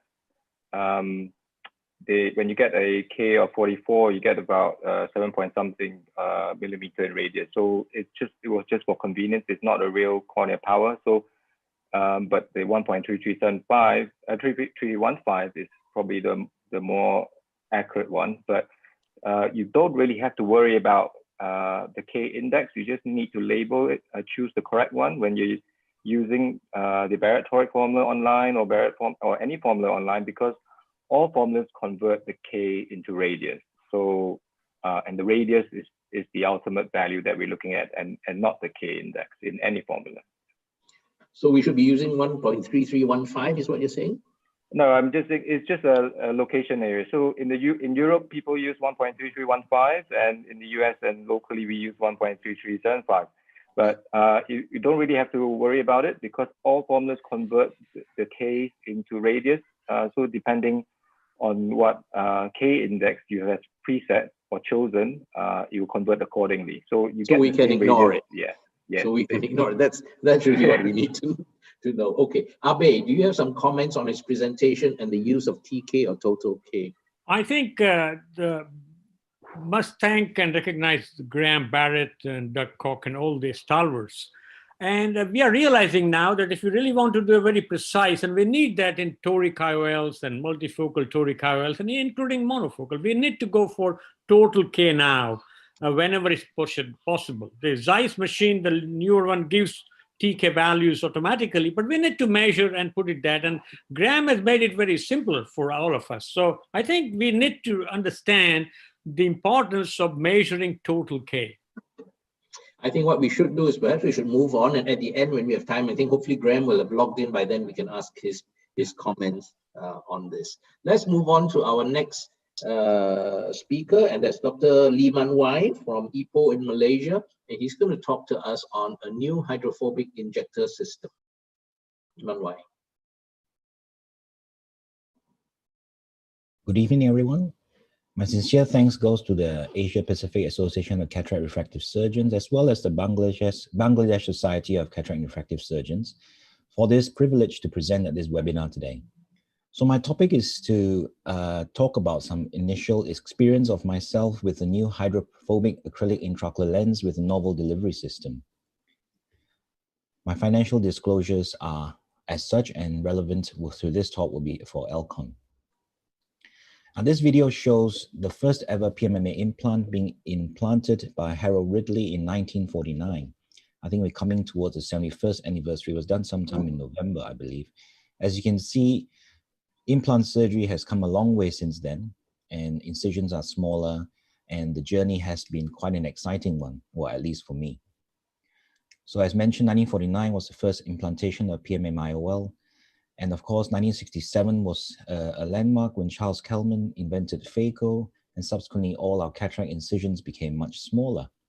But it took till the 1980s before there was uptake of foldable silicone IOLs. 1990s, where the acrylic foldable lenses came into play.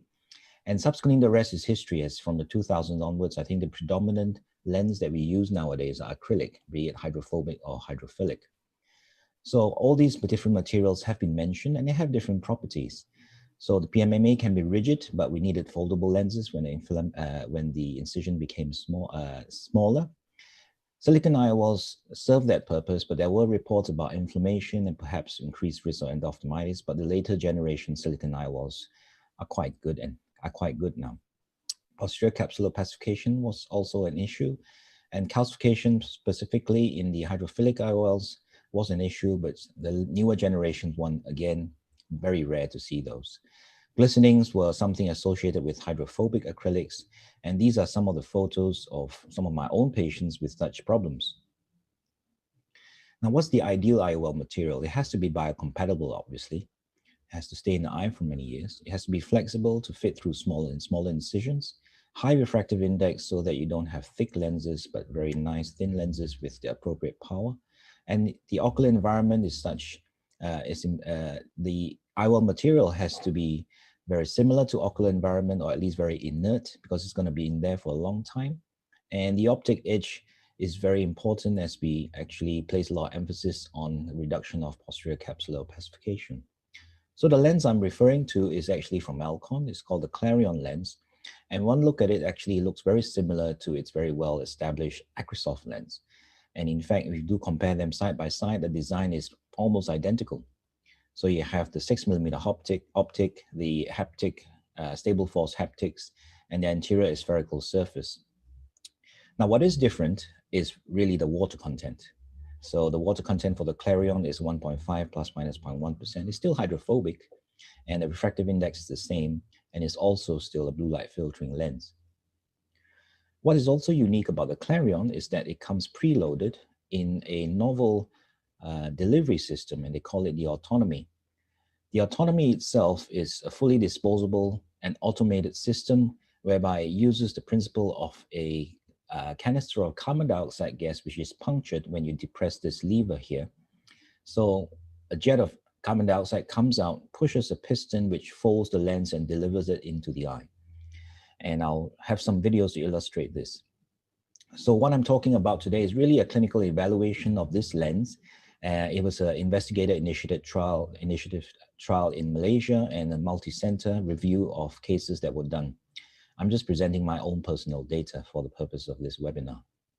So the study design is relatively straightforward. Inclusion criteria: patients who are undergoing phaco with a monofocal Claret IOL, less than 1 diopter of astigmatism, excluding patients with significant ocular pathology, previous refractive surgery, and of course, intraoperative complications. Study endpoints, again, very straightforward. Primarily, we wanted to look at the best corrected and uncorrected distance acuity at 1 month. We wanted to look at the refractive predictability and outcomes of the lens at 1 month as well, looking at contrast sensitivity. And for those who had bilateral implants, we wanted to do a VF14 quality of life questionnaire. And because of this novel delivery system, we also wanted to look at whether the wound would get extensively stretched and whether there was any induced astigmatism from this.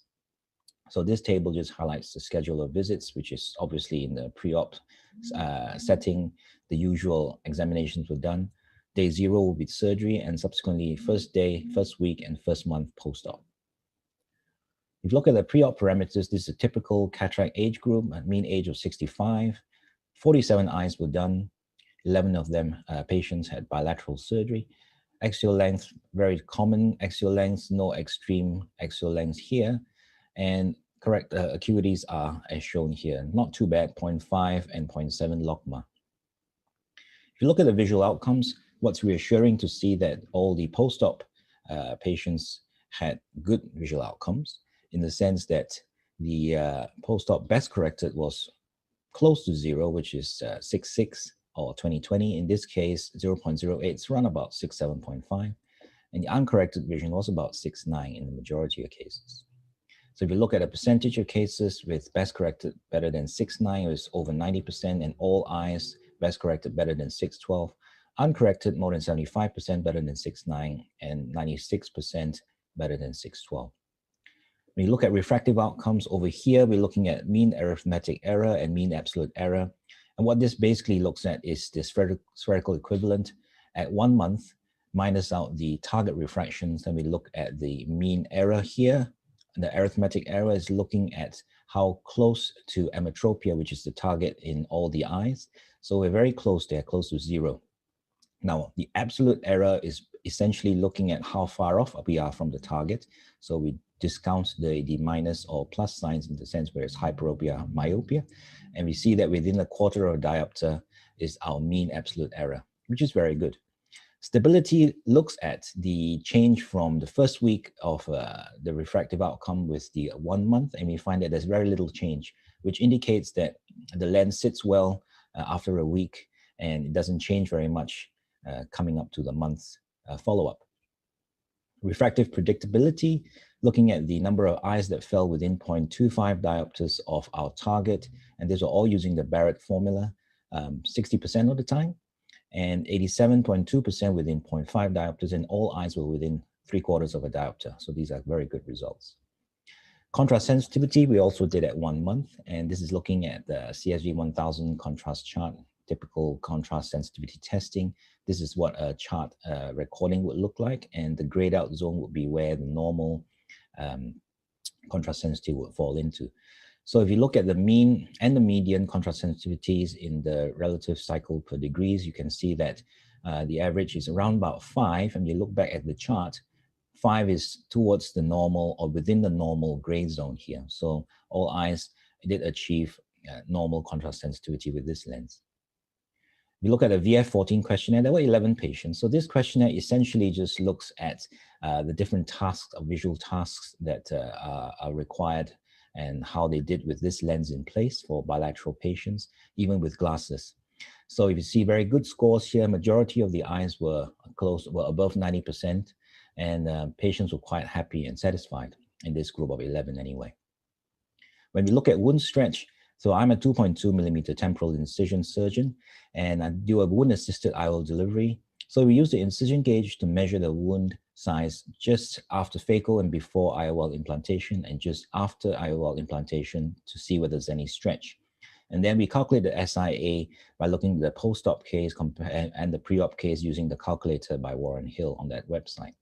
So the study here the chart here just shows that pre-op, is very close to 2.2, and the post-op 2.27. So there is some stretch there, and the mean amount of wound stretch is actually less than 0.1 millimeter, 0.06 millimeters. And surgically induced astigmatism is also minimal, about less than half a diopter, which is quite good. So this is just a video to illustrate the injection and the preparation process. On the left side here, you have the microscope view, and on the right will be the external view.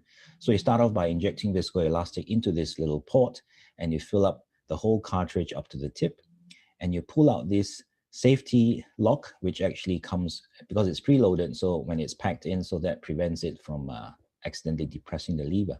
So as you see, when I click the lever down, and you see the lens being folded nicely under the microscope. So when you take your finger off, it will stop where you want it to. So if you keep pressing, the whole IOL will get delivered.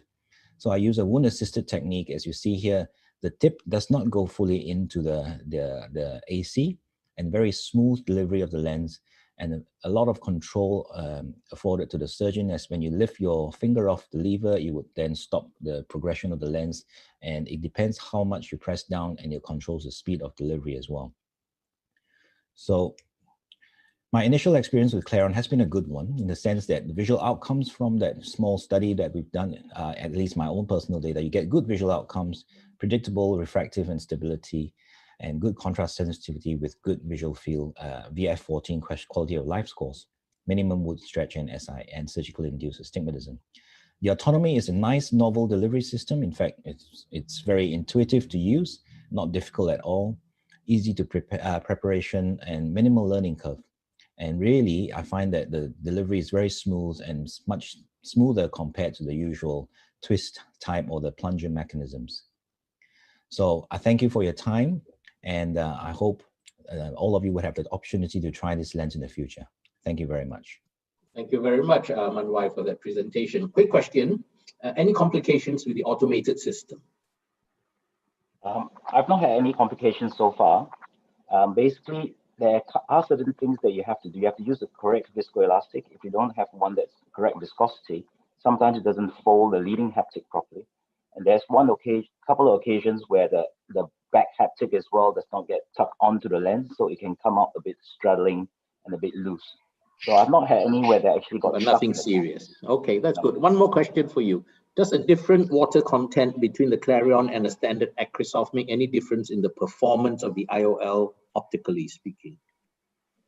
I think when you talk about performance optically, in fact, I don't think so. In fact, I think if you look at the lens clinically on the slit lamp, it actually looks very clear. The yellow tinge is a little bit less than your Acrisoft, but I think essentially what could be addressed is the long-term issues that we know about the subsurface nanoglistenings with the previous material. And so far, I think this study is not powered follow-up long enough to look for that.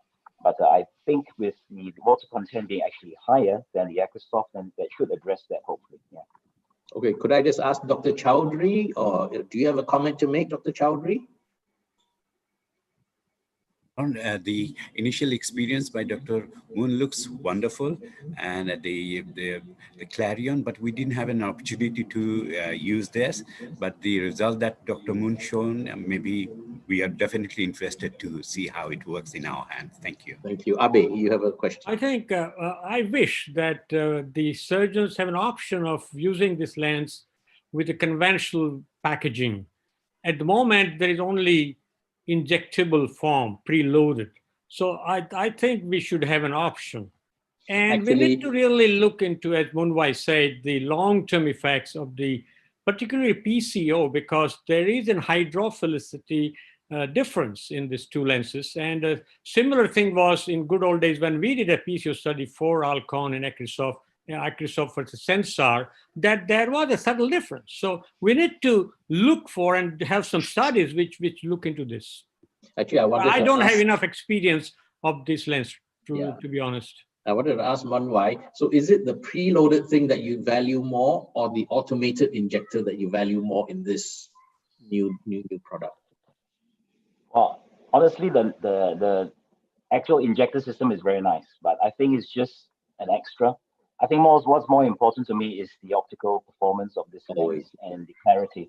And PCO, I think you need longer term follow up. I think I have some patients that are coming to a year plus now and really no PCO so far, but small numbers. So, Okay, we must move on. Thank you very much. Our next speaker is Dr. Cho Yong Choi from Seoul in South Korea, and he's going to talk to us about really comparing the different options for trifocal or multifocal IOLs. The next 3 talks about multifocals. Please go ahead, Dr. Choi. I'm Dr. Choi from Seoul, Korea. I will cover a new different options for presbyopia correction. And recently, we have been publishing the comparison of a mix and match and bilateral trifocal IOLs. And briefly, in this slide, I will show a little bit more about the comparison of a new trial of EDOF and trifocal IOL. We have been working on a variety of laboratory works regarding optical and physical analysis of multifocal IOLs. And also we published different EDOF IOLs that showed different optical characteristics in the bench test, depending on the pupil size and spherical aberrations. We have been conducting a couple of studies with the same platforms using a variety of options for multifocal IOL. And first one we published about a comparison of a monofocal IOL and EDOF IOLs in prospective study design. And we could see the uncorrected focus levels. EDOF shows a better superiority when you compare the monofocal IOLs in the focus curve. And EDOF IOLs show the better tolerance to residual post-op refractive error than monofocal IOL with the same platforms. From this slide, I would like to share my recent work comparison of the mix and match and bilateral trifocal IOL, and also I would like to share a little bit more about the mix and match using different platform of EDOF IOL and different platform of trifocal IOL. All of these studies were prospective one bilateral implantation of a multifocal IOL in 25 patients in each groups, and mix and match groups. We implanted an EDOF IOL for non-dominant eye and bifocal IOL for non-dominant eye. These are the pre-op and post-op examinations, and visual acuity and uncorrected focus curve, and contrast sensitivity, and the reading speed, and all kinds of questionnaires were done. This is a slide of a pre-op demographics, and both groups did not show any statistical difference. And this slide showed the post-op 6 months of clinical outcomes of visual acuity. And if you look at the monocular outcomes here, and the EDOF and bifocal and trifocal groups showed a different result. And best one was EDOF groups. And the best one for the near visual acuity is quite a similar outcomes with the bifocal and trifocal. And we can see binocular implantation the result of a mix and match and trifocal group here, and quite a better outcomes in the mix and match groups. Is a better outcome with the near visual acuity in trifocal group, but did not show any statistical difference. This is a slide showing the uncorrected focus curve. Here, blue one is a EDOF IOL, and the green one is bifocal IOL. When you put the bilateral implantation of both IOLs, as we can see red graph of the uncorrected focus curve here. This is a slide of the focus curve unilateral implantation of a trifocal IOL panoptics here. And if you put the bilateral implantations, and we can see much better outcomes compared to the unilateral one, and much broad and smooth curve in all ranges. When you compare the two groups, mix and match and bilateral trifocal panoptics IOL here, we can see three different points of statistical difference here, and the far and close to the far point.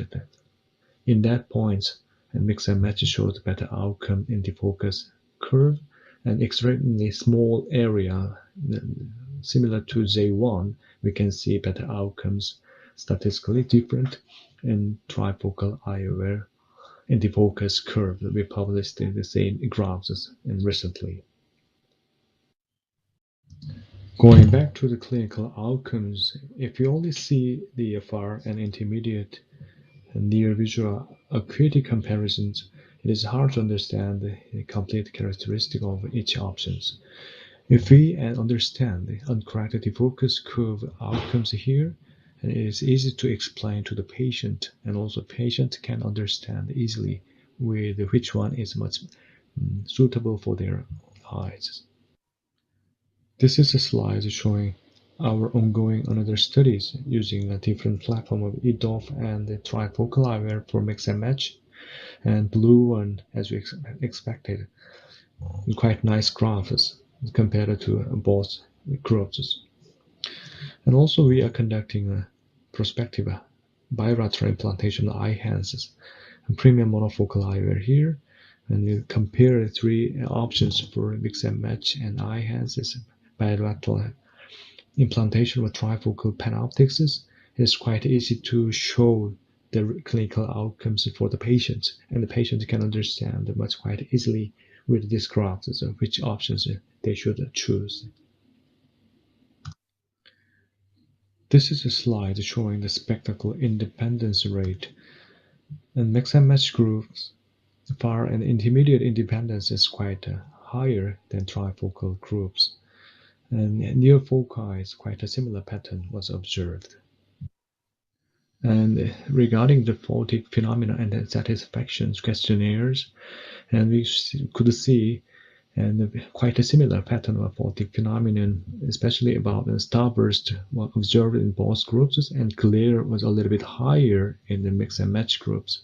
But overall satisfaction was a little bit higher in the near foci with the mix and match groups. It's quite interesting research we could observe here. This is a slide showing the reading speed test using a Korean letter Hangul. It's quite a complicated design similar to the Chinese or Japanese letters.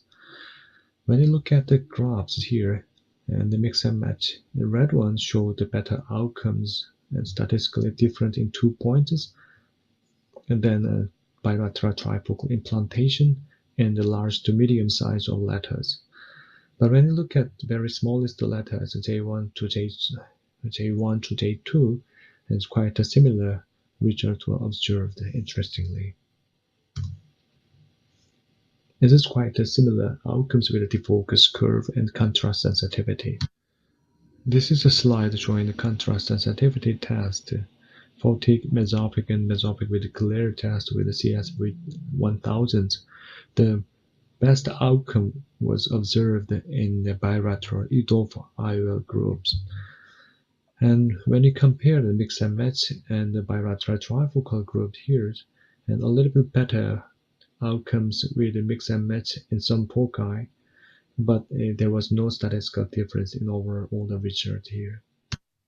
In summary, mix and match strategy using EDOF and bifocal or trifocal IOLs could be an effective option for improving near visual outcomes with excellent far and intermediate visions.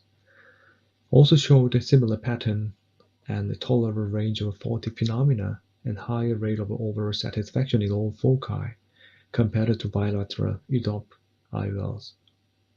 And mix and match strategy also provided overall improvement in visual functions and the reading speed. Thank you for your attention. Thank you very much, Dr. Choi. Graham, I just see you appearing on screen. Do you have a comment to make on this particular presentation or the previous one? Sorry, I didn't see you raising your hand. Run more for the previous is I've had the opportunity to use the Clarion for more than 2 years and including toric Clarion for over 12 months. And I don't see a difference in PCO. And just echo all what Manwar has said. It really is an excellent lens.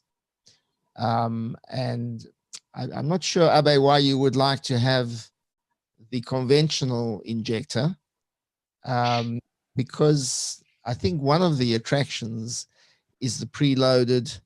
The automated is not quite as clean an insertion, but the fact you don't touch the lens, I think, is a really nice advantage. I really like this lens.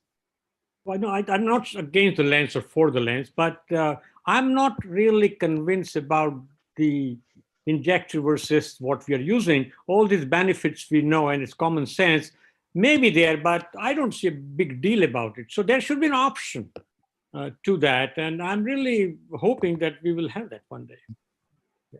You prefer a conventional injector? At the moment, I do not use injectors. I did some studies on a wound, and I think I don't want to comment, but if you want to understand the injector distortion, we need to have a high resolution OCT stuff and things. And studies have shown that there is a uncertain distortion collagen stress to the incision with injectable. Okay, I think we need to move on a little bit. I want to do the next two talks and then have a chat about multifocal IOLs in general. So my pleasure to invite Dr. Muhammad Rosman from the Singapore National Eye Centre, who's going to tell us his experience with the new EDOF trifocal IOL. Rosman. Good evening, friends and colleagues. Before I start, I'd like to thank the organizing committee of the Bangladesh Society of Cataract and Refractive Surgeons for inviting me to give this talk. I also like to thank the BSCRS committee for giving me this opportunity to present my talk today. I'll be talking about combining the best of both worlds, my initial experience with an EDOF trifocal intraocular lens. So as you know, the intraocular lens has evolved over the years since cataract surgery started. From monofocal, which gives good distance vision, to bifocal lenses with high ad, which gives you good distance, good near, but poor intermediate. Further evolution of this lens with bifocal medium ad gives good in distance, good intermediate, but poor near. And nowadays we have trifocal lenses, which give both good distance, good near, medium intermediate, slightly poorer depth of focus. And there are certain lenses with extended depth of focus, which gives good distance, intermediate, and good depth of focus.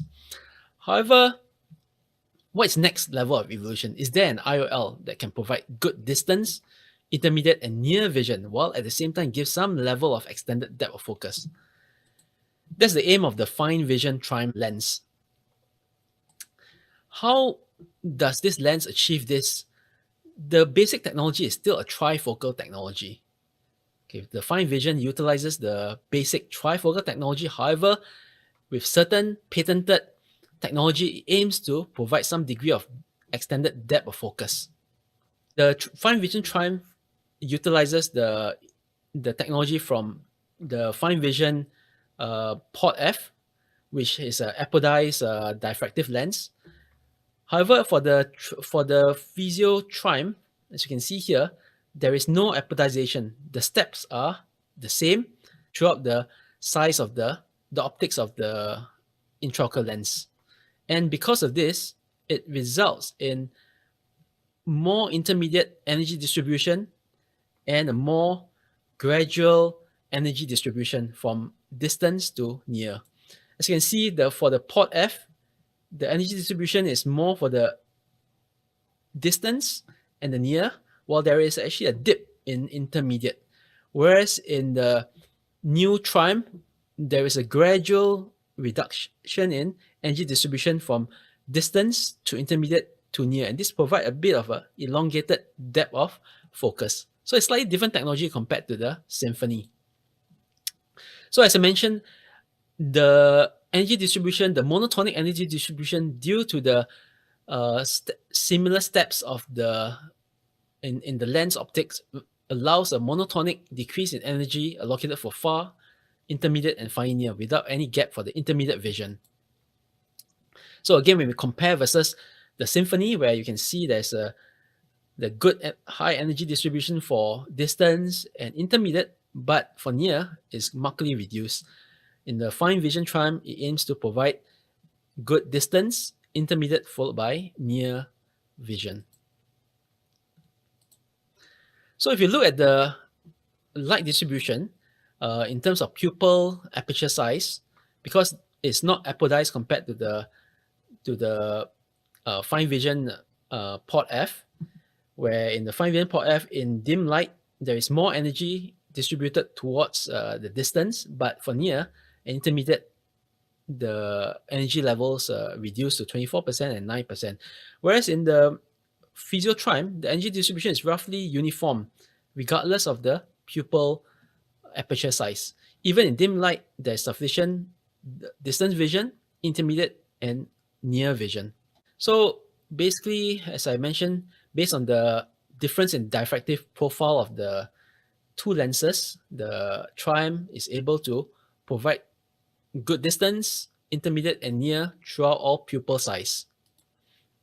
The light transmission is also superior in the trim, 91% light transmission at 2.5 millimeters of pupil aperture. The other technology that is used in this lens to improve the quality of vision is the reduction in longitudinal chromatic aberration. So as we know, whenever white light passes through a refractive surface, the difference in refractive index of the different colors results in chromatic aberration. And we know that studies have shown that this longitudinal chromatic aberration may degrade the quality of retinal image. It results in some degree of waxy kind of vision. So this is particular so in B index lower compared to the hydrophilic lenses. So as we can see here, whenever there's a refractive surface, there is a positive longitudinal chromatic aberration, whereby the blue light is refracted more compared to the red light.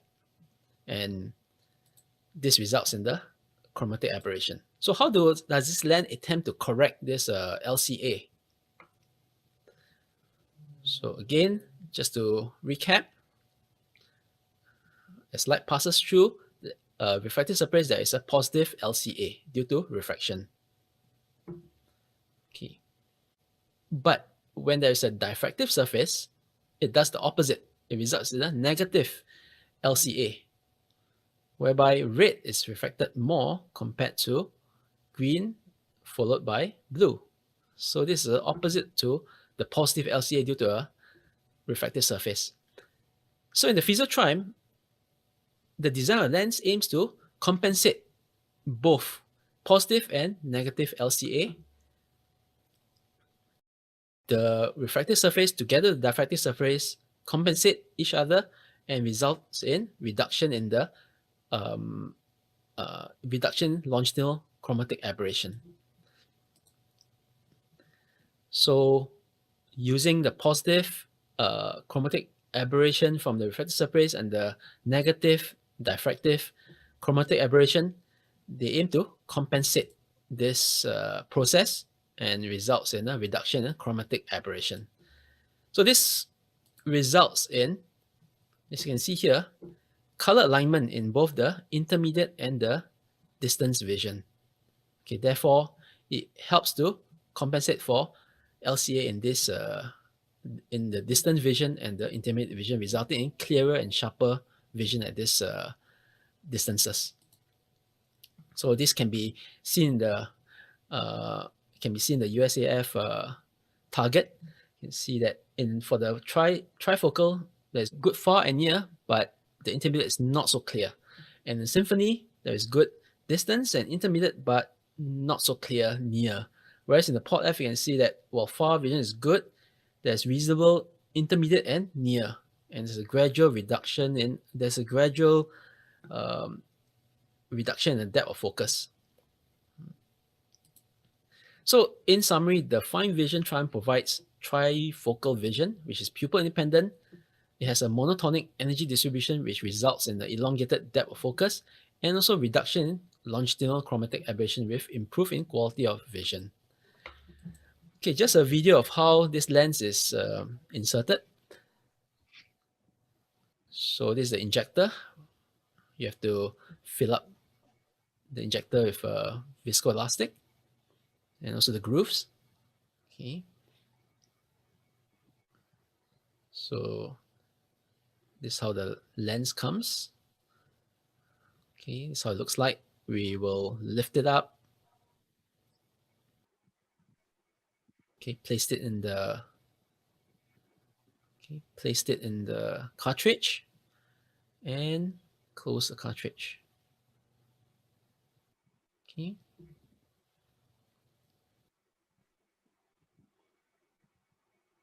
Okay, next we will engage the plunger.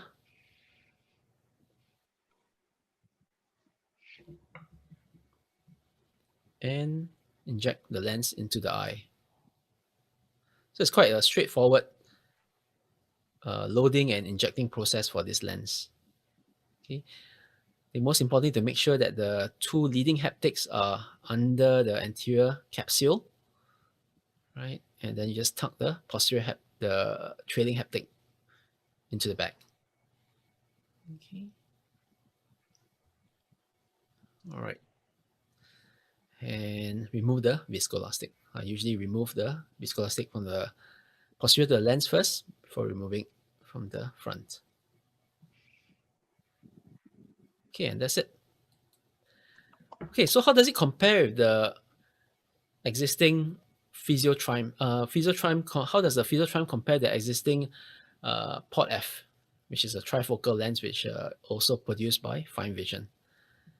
So you can see for distance vision at 1 month, both gives good distance vision, high percentage of at least 6.5 vision, right? So in fact, it looks from this two comparison, the Trime, or the Port LGF, gives a superior distance vision for both at 1 month and at 6 months. If you compare the near, so as mentioned, there is some reduction in the near vision for the Trime. However, it still gives sufficient near vision, at least N8, N6 for most patients. Of course, the Physio Port F gives better near vision, a high proportion achieving N5, N6, and N8. But if you compare the intermediate, the Triumph is better. Okay, it's superior, higher percentage achieve at least N6 vision compared to the Port F. And both lenses give very good refractive predictability, very close to the intended target. In terms of glare and halos, less patients with the Triumph. There's less glare and halo size in terms of in size and intensity in patients with Triumph compared to the Physio Port F.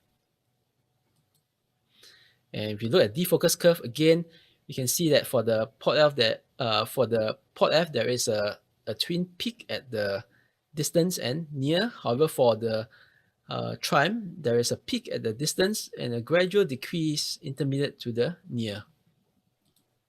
So in conclusion, the Fine Vision Triumph intraocular lens is a promising IOL which provides good distance, intermediate, and near vision. And the ability to provide better quality vision with elongated depth of field will generate greater satisfaction among patients. However, a larger and longer term studies will be needed. And also a toric version is needed. Currently, the current version is non-toric. Thank you very much. Thank you very much, Rosman. Quick question. I mean, do you think this is superior to a standard trifocal in your experience? But you've used quite a lot of trifocals and this combined trifocal EDOF in your limited experience, but do you think it's superior? I think it really depends on the patient, because if the patient really wants to do a lot of reading, a lot of fine near work, I think the trifocal is still superior to this. But for this lens, I think for patients who are generally younger, who are more computer savvy, who use a lot of digital devices, and they want to be able to do this in slightly dimmer lighting condition, I think this lens is probably superior. Anyone else on the panel tried this lens before? No. No. No. Okay, I think let's move on to the last presentation on the trifocals and get some discussions. Our next speaker is Dr. Tanapong from Bangkok. He's talking to us about how to hit the right target with multifocal IOLs. Tanapong. Good evening, everyone. I'm Dr. Thanapong from Chulalongkorn University, Bangkok, Thailand. First, I would like to thank the BSCRS committee for the invitation for this webinar. My talk today going to be about the digital reading performance with multifocal IOL. And this is my financial disclosure. In this COVID-19 pandemic year, we familiar with the word new normal, or some people say it's new abnormal. For myself, I'm gonna say it's now normal because the world is already changed. And actually, someone say it's no normal because it's just the way of life that keeps changing all the time. My talk today, of course, gonna cover about the digital disruption and the generation. We go through the digital reading and the multifocal IOL to read with the digital devices. We touch a little bit on the precision cataract surgery and summary of the talk. Among the generation, our cataract surgery mostly being the baby boomer generation and some of generation X. This generation, for the presbyopic correction after the cataract surgery, can be glasses. It can be reading glasses, bifocal, or progressive glasses. Mono vision still play a role, but you're gonna lose some benefit of the visual field. Multifocal IOL is another option which provide all range of vision, and including the reading performance. This is the patient today. They are very active lifestyle, and you see how she performed well with the digital reading on her mobile phone after bilateral cataract surgery with multifocal IOL. And this is the picture show the text side of patient use. This is similar to what I use now with the distance about 33 centimeter. This is my table in my room. Actually, in this era, you cannot go just for paper or just for the digital device, but actually, we use both of them. In conventional paper and the digital reading, it shares some characteristics when you read. The text size, payroll, text design, contrast, color, and ambient illumination also play a role. And we all know the multifocal IOL implantation normally need the high illuminated ambient to read well. But they have some factor that's specific for only digital devices, skin illumination, digital display format, digital polarity, which can have positive polarity, is mean back on white color, and also negative polarity, which is white on back. Get light reading, which is when you have the mobile phone and you have notification, you need to move your eye toward the notification. That is get light reading, that's specific for the digital device only. And another term of the DES or digital eye stain can happen when you read long enough in the digital devices. Reading performance outcome measurement.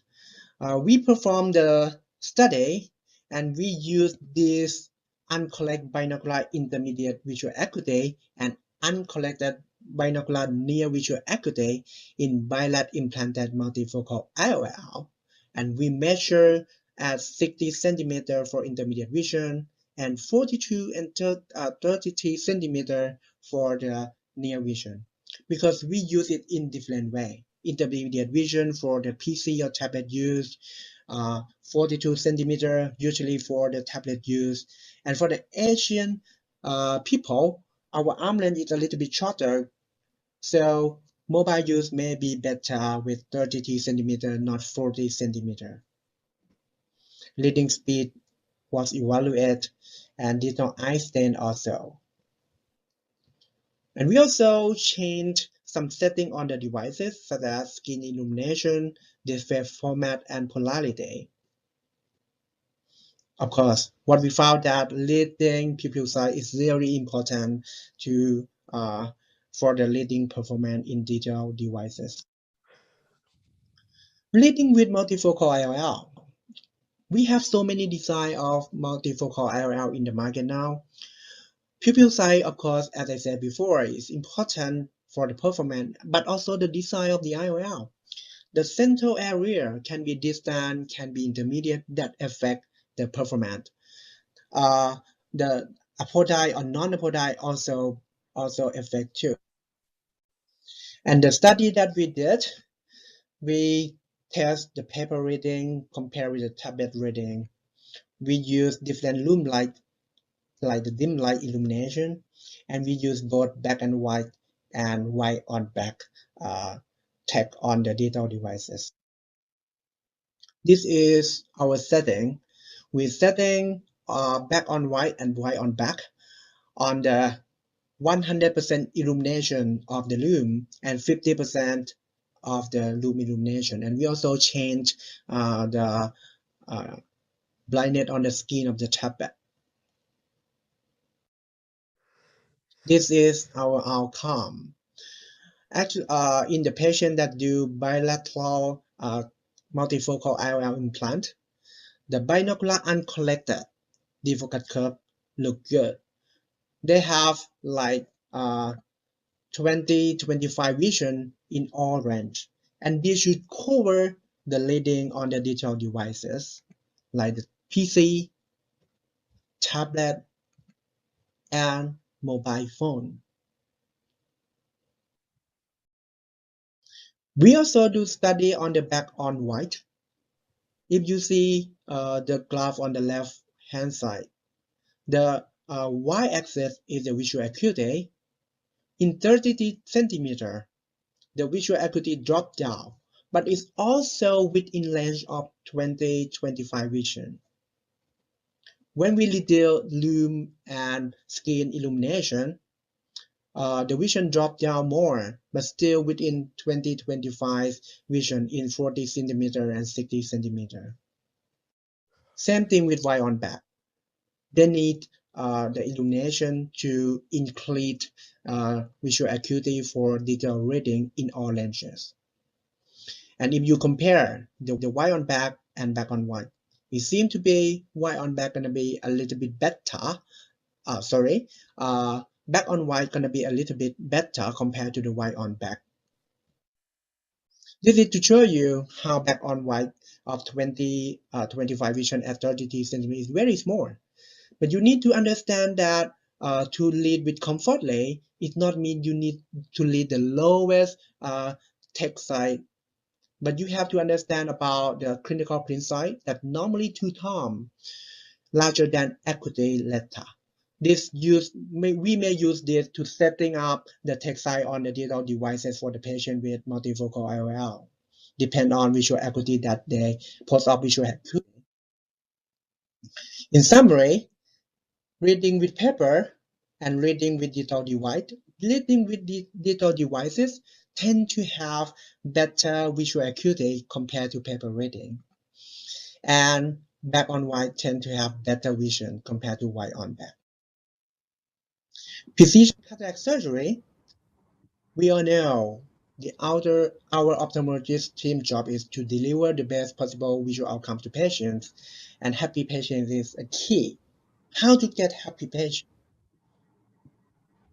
Patient expectation, pre-op counseling and patient selection is very important. Multifocal IOL design also play a role. Hit the target reflection is very, very important. Precise biometry, use of topography, IOL formula balance is a very good one. Low toric collection is very curious to get the target reflection.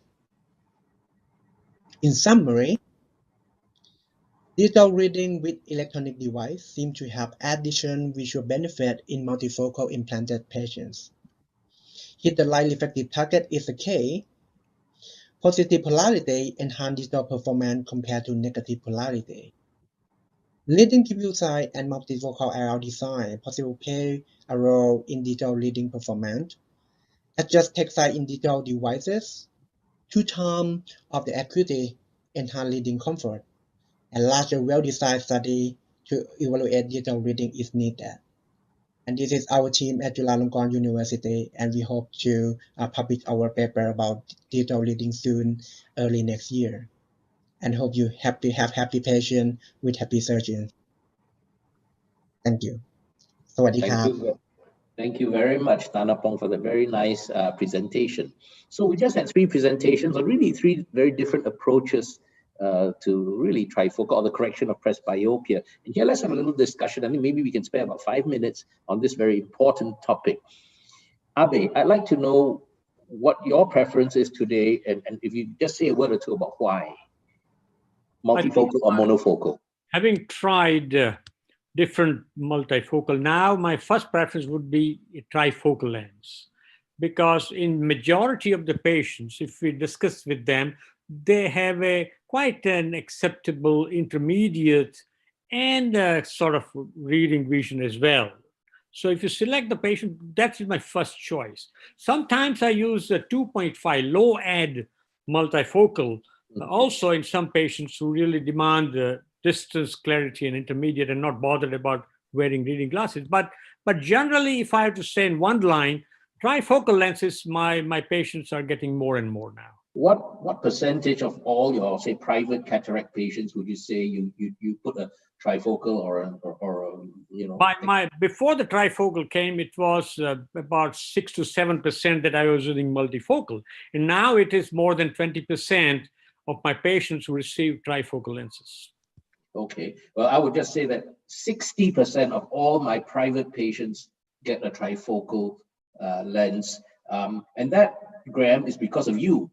It's because of your formula that's allowing us to hit refractive targets that my rate of trifocal implantation and trifocal toric implantations have gone up significantly. Because as I've said before, we sleep so much better knowing that I can kind of promise patients, look, you've got a 90% chance of spectacle freedom using the Barrett formula and a modern trifocal. But I know, Graham, that you probably still do not use any trifocals at all. So perhaps you could just share with us, what your thoughts are and your reluctance to embrace trifocal technology or EDOF technology. Well, Ron, I mean, you have to offer patients a presbyopic solution. And I use modest monovision because it gives me the greatest patient satisfaction with the least number of unhappy patients. And I use it in 75% of my patients, not 60% and not 26%. I don't really have to sit there and try and determine whether they're suitable or not, the profession, the type of person they are. And yes, I don't have the same level of spectacle independence as you would have with a trifocal. But to me, I don't find that that is the most important criteria for patient satisfaction. I find you need some degree of spectral independence, but you really can't afford to have people having night vision issues and halos. You can't afford to them just noticing, as you've seen on some of the presentations, that their MTF and their optical performance is not as good as a monofocal. But Graham, the trifocals of 2020 are not the same as the bifocals of 10 or 15 years ago, when we had them with the glare, halos, waxy vision. And I have to say, in the last 5 years or so, that the quality of vision is, I so rarely have any patient complaining of any of these as a significant impediment to their full range of vision that they're enjoying. They're definitely better, Ron, and you can definitely expand their use. I still don't think they would match up to the quality of a monofocal or even extend the depth of focus. But everything is a compromise, and it depends what you're prepared to compromise on. No, I take your point entirely. I mean, when I say I'm 60% multifocals, the other 40%, they are all monovision. as well. And I do that, for the patients who are uncertain, if there's some pathology, and it absolutely works. I agree with you entirely. But I think having the trifocal does complement monovision tremendously. I think while we've got some other young surgeons on the panel, let me just ask some of them. Nato, what is your level of multifocal implantation in your private patients? Thank you, Ron. Thank you very much. A great discussion going on the presbyopia correction for the different kind of multifocal IOL. And I like to thank all the presenters for the different attitude and different knowledge, different experience. And I think the 4 presentation on the Triumph, Adopt, and mix and match, all these things. And still I find we are yet to get the ideal multifocal for our— What's your level of implantation? Yeah. But I can see my experience that some of the patient I have given Adopt, and the same other I put the Panoptics. They are doing very good. Some patient have been restored, and recently I've given the Panoptics. They're also doing good. So I don't know, the mix and match may be a good option for many. It sounded impressive, didn't it? Yes, I'm really impressed on that. The mix and match can be still a good option. And definitely, as Graham Barrett said, the monofocal, especially the eye-hands lens or like the Clarion lens, probably is a good way for some profession at least. Okay, let me just ask the young doctors very quickly now. As a whole, I think multifocal with mix and match is still the best answer. Thank you. Nato, what's your level of— I go more with trifocal, and for my level in my private practice is about 50 to 55%. Great. Vaishali, what's your level of usage in your private practice? Again, I would say 15 to 20% trifocals, and not because of it's more financial. I think that we get it more in our part of the world, but trifocal is my preferred lens. Okay, John. John, unmute yourself, and what's your level? I've not been back long enough to put that many multifocals, so currently it's less than 10%. Yeah. Okay, Tung Kwan. I'm putting about probably 30% trifocals because they take lesser chair time. You can just put it in almost every patient once you've screened them properly. Sure. Manwai? I'm pretty much like Vishali. I think in my neck of the woods, finance is a big issue. So about 15%, 20%. If finance wasn't an issue, would you be much higher, do you think? Definitely, yeah. I like trifocals. Yeah. Ishtiaq. Yeah, finance is a big issue for us here. Okay. Rosman. Probably about 40% of my patients are trifocals. Okay, thank you. So, I mean, we can see that the range of usage is from 0 to about 60% in my case. So I don't think there's a right or wrong. I think you've just got to really get the best of each technology and choose the best thing for your patient, okay? So let's move on to our next presentation. And that's Dr. John Wong from Tan Tock Seng Hospital in Singapore. And he's going to tell us about something he learned when he was doing his fellowship with Ehud Asia in Israel. John, where you go? A very good evening to everyone. I would like to thank the BSCRS for giving me this opportunity to share about this topic, 6O polypropylene flange fixation of intraocular lenses. Scleral fixation of intraocular lenses can be performed with various suture types. These include 10O or 9O proline, but they are known to undergo biodegradation with time and may not be suitable for younger patients. The use of Gore-Tex has been gaining popularity, but it remains an off-label use item for the eye, and it comes with a large needle that may not be optimal to pass within the eye of patients. There are also sutureless techniques for IOL fixation, and this includes the glued fixation technique and Yamane techniques. These techniques avoid suture-related complications. More recently, the 6O polypropylene flange fixation technique was pioneered by Canabrava, and it is in essence a modification and expansion of the Yamane technique, where instead of creating flanges on 3-piece IOL haptics, the flanges are created on 5O or 6O proline sutures, and this method can be used in a wide variety of situations. The advantages include the use of this thicker suture that is more resistant to degradation, conjunctival peritomy is not needed, and knots need not be tied, because we are using the suture to create flanges. It allows for easy titration of centration of intraocular lenses by repeated shortening of the proline suture and flange creation. Lastly, the proline suture can be passed into the eye without the need for needles. I will now demonstrate the use of this technique in 3 situations, starting with fixation of a capsular stabilizing device with 6O proline. This patient has a cataract with superior zonulolysis and vitreous prolapse that was only noticed on table by the primary surgeon. The primary surgeon decided to close the incisions and refer the patient. The red area highlights the region of zonular weakness, while the green line represents the area of prolapsed vitreous. We started the surgery by first clearing the anterior chamber of vitreous with anterior retractor. This was followed by CCC creation with vision blue visualization, and thankfully we were able to complete the CCC despite the significant zonular weakness. With the aid of capsular hooks, we then proceeded with uneventful phaco and irrigation and aspiration of soft lens material.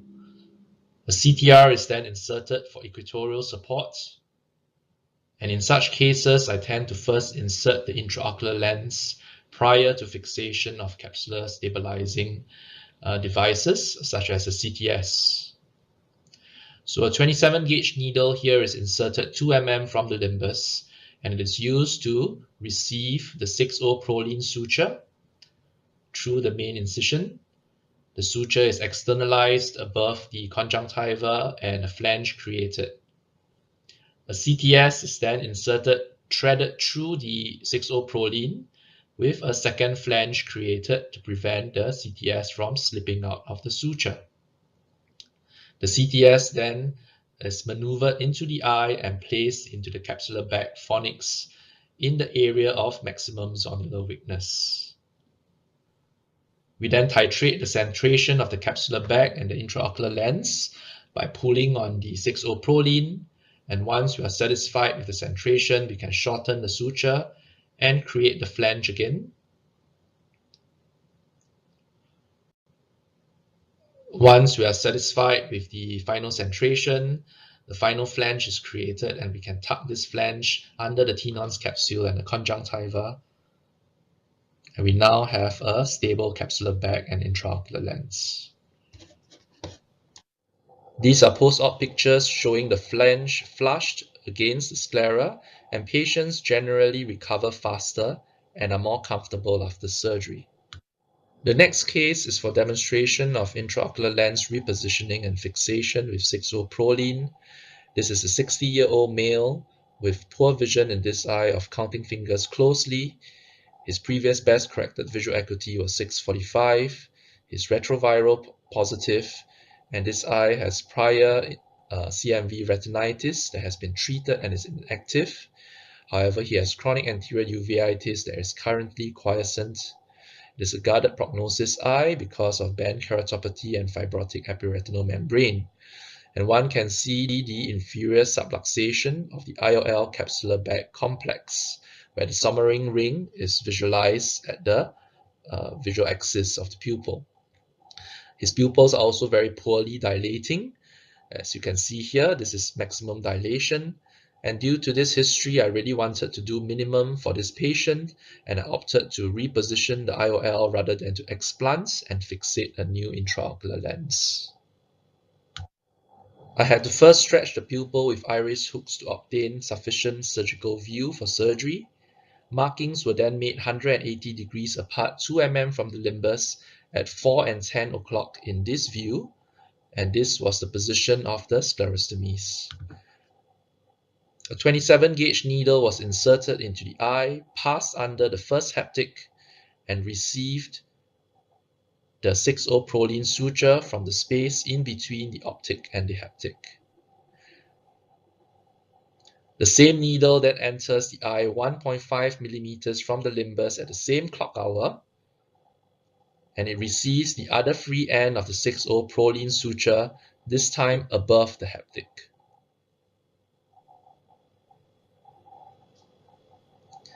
We now have a loop of suture around the first haptic, and movement of the IOL when traction is applied on this loop of proline indicates that the proline is correctly looped around the haptic. The same steps are repeated for the other haptic.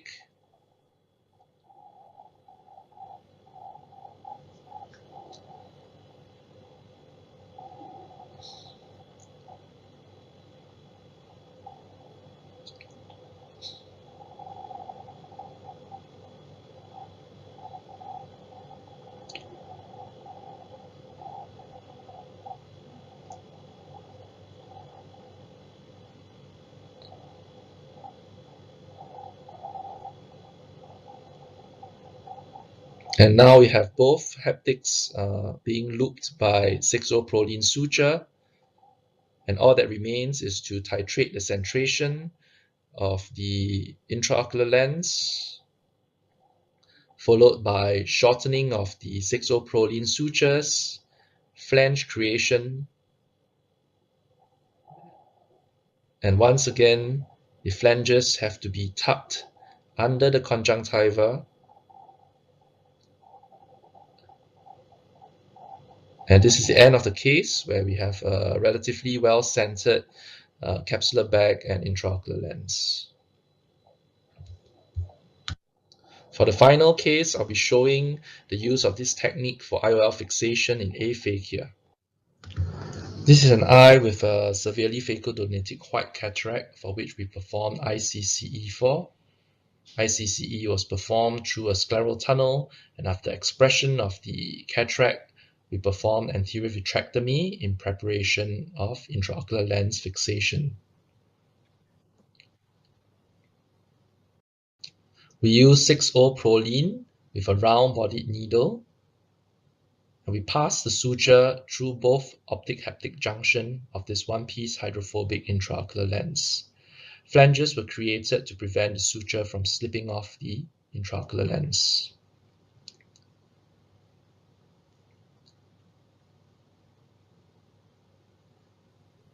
As with earlier cases, we mark the eye 2 mm from the limbus 180 degrees apart. The 27 gauge docking needle enters the eye. We dock the 6O proline and externalize it on both ends. This gives us 2-point fixation. And once we've externalized the sutures, we can then insert the intraocular lens, titrate the centration of the lens. What's left of the surgery would be to cut the suture, flange creation, and tucking the flange under the conjunctiva. And one can see that we can easily further titrate the centration by repeated shortening and repeated flange creation. This technique can also be used with a smaller wound. We can prepare the intraocular lens and the 6O proline in a similar fashion, and then load it into a cartridge, and we can insert the intraocular lens into the eye through a smaller wound with the aid of a cartridge. So we now have a well-centered intraocular lens in this patient that started out with a severely phacodonatic white cataract. So in summary, the adjustable flange technique with 6O proline has a few advantages. It is very versatile, as seen in earlier videos, and can be used in multiple situations. It is conjunctival sparing. It's technically simpler and faster because of the inherent stiffness of the 6O. It allows for better control, and you can see that most times we are able to pass the suture through the eye without the use of intraocular forceps. It allows for easy titration and centration by repeated shortening of the suture and flange creation. And most importantly, the thicker suture is more resistant to degradation. However, a word of caution, the flange should always be made not too large to prevent conjunctival erosion. And like with all IOL fixation techniques, proper measurements and markings on the conjunctiva are essential to ensure eventual good centration of the fixation. Thank you very much for your attention, and I'll be happy to take any questions. Thank you. Thank you very much, John. That was an absolutely brilliant presentation. You make it look very easy, But what should the sort of surgeon who tries this technique for the first or second time watch out for? What's the pitfalls in this technique? I think this technique does make the surgery easier because it makes passing the suture through the eye more easy to control because of the thicker and stiffer suture. What I would believe is the most crucial part is the flange creation, because when we start, we tend to create the flange a bit too big, and therefore it may not sit flush or within the tunnel, and therefore we're worried about erosion. So the surgeon who starts off should ensure that the flange is properly tucked in under the conjunctiva and the tenons, and watch carefully post-operatively to ensure they're not exposed. Thank you. I'm sorry, there are lots more questions, but I think we have to move on because we're running short of time, but thank you so much. Thank you. Our last speaker is, of course, Dr. Ishtiaq Anwar from Bangladesh itself. Ishtiaq, go ahead with your talk on flex.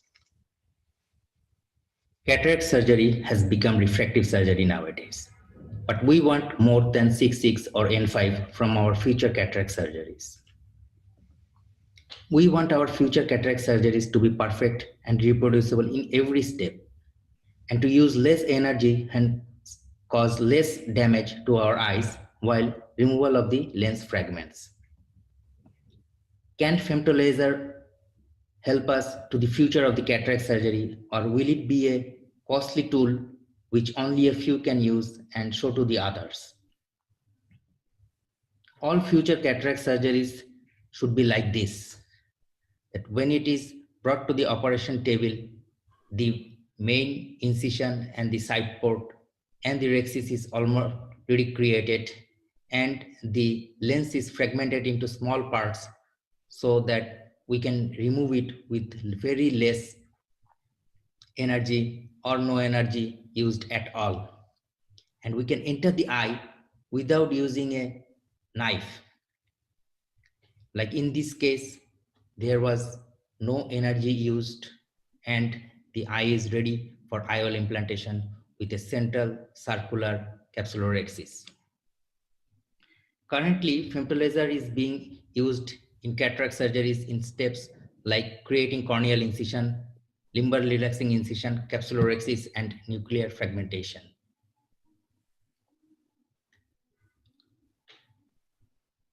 Femtolaser creates an incision which is geometrically and architecturally perfect. And as we have live OCD, 3D visualization is possible, and surgical planning can be to our desired.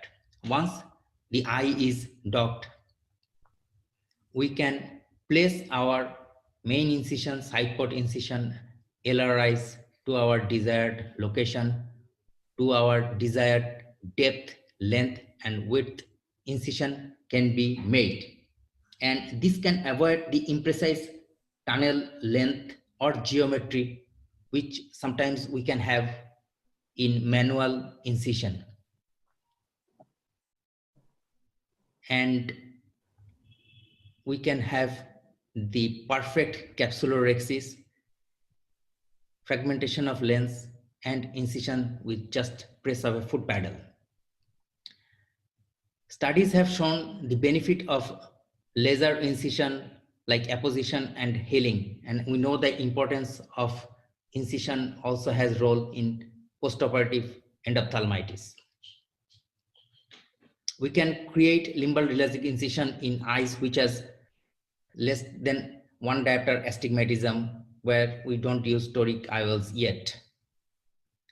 Laser capsulorhexis is something of very beneficial for us. We have all gone through the long learning curve of manual capsulorhexis, and we know the importance of the size, shape, and centration for the effective lens position, which is becoming more and more important nowadays with the aid of multifocal, trifocal lenses. And the size, shape can be reproducible in every case with the laser. There was some issue with the irregular surface of the laser margin with the femtosecond laser, but studies have shown that even if it is not as regular as the manual ones, it has more strength than the manual capsulorhexis is. laser fragmentation is something which is beautiful in that way that we need very less energy before we start removal of the fragments, because it eliminates the necessity of sculpting or chopping. And there are so many patterns to it that it meets the surgeon's demand. Like we can have a central cylinder, we can have many small cubes, and we can have spiral, which is nowadays used for the posterior polar ones. And just want to share a small video clip of a typical femtocataract. So once the free floating capsulorhexis is removed, all we have to do is separate the nucleus in the already created planes by the laser. And we can see that typical findings that bubble created by the laser is being released once the nuclear fragments are separated. And with all the advancement in the OVD and phaco-dynamics of our latest phaco machines, these sort of cataracts can be removed with very stable anterior chamber, less inflammation, very minimum power used. And I would say that femtolaser cataract surgery especially helps in the complicated cases. Like this one was a very hard cataract with minimum pupillary dilatation, hardly had 5 millimeters dilatation. And the surgery was very easy with the help of the femtolaser. This is a case of an anterior lenticonus, and I had issues with capsulorhexis in the other eye. So I decided to go with femtolaser in this patient, and we can see that in the live OCD how the anterior capsule is bulged forward. So the femto did the capsulorhexis and fragmentation was done, which made very easy for the rest of the surgery. This is the case of subluxation where we can see that there is vitreous in the anterior chamber, and we know how important and how difficult it is for capsulorhexis in this sort of subluxated cataract. The beauty is that we can move the capsulorhexis towards the subluxated area. We have a free floating capsulorhexis. The vitreous was then addressed. Hydrodissection was done and the lens matter was soft in this case. It was removed easily. And then a Sioni ring with one eyelet was introduced in the back. It was centered. The cortical matter was removed. And we had a beautiful central back. I was well implanted in back. But are we there yet? There are some issues like flow of the surgery. It takes around 10 to 15 minutes for a patient to complete this total laser procedure. It's a big machine. It occupies a very part of our operation theater. The cost is very much still now, and there is a lot of human involvement where shows that there is chances of error.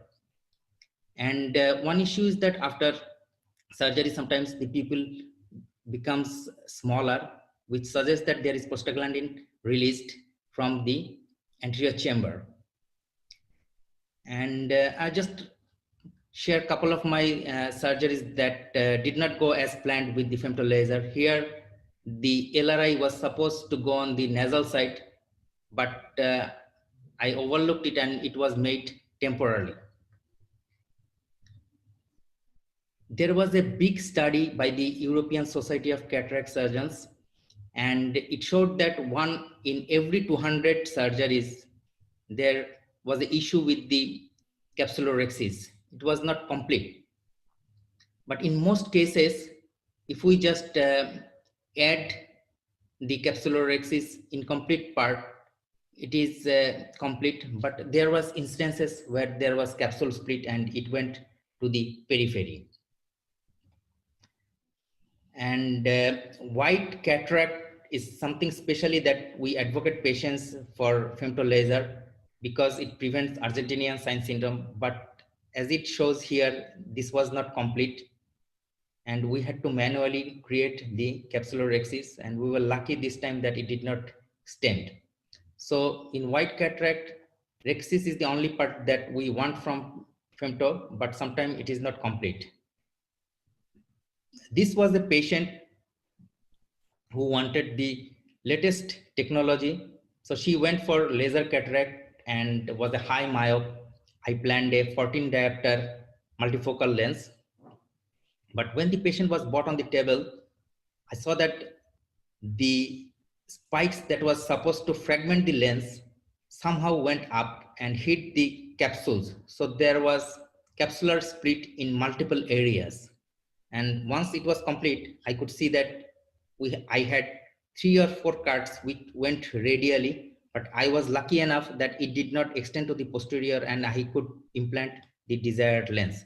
So there are a lot of benefits of femtolaser, and studies have suggested that the anterior chamber inflammation is less and there is no additional endothelial loss after femtosecond laser.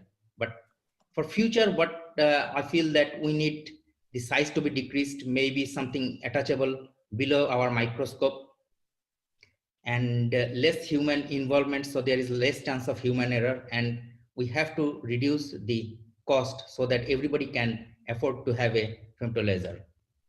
Thank you all for your patience hearing. Thank you very much, Ishtiaq, for the lovely presentation. I think we've overrun a little bit on the time, so we will have to do away with the discussion. But I'd like to thank all my speakers, panelists, the Alcon Academy for sponsoring this, and of course the BSCRS for having us.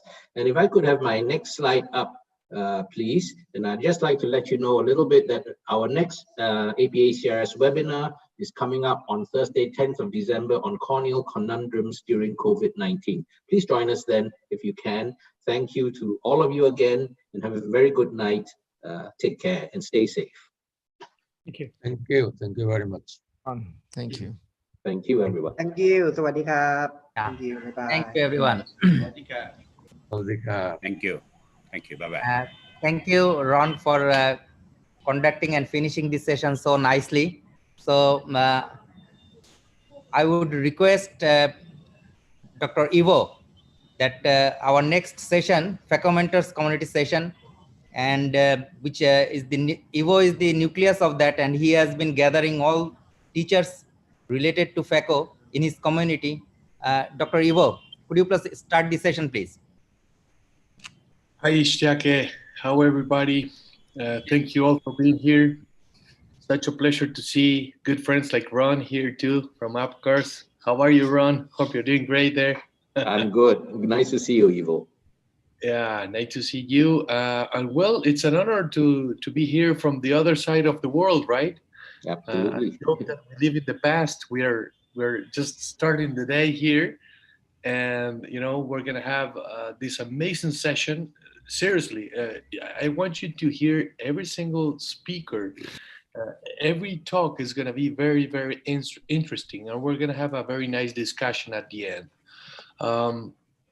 Ishtiaq, it's an honor to be invited from you. You're like a brother from the other side of the world. So, we have an amazing team here. We have David Lockington from UK with an amazing talk called when you think of it, use it. It's very philosophical, I think, and you should hear it. We have Bruna Ventura from Brazil, a very, very great friend. She's in charge of pediatric cataracts in a very big institution. You're going to see what she does with that. Ishtiaq is going to be moderating with me. Dr. Bianchi from Argentina is going to give also a talk about doing FACO without OVD. So it's taking the next step, right, into an expert how he does things. Ben, also great friend from New Zealand, doing an amazing talk that you will enjoy. So I have a quick video here. Let's see if you can see it very fast. Talks about what the FACO mentor community is.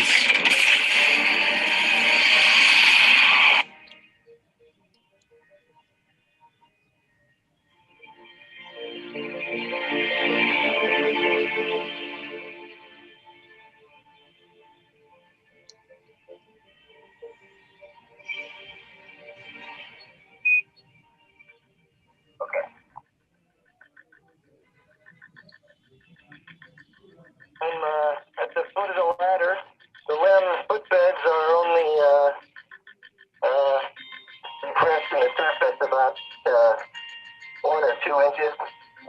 the surface appears to be very, very fine grained as you get close to it. It's almost like a powder down there. Very fine.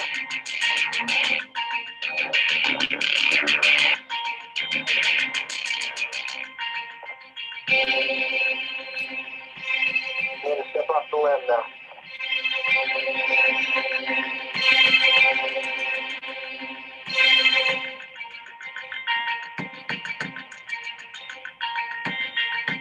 That's one small tip for Thaco. One giant leap for ophthalmology.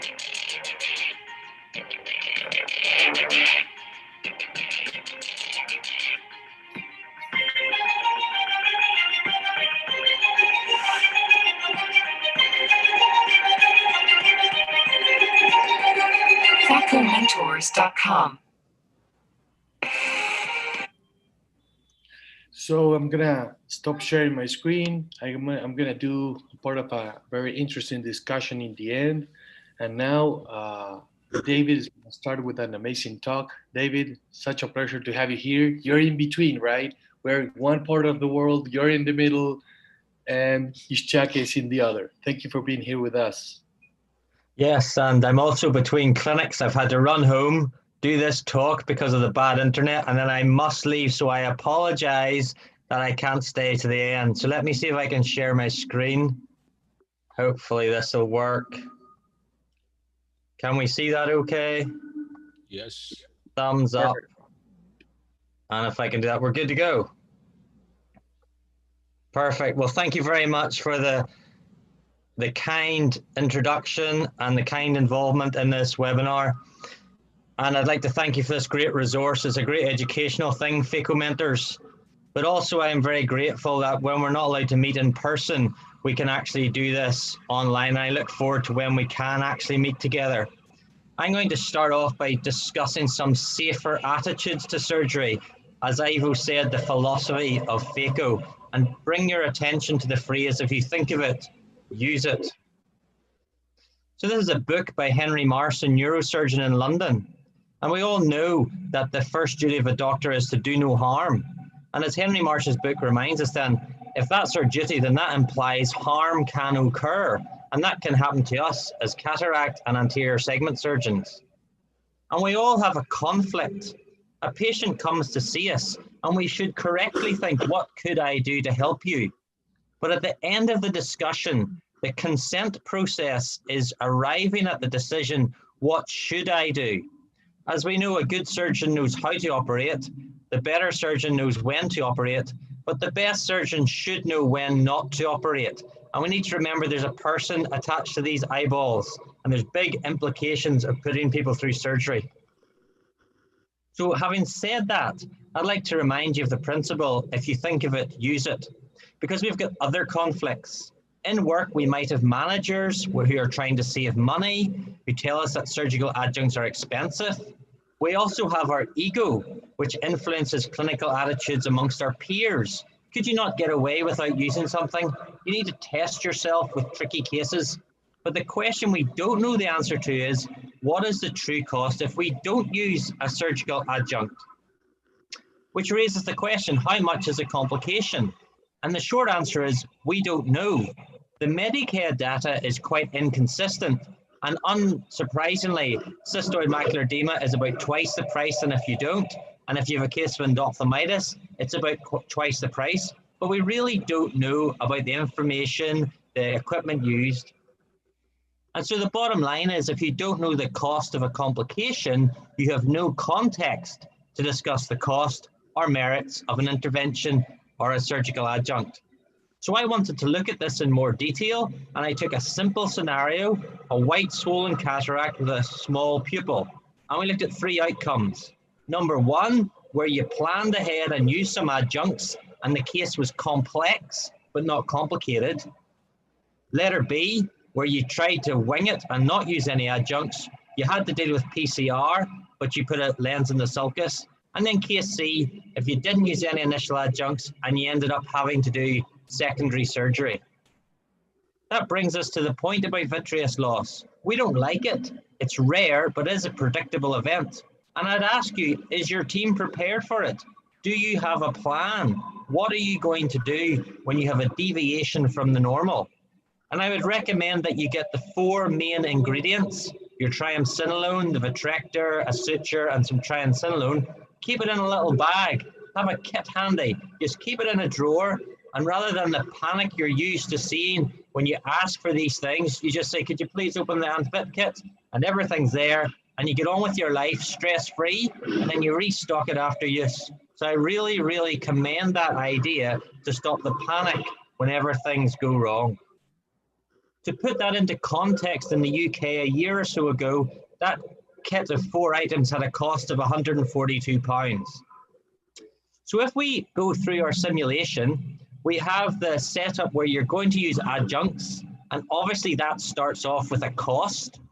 But as soon as you encounter vitreous and you have to open the anterior vitrectomy kit, all of a sudden your complex, complicated case gets more expensive. And of course, because we're surgeons, we always forget about the follow-up appointments and the additional burden on the patients. So suddenly that complicated case gets a lot more expensive outside the theatre.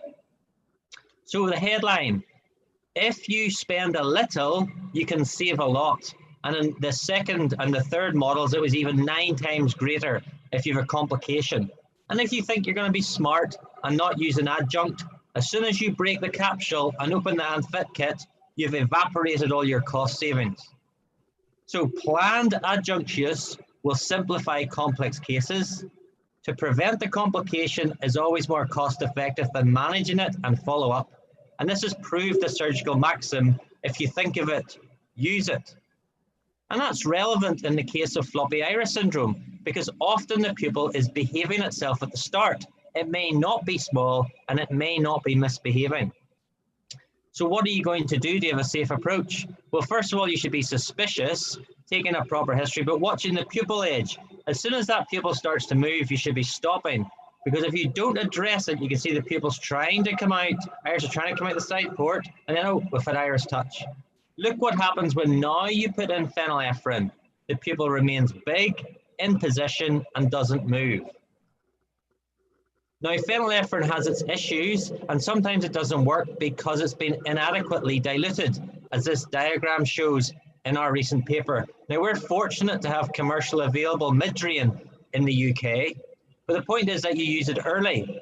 We've also described the benefits of separating irrigation and aspiration using bimanual. You see here when the irrigation is above the iris, that while it still wishes to prolapse, it behaves. Viscoelastic doesn't work. You see how it went straight out there and it continues to come out.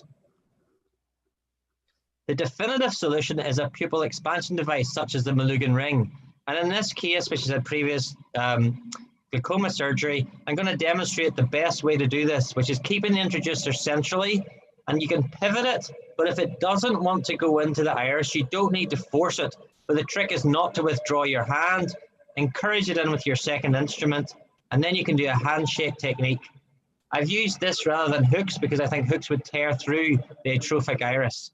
And then to finish, remove the distal one first, which will give you more space to allow you to get the one behind the main wound, which is a tricky one to get, and then you can guide it in with your second instrument and come out safely.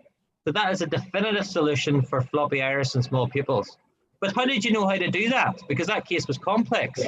Well, here's me deliberately simulating that on the simulator. So I got used to the limits of movements. I'm trying hard not to put that in. Now I can. You want to know what to do before you do it. You do not want your first attempt to be in a patient where things can end up going wrong.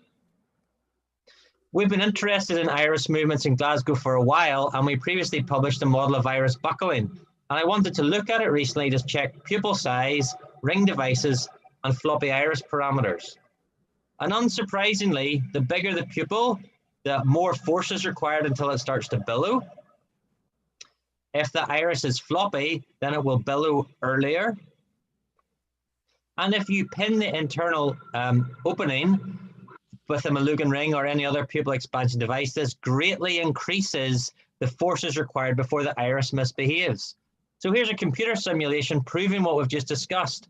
Here we have a floppy iris, and you can see how much that margin moves. If you pin it, it doesn't move as much. And so what does that mean intraoperatively?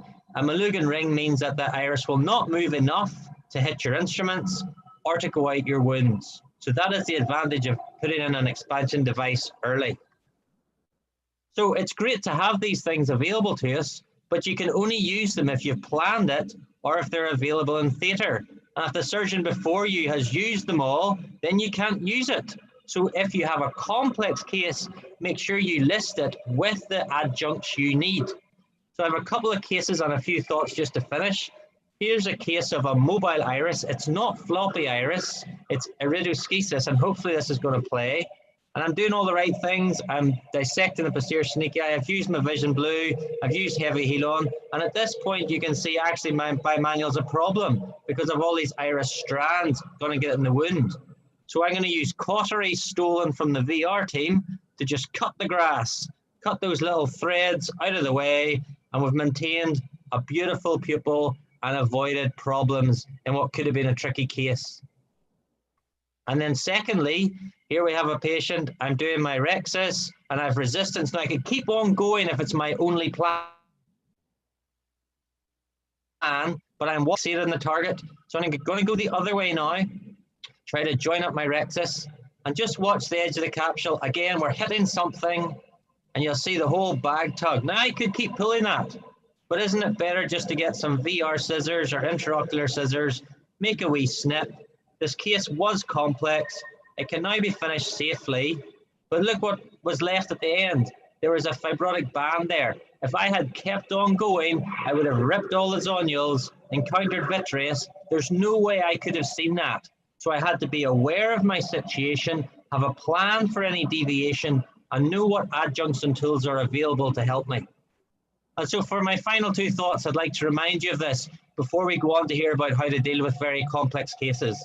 Every low-risk case can become complicated, so we shouldn't allow our trainees to talk about the easy phaco. And any high-risk case can be simplified by using your adjuncts appropriately. I think we need to remember the patient should come first. And so you can only say a surgical case is simple whenever it's being completed safely. And having that attitude stops us calling it a phaco because the junior gets through the cataract bit and then wrecks the eye on IA or in lens insertion. It's not a phaco, it's cataract surgery. We want it done completely, safely, and for the patient's interest. And so I endorse for you, if you think of it, use it. Thank you very much. Thank you, David, for the nice presentation, and sorry for bringing you home. Hopefully your family is happy for that. I would like to request Dr. Tushar to have a comment on the presentation, please, and any thoughts of yours. I mean, is there a chance of using more of the devices if we, if we go along with this thought? Thank you, Dr. Istiak, and thank you, Dr. David, for your nice and elaborate presentation. We learned a lot from you regarding how to preoperative assess the patient and prepare yourself in OT, especially in emergency stocks, like what you said, anti-reflectomy in your closet or the Malugan ring or other thing. It should be in the OT because sometimes you are not prepared the scenario you expect during the surgery.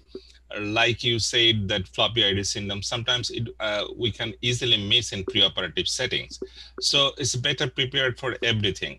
But in third world country like Bangladesh, we are sometimes a lack of something that you have, like the intracameral phenylephrine you use in case of that things. But still, if we assess then preoperatively clearly and take the history appropriately, I think we can, a lot of cases we can go through that, that expect some, that the scenario we can face in during the OT. Thank you, Istiak. That's my comment. Can I respond, Istiak? There's one thing every healthcare system does not have, and that is patience and time. Yeah. If you don't, surgery starts in the pre-op assessment. And if we rush, and if we don't ask about Flomax, and if we don't wait for the pupil to be properly dilated to see the pseudoexfoliation, We've all been in situations where we come into the operating room, we look down, and it's as if it was a different eye from what was reported in the notes. So spending a tiny bit more time in clinic will save you hours in theatre, sorting out the things you missed. And also, if you consent somebody properly before the surgery, that chair time is an investment rather than having to discuss the chair time of the complication over and over and over again. Yeah. Thank you for your comments. That I think is an important thing to remember. Yeah, only thing that prevents us from using devices and all this extra thing is, I think, two things: time and cost. But nothing is important than our eye, I think. So excellent presentation, David, and thank you once again. And I'm sorry I have to go. Thank you so much. Have a great webinar. Good to see you all. Thank you. Good to see you. I would request Dr. Ben Lahoud and apologize to him for waking up in the middle of the night. It's 2:30 a.m. in Auckland. So Lahoud, please go on with your presentation. And he has a very exciting presentation that I would love to hear. Thank you very much, Ishtiaq. I'll share my screen. And thank you so much for inviting me to be part of this. I think it's great. I'll just get out of this. I'll get to the start of the presentation. Yeah, this past year being part of FACO Mentors community, thanks to you and to Evo, it's been wonderful. I think what you're doing is amazing. There was a great presentation from David, and compared to what he was speaking about, this is going to seem quite pedantic. I think that this will, this is a topic that's dear to my heart. This is an area of research that I've put a lot of time in and a lot of years, and it's important. And I think that measurement and considering our preoperative assessment of these patients, now that we've got so much more technology, so much more awareness of what's available, it's important to ask the question of, is it important? And do I need to be using this? Do I need to be thinking about this? So I'm really going to summarize. It's going to be an overview of a pedantic topic, of a small topic. And I hope that at the end, it makes sense what I'm recommending. But of course, it is a topic that needs a bit of thought. So if anyone has any questions, you're more than welcome to ask them here, or you can contact me afterwards as well, since we have limited time.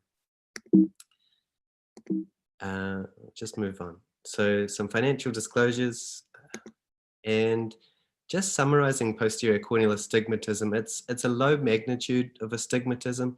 It's going to have a not very much impact most of the time on non-toric IOL insertion, but it's going to have a big impact on toric IOL implantation, both in the decision making of what power to maybe use and maybe whether you actually need to use a toric IOL. This is a little animation I made to explain it. Think of this as the anterior cornea, with the red line being the steep meridian, blue line being flat. And so this is a with the rule eye. Light comes in. Because you've got an astigmatic surface, you've got two focal points. If we then bring in the posterior corneal surface, which is steep vertically, you'll see that with this with the rule eye, you've got the astigmatism coming in, the light coming in once again, and less astigmatism. So total corneal astigmatism is reduced for a with the rule eye. If we then rotate the anterior cornea to have an against the rule eye, like you might encounter with an older person especially, once again you have two focal points. But then if we bring in the posterior cornea, the difference with these eyes is that it creates a greater deal of astigmatism, so a higher magnitude of astigmatism in these eyes. And that's the importance here. The ways that we can consider the posterior cornea, one way is to measure an individual eye. So you just measure someone's posterior cornea with a device. The other option is to look across the board and use an average of many eyes and then apply that to an individual. Now this seems like a busy slide, but it doesn't have to be. What I'm really showing is the two ways that you can use that data. On the left side of your screen, you've got the quite standard use of posterior cornea, where you measure the front surface, you then use population average data to create a total corneal astigmatic power, and then that gives you a new overall value you can use and any of your normograms or calculators. And so very popular toric calculators such as the Barrett toric calculator, you don't need to measure the posterior cornea, although you can these days, but you can use the anterior and then use its algorithm to give you a new value. On the other side of the screen, you've got the measurement of posterior cornea added to the anterior. And so that gives you an individual measurement. And there are a growing number of concepts that can use that data. So obviously, if you think about it, it makes sense to measure an individual's total corneal power, their anterior and posterior. It makes sense. You take care of any outliers, any unusual eyes, but we don't really have any gold standard of whether this is working. And we don't really have a lot of experience to know, are these new formulas, is this new data, is it worth it? Is the investment in the new technology worth carrying on with this? And it's surprisingly difficult to measure. This is why it's because the anterior cornea or the tear film, there's a large difference in refractive index between the ear and the cornea. And so a small degree of difference in curvature can be measured relatively easier.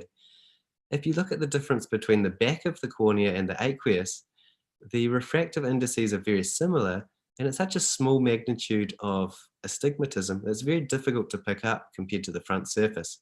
So you can imagine devices have struggled to measure this. We published the first series looking at whether the IOL Master 700 could measure the posterior cornea accurately. It's a very well-known device, and so if a commonly used device can do this, that's going to help get this into common practice. And what we found was that the measurement was quite consistent and it was accurate. It was a good device compared to previous devices that have been used. The concern, though, was that when we're measuring these individual eyes, that the posterior cornea was not always aligned vertically as had been assumed. And you can see from that graph there that matches the axis of anterior astigmatism steep axis with the posterior, so on the X and Y axes respectively, that for with the rule eyes, the posterior cornea is very commonly vertical. When you look at the against the rule eyes, so where the anterior cornea is steep around the 0-180 mark, you can see there's a huge spread of variation of where the posterior cornea is acting. And so this raises issues about whether it would be better to measure the posterior cornea, especially in against the rule eyes, compared to using that population standard data. Now, this is a more practical part of the talk, how do you incorporate that information? How do you use the posterior cornea in your everyday IOL calculations? And there are three different options basically, and you can use a toric IOL formula, one that will give you a lens choice. You've got a normogram where you make an adjustment to the outcome or the input of a formula or calculator. And we've got another group of formulas really known as calculators. They give a more complex outcome. They'll give you a sphere, a cylinder, and an axis. Some of this is semantics, but basically you've got either a calculation of a lens or you've got a small adjustment that can be made. So your first option is to apply a normogram to existing data.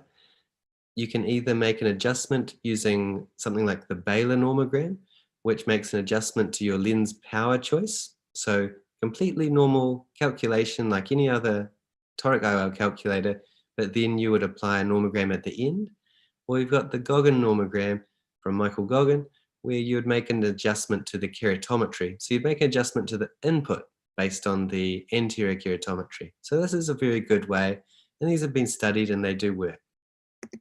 The second option is the most simple, and that's to use a toric calculator. So this is one which uses usually population estimate data, and it's probably what you're already doing if you're using the Barrett toric calculator, which is fantastic, the Alcon toric calculator, and there's a growing list that use this.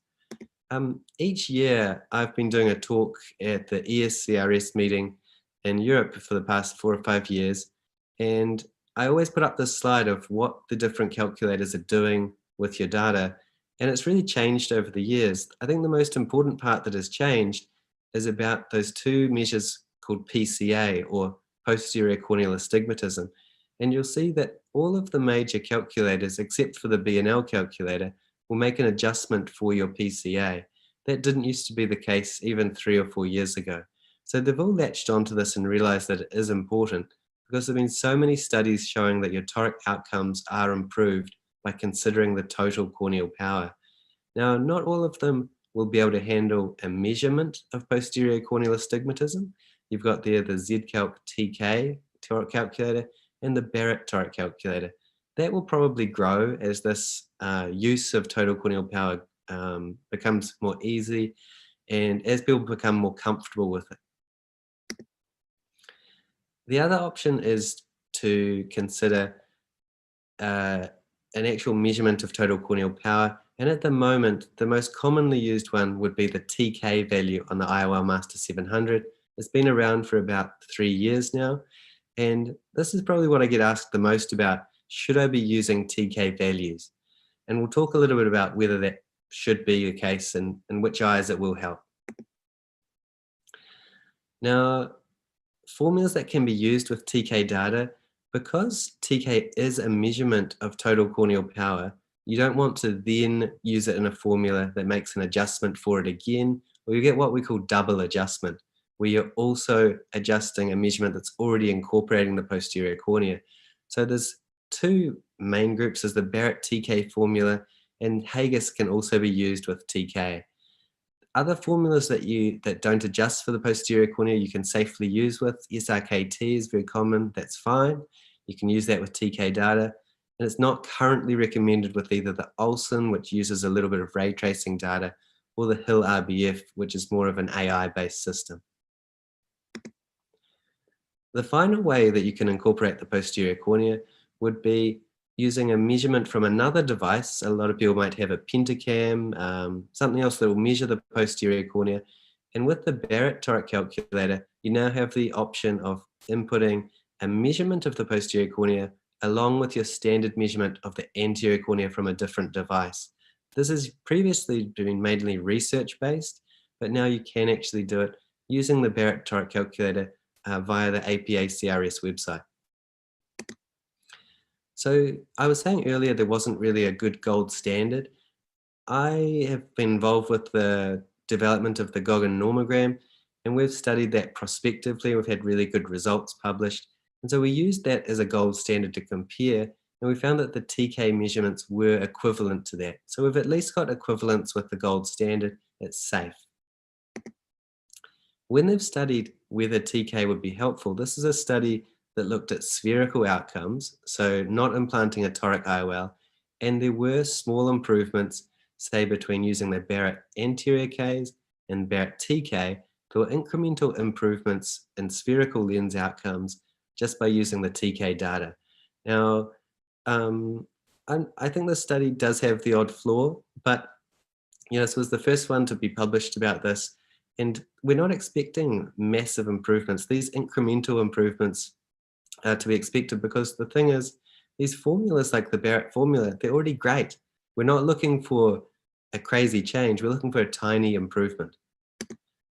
Now, the main reason that you're going to see TK used, or total keratometry, posterior cornea, is for lasered eyes. So post-laser eyes like this, you're going to see, if you look at the bottom there, Barrett TrueK, which is a very good formula for post-laser eyes, and you'll see an improvement in all of the parameters going to the Barrett TrueK TK.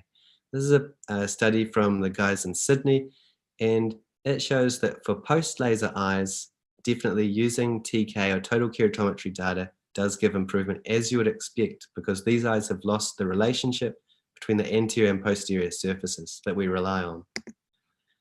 Now, in a population that you're more likely to see, post-myopic laser eyes, you'll again see that improvement.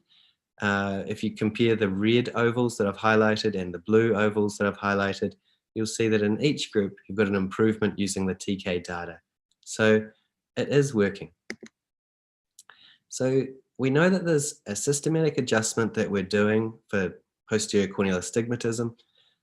However, for normal eyes, we're not seeing a huge improvement with individual measurement. And so my impression is that there's probably something else going on other than the posterior cornea to account for this. We've recently, along with Michael Goggin and Tony Chen, we've taken about 100 eyes that we put toric lenses in and mathematically taken away their anterior corneal astigmatism, their posterior corneal astigmatism, and their measured toric cylinder power all at the same plane. Now that should be 0. We should be left with no astigmatism, but we're left with this chunk of leftover astigmatism or other astigmatism, and at the moment, we're not sure where it comes from. We used to say that this was the posterior cornea, but now that we can measure it, we're aware that there's something else left over as well. Now we have to look at who the prime suspects are for this, how we're going to get more improvement in the future, and my money is on it being IOL tilt. We will be able to measure this, and I think that's going to be an improvement. We know from previous studies that measuring the tilt of the crystalline lens gives a really good indication of tilt of the IOL inside the eye. And we know that tilting an IOL does induce astigmatism. So I would say that with the way biometry is going, this is going to be that next incremental improvement we see after posterior cornea. I'd say that we'll be measuring it relatively soon and we'll factor it in routinely to our measurements, but that's crystal ball gazing at the moment. So my current recommendations for practical points for standard eyes, if you've got to incorporate a measurement or an estimation of the posterior cornea. So we know that there's so much evidence to say that using that will give better outcomes, but you don't have to measure it. So if you don't have access to these newer devices, if you're using a modern formula, such as the Barrett toric calculator, you're going to be fine. For the more unusual eyes, like post-laser vision correction eyes, I would recommend using a measurement of the total corneal power if you can. You are going to get incrementally better results. And I think in the future, there are going to be other aspects such as IOL tilt that will join the party in terms of improvements. Now, I've gone through a lot, so if at any stage anyone would like to send me any questions, you're more than welcome to. And thank you again for listening, and thanks for the opportunity to talk. If you've got any questions now, I'm happy to answer them.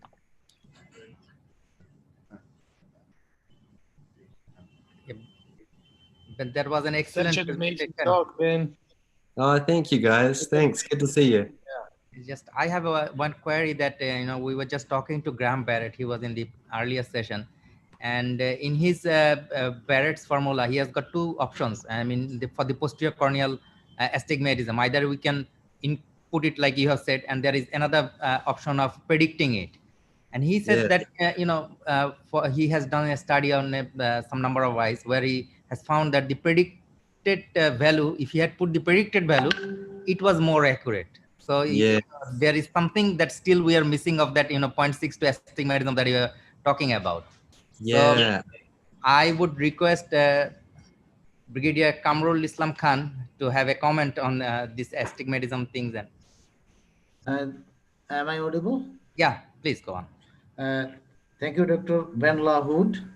I have already heard from Dr. Ishtiaq that he said you are passing the dead end of your night probably, and still we must thank you for giving a very nice presentation. Definitely astigmatism, as far as toric IOL is concerned, in a country like us, it is nowadays it is increasingly practiced among the phacosurgeons, and we usually practice. You have already mentioned that it does not yet have any gold standard, but actually we usually followed the Barrett toric formula, as well as some of the cases the specific which is being mentioned by the different companies like J&J, then Alcon, then Zeiss. And definitely it requires a lot of devices. Sometimes some of the centers, we do not have all those devices, but we cannot deny it because it is there. Because definitely there's some sort of astigmatism is there in the posterior surface of the cornea.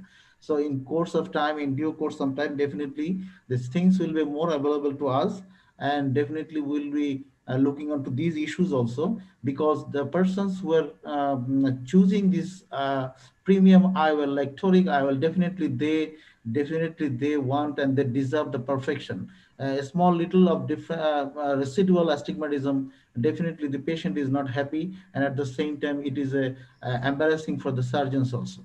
So in the future days to come, definitely we'll incorporate these are the things, but so long we are practicing, we have got little experience. Some of the surgeons are doing quite a big number of toric IOLs, but a surgeon like me, I have got a little few cases of experience of toric IOL, and we have been practicing either through Barrett toric calculator, or particularly by the companies. They are giving their formulas, and we are practicing this.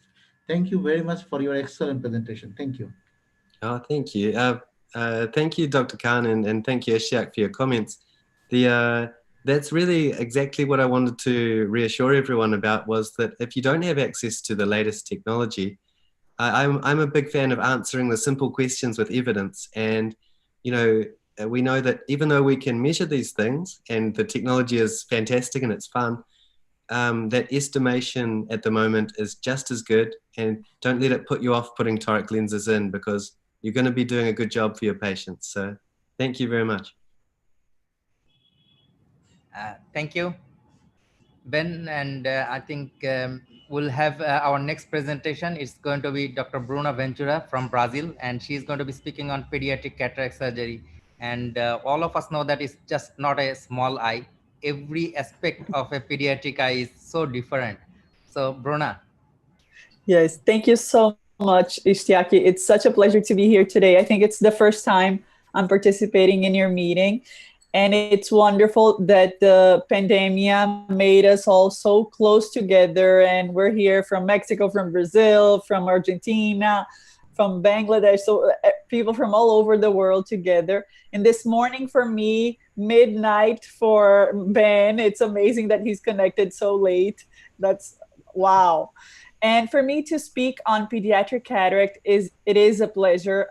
Besides operating a lot of adults with cataract and doing all the premium lens and technology, I also do a lot of pediatric cases. I usually operate 2 to 3 children a week. So I get some routine pediatric cases and a lot of challenging cases. I joke around that usually when you start an adult cataract surgery, you usually know how it is going to be your surgery in 95% of the cases. In pediatric cases, when you think you know how the surgery is going to occur, you usually have something that is going to occur challenging during your case, and you'll have to be very creative on how to solve it. So here I chose 2 scenarios for us to discuss at this meeting. And I'm going to start with these cases that are of fibrotic plaques. Sometimes we have children that have very small and central fibrotic plaques, even smaller than this one. And when you see a fibrotic plaque, you have mainly 2 scenarios. One is if it is very small, you can try to use your regular, let's say, cystotome and Ultrada to get around with it and continue your surgery. But sometimes it has some characteristics like this one, that it is already a mid-sized fibrotic plaque and associated with many points of fibrosis throughout the entire anterior capsule. When you see this scenario, you know that every time your rhexis, while you're doing it, arises in one of these points of fibrosis, that's a place where you kind of lose control. When you're trying to continue your rhexis, it can tear radially, it can tear towards your fibrotic plaque, and then you have to restart your rhexis. So it's a challenging scenario with regards to making your rhexis. In patients that have very small fibrotic plaques, I usually do my rhexis using my cystotome and Ultrada and continue the surgery normally, but with care, because your rhexis tends to go centrally to your fibrosis, which is different than routine pediatric cases where you have a tendency of your rhexis to move radially towards the equator. In cases like this one, where I have a bigger plaque and associated with points of fibrosis, I usually go and use a radiofrequency cautery that's produced here in Brazil, and you'll see how easily it cuts through this fibrotic plaque and points of fibrosis in a very controlled fashion. It performs the capsulotomy, the size that you want, and the shape that you want, so circular. In this other case, look how interesting. This patient, this child has a fibrotic plaque that goes from one side of the equator until the other side of the equator.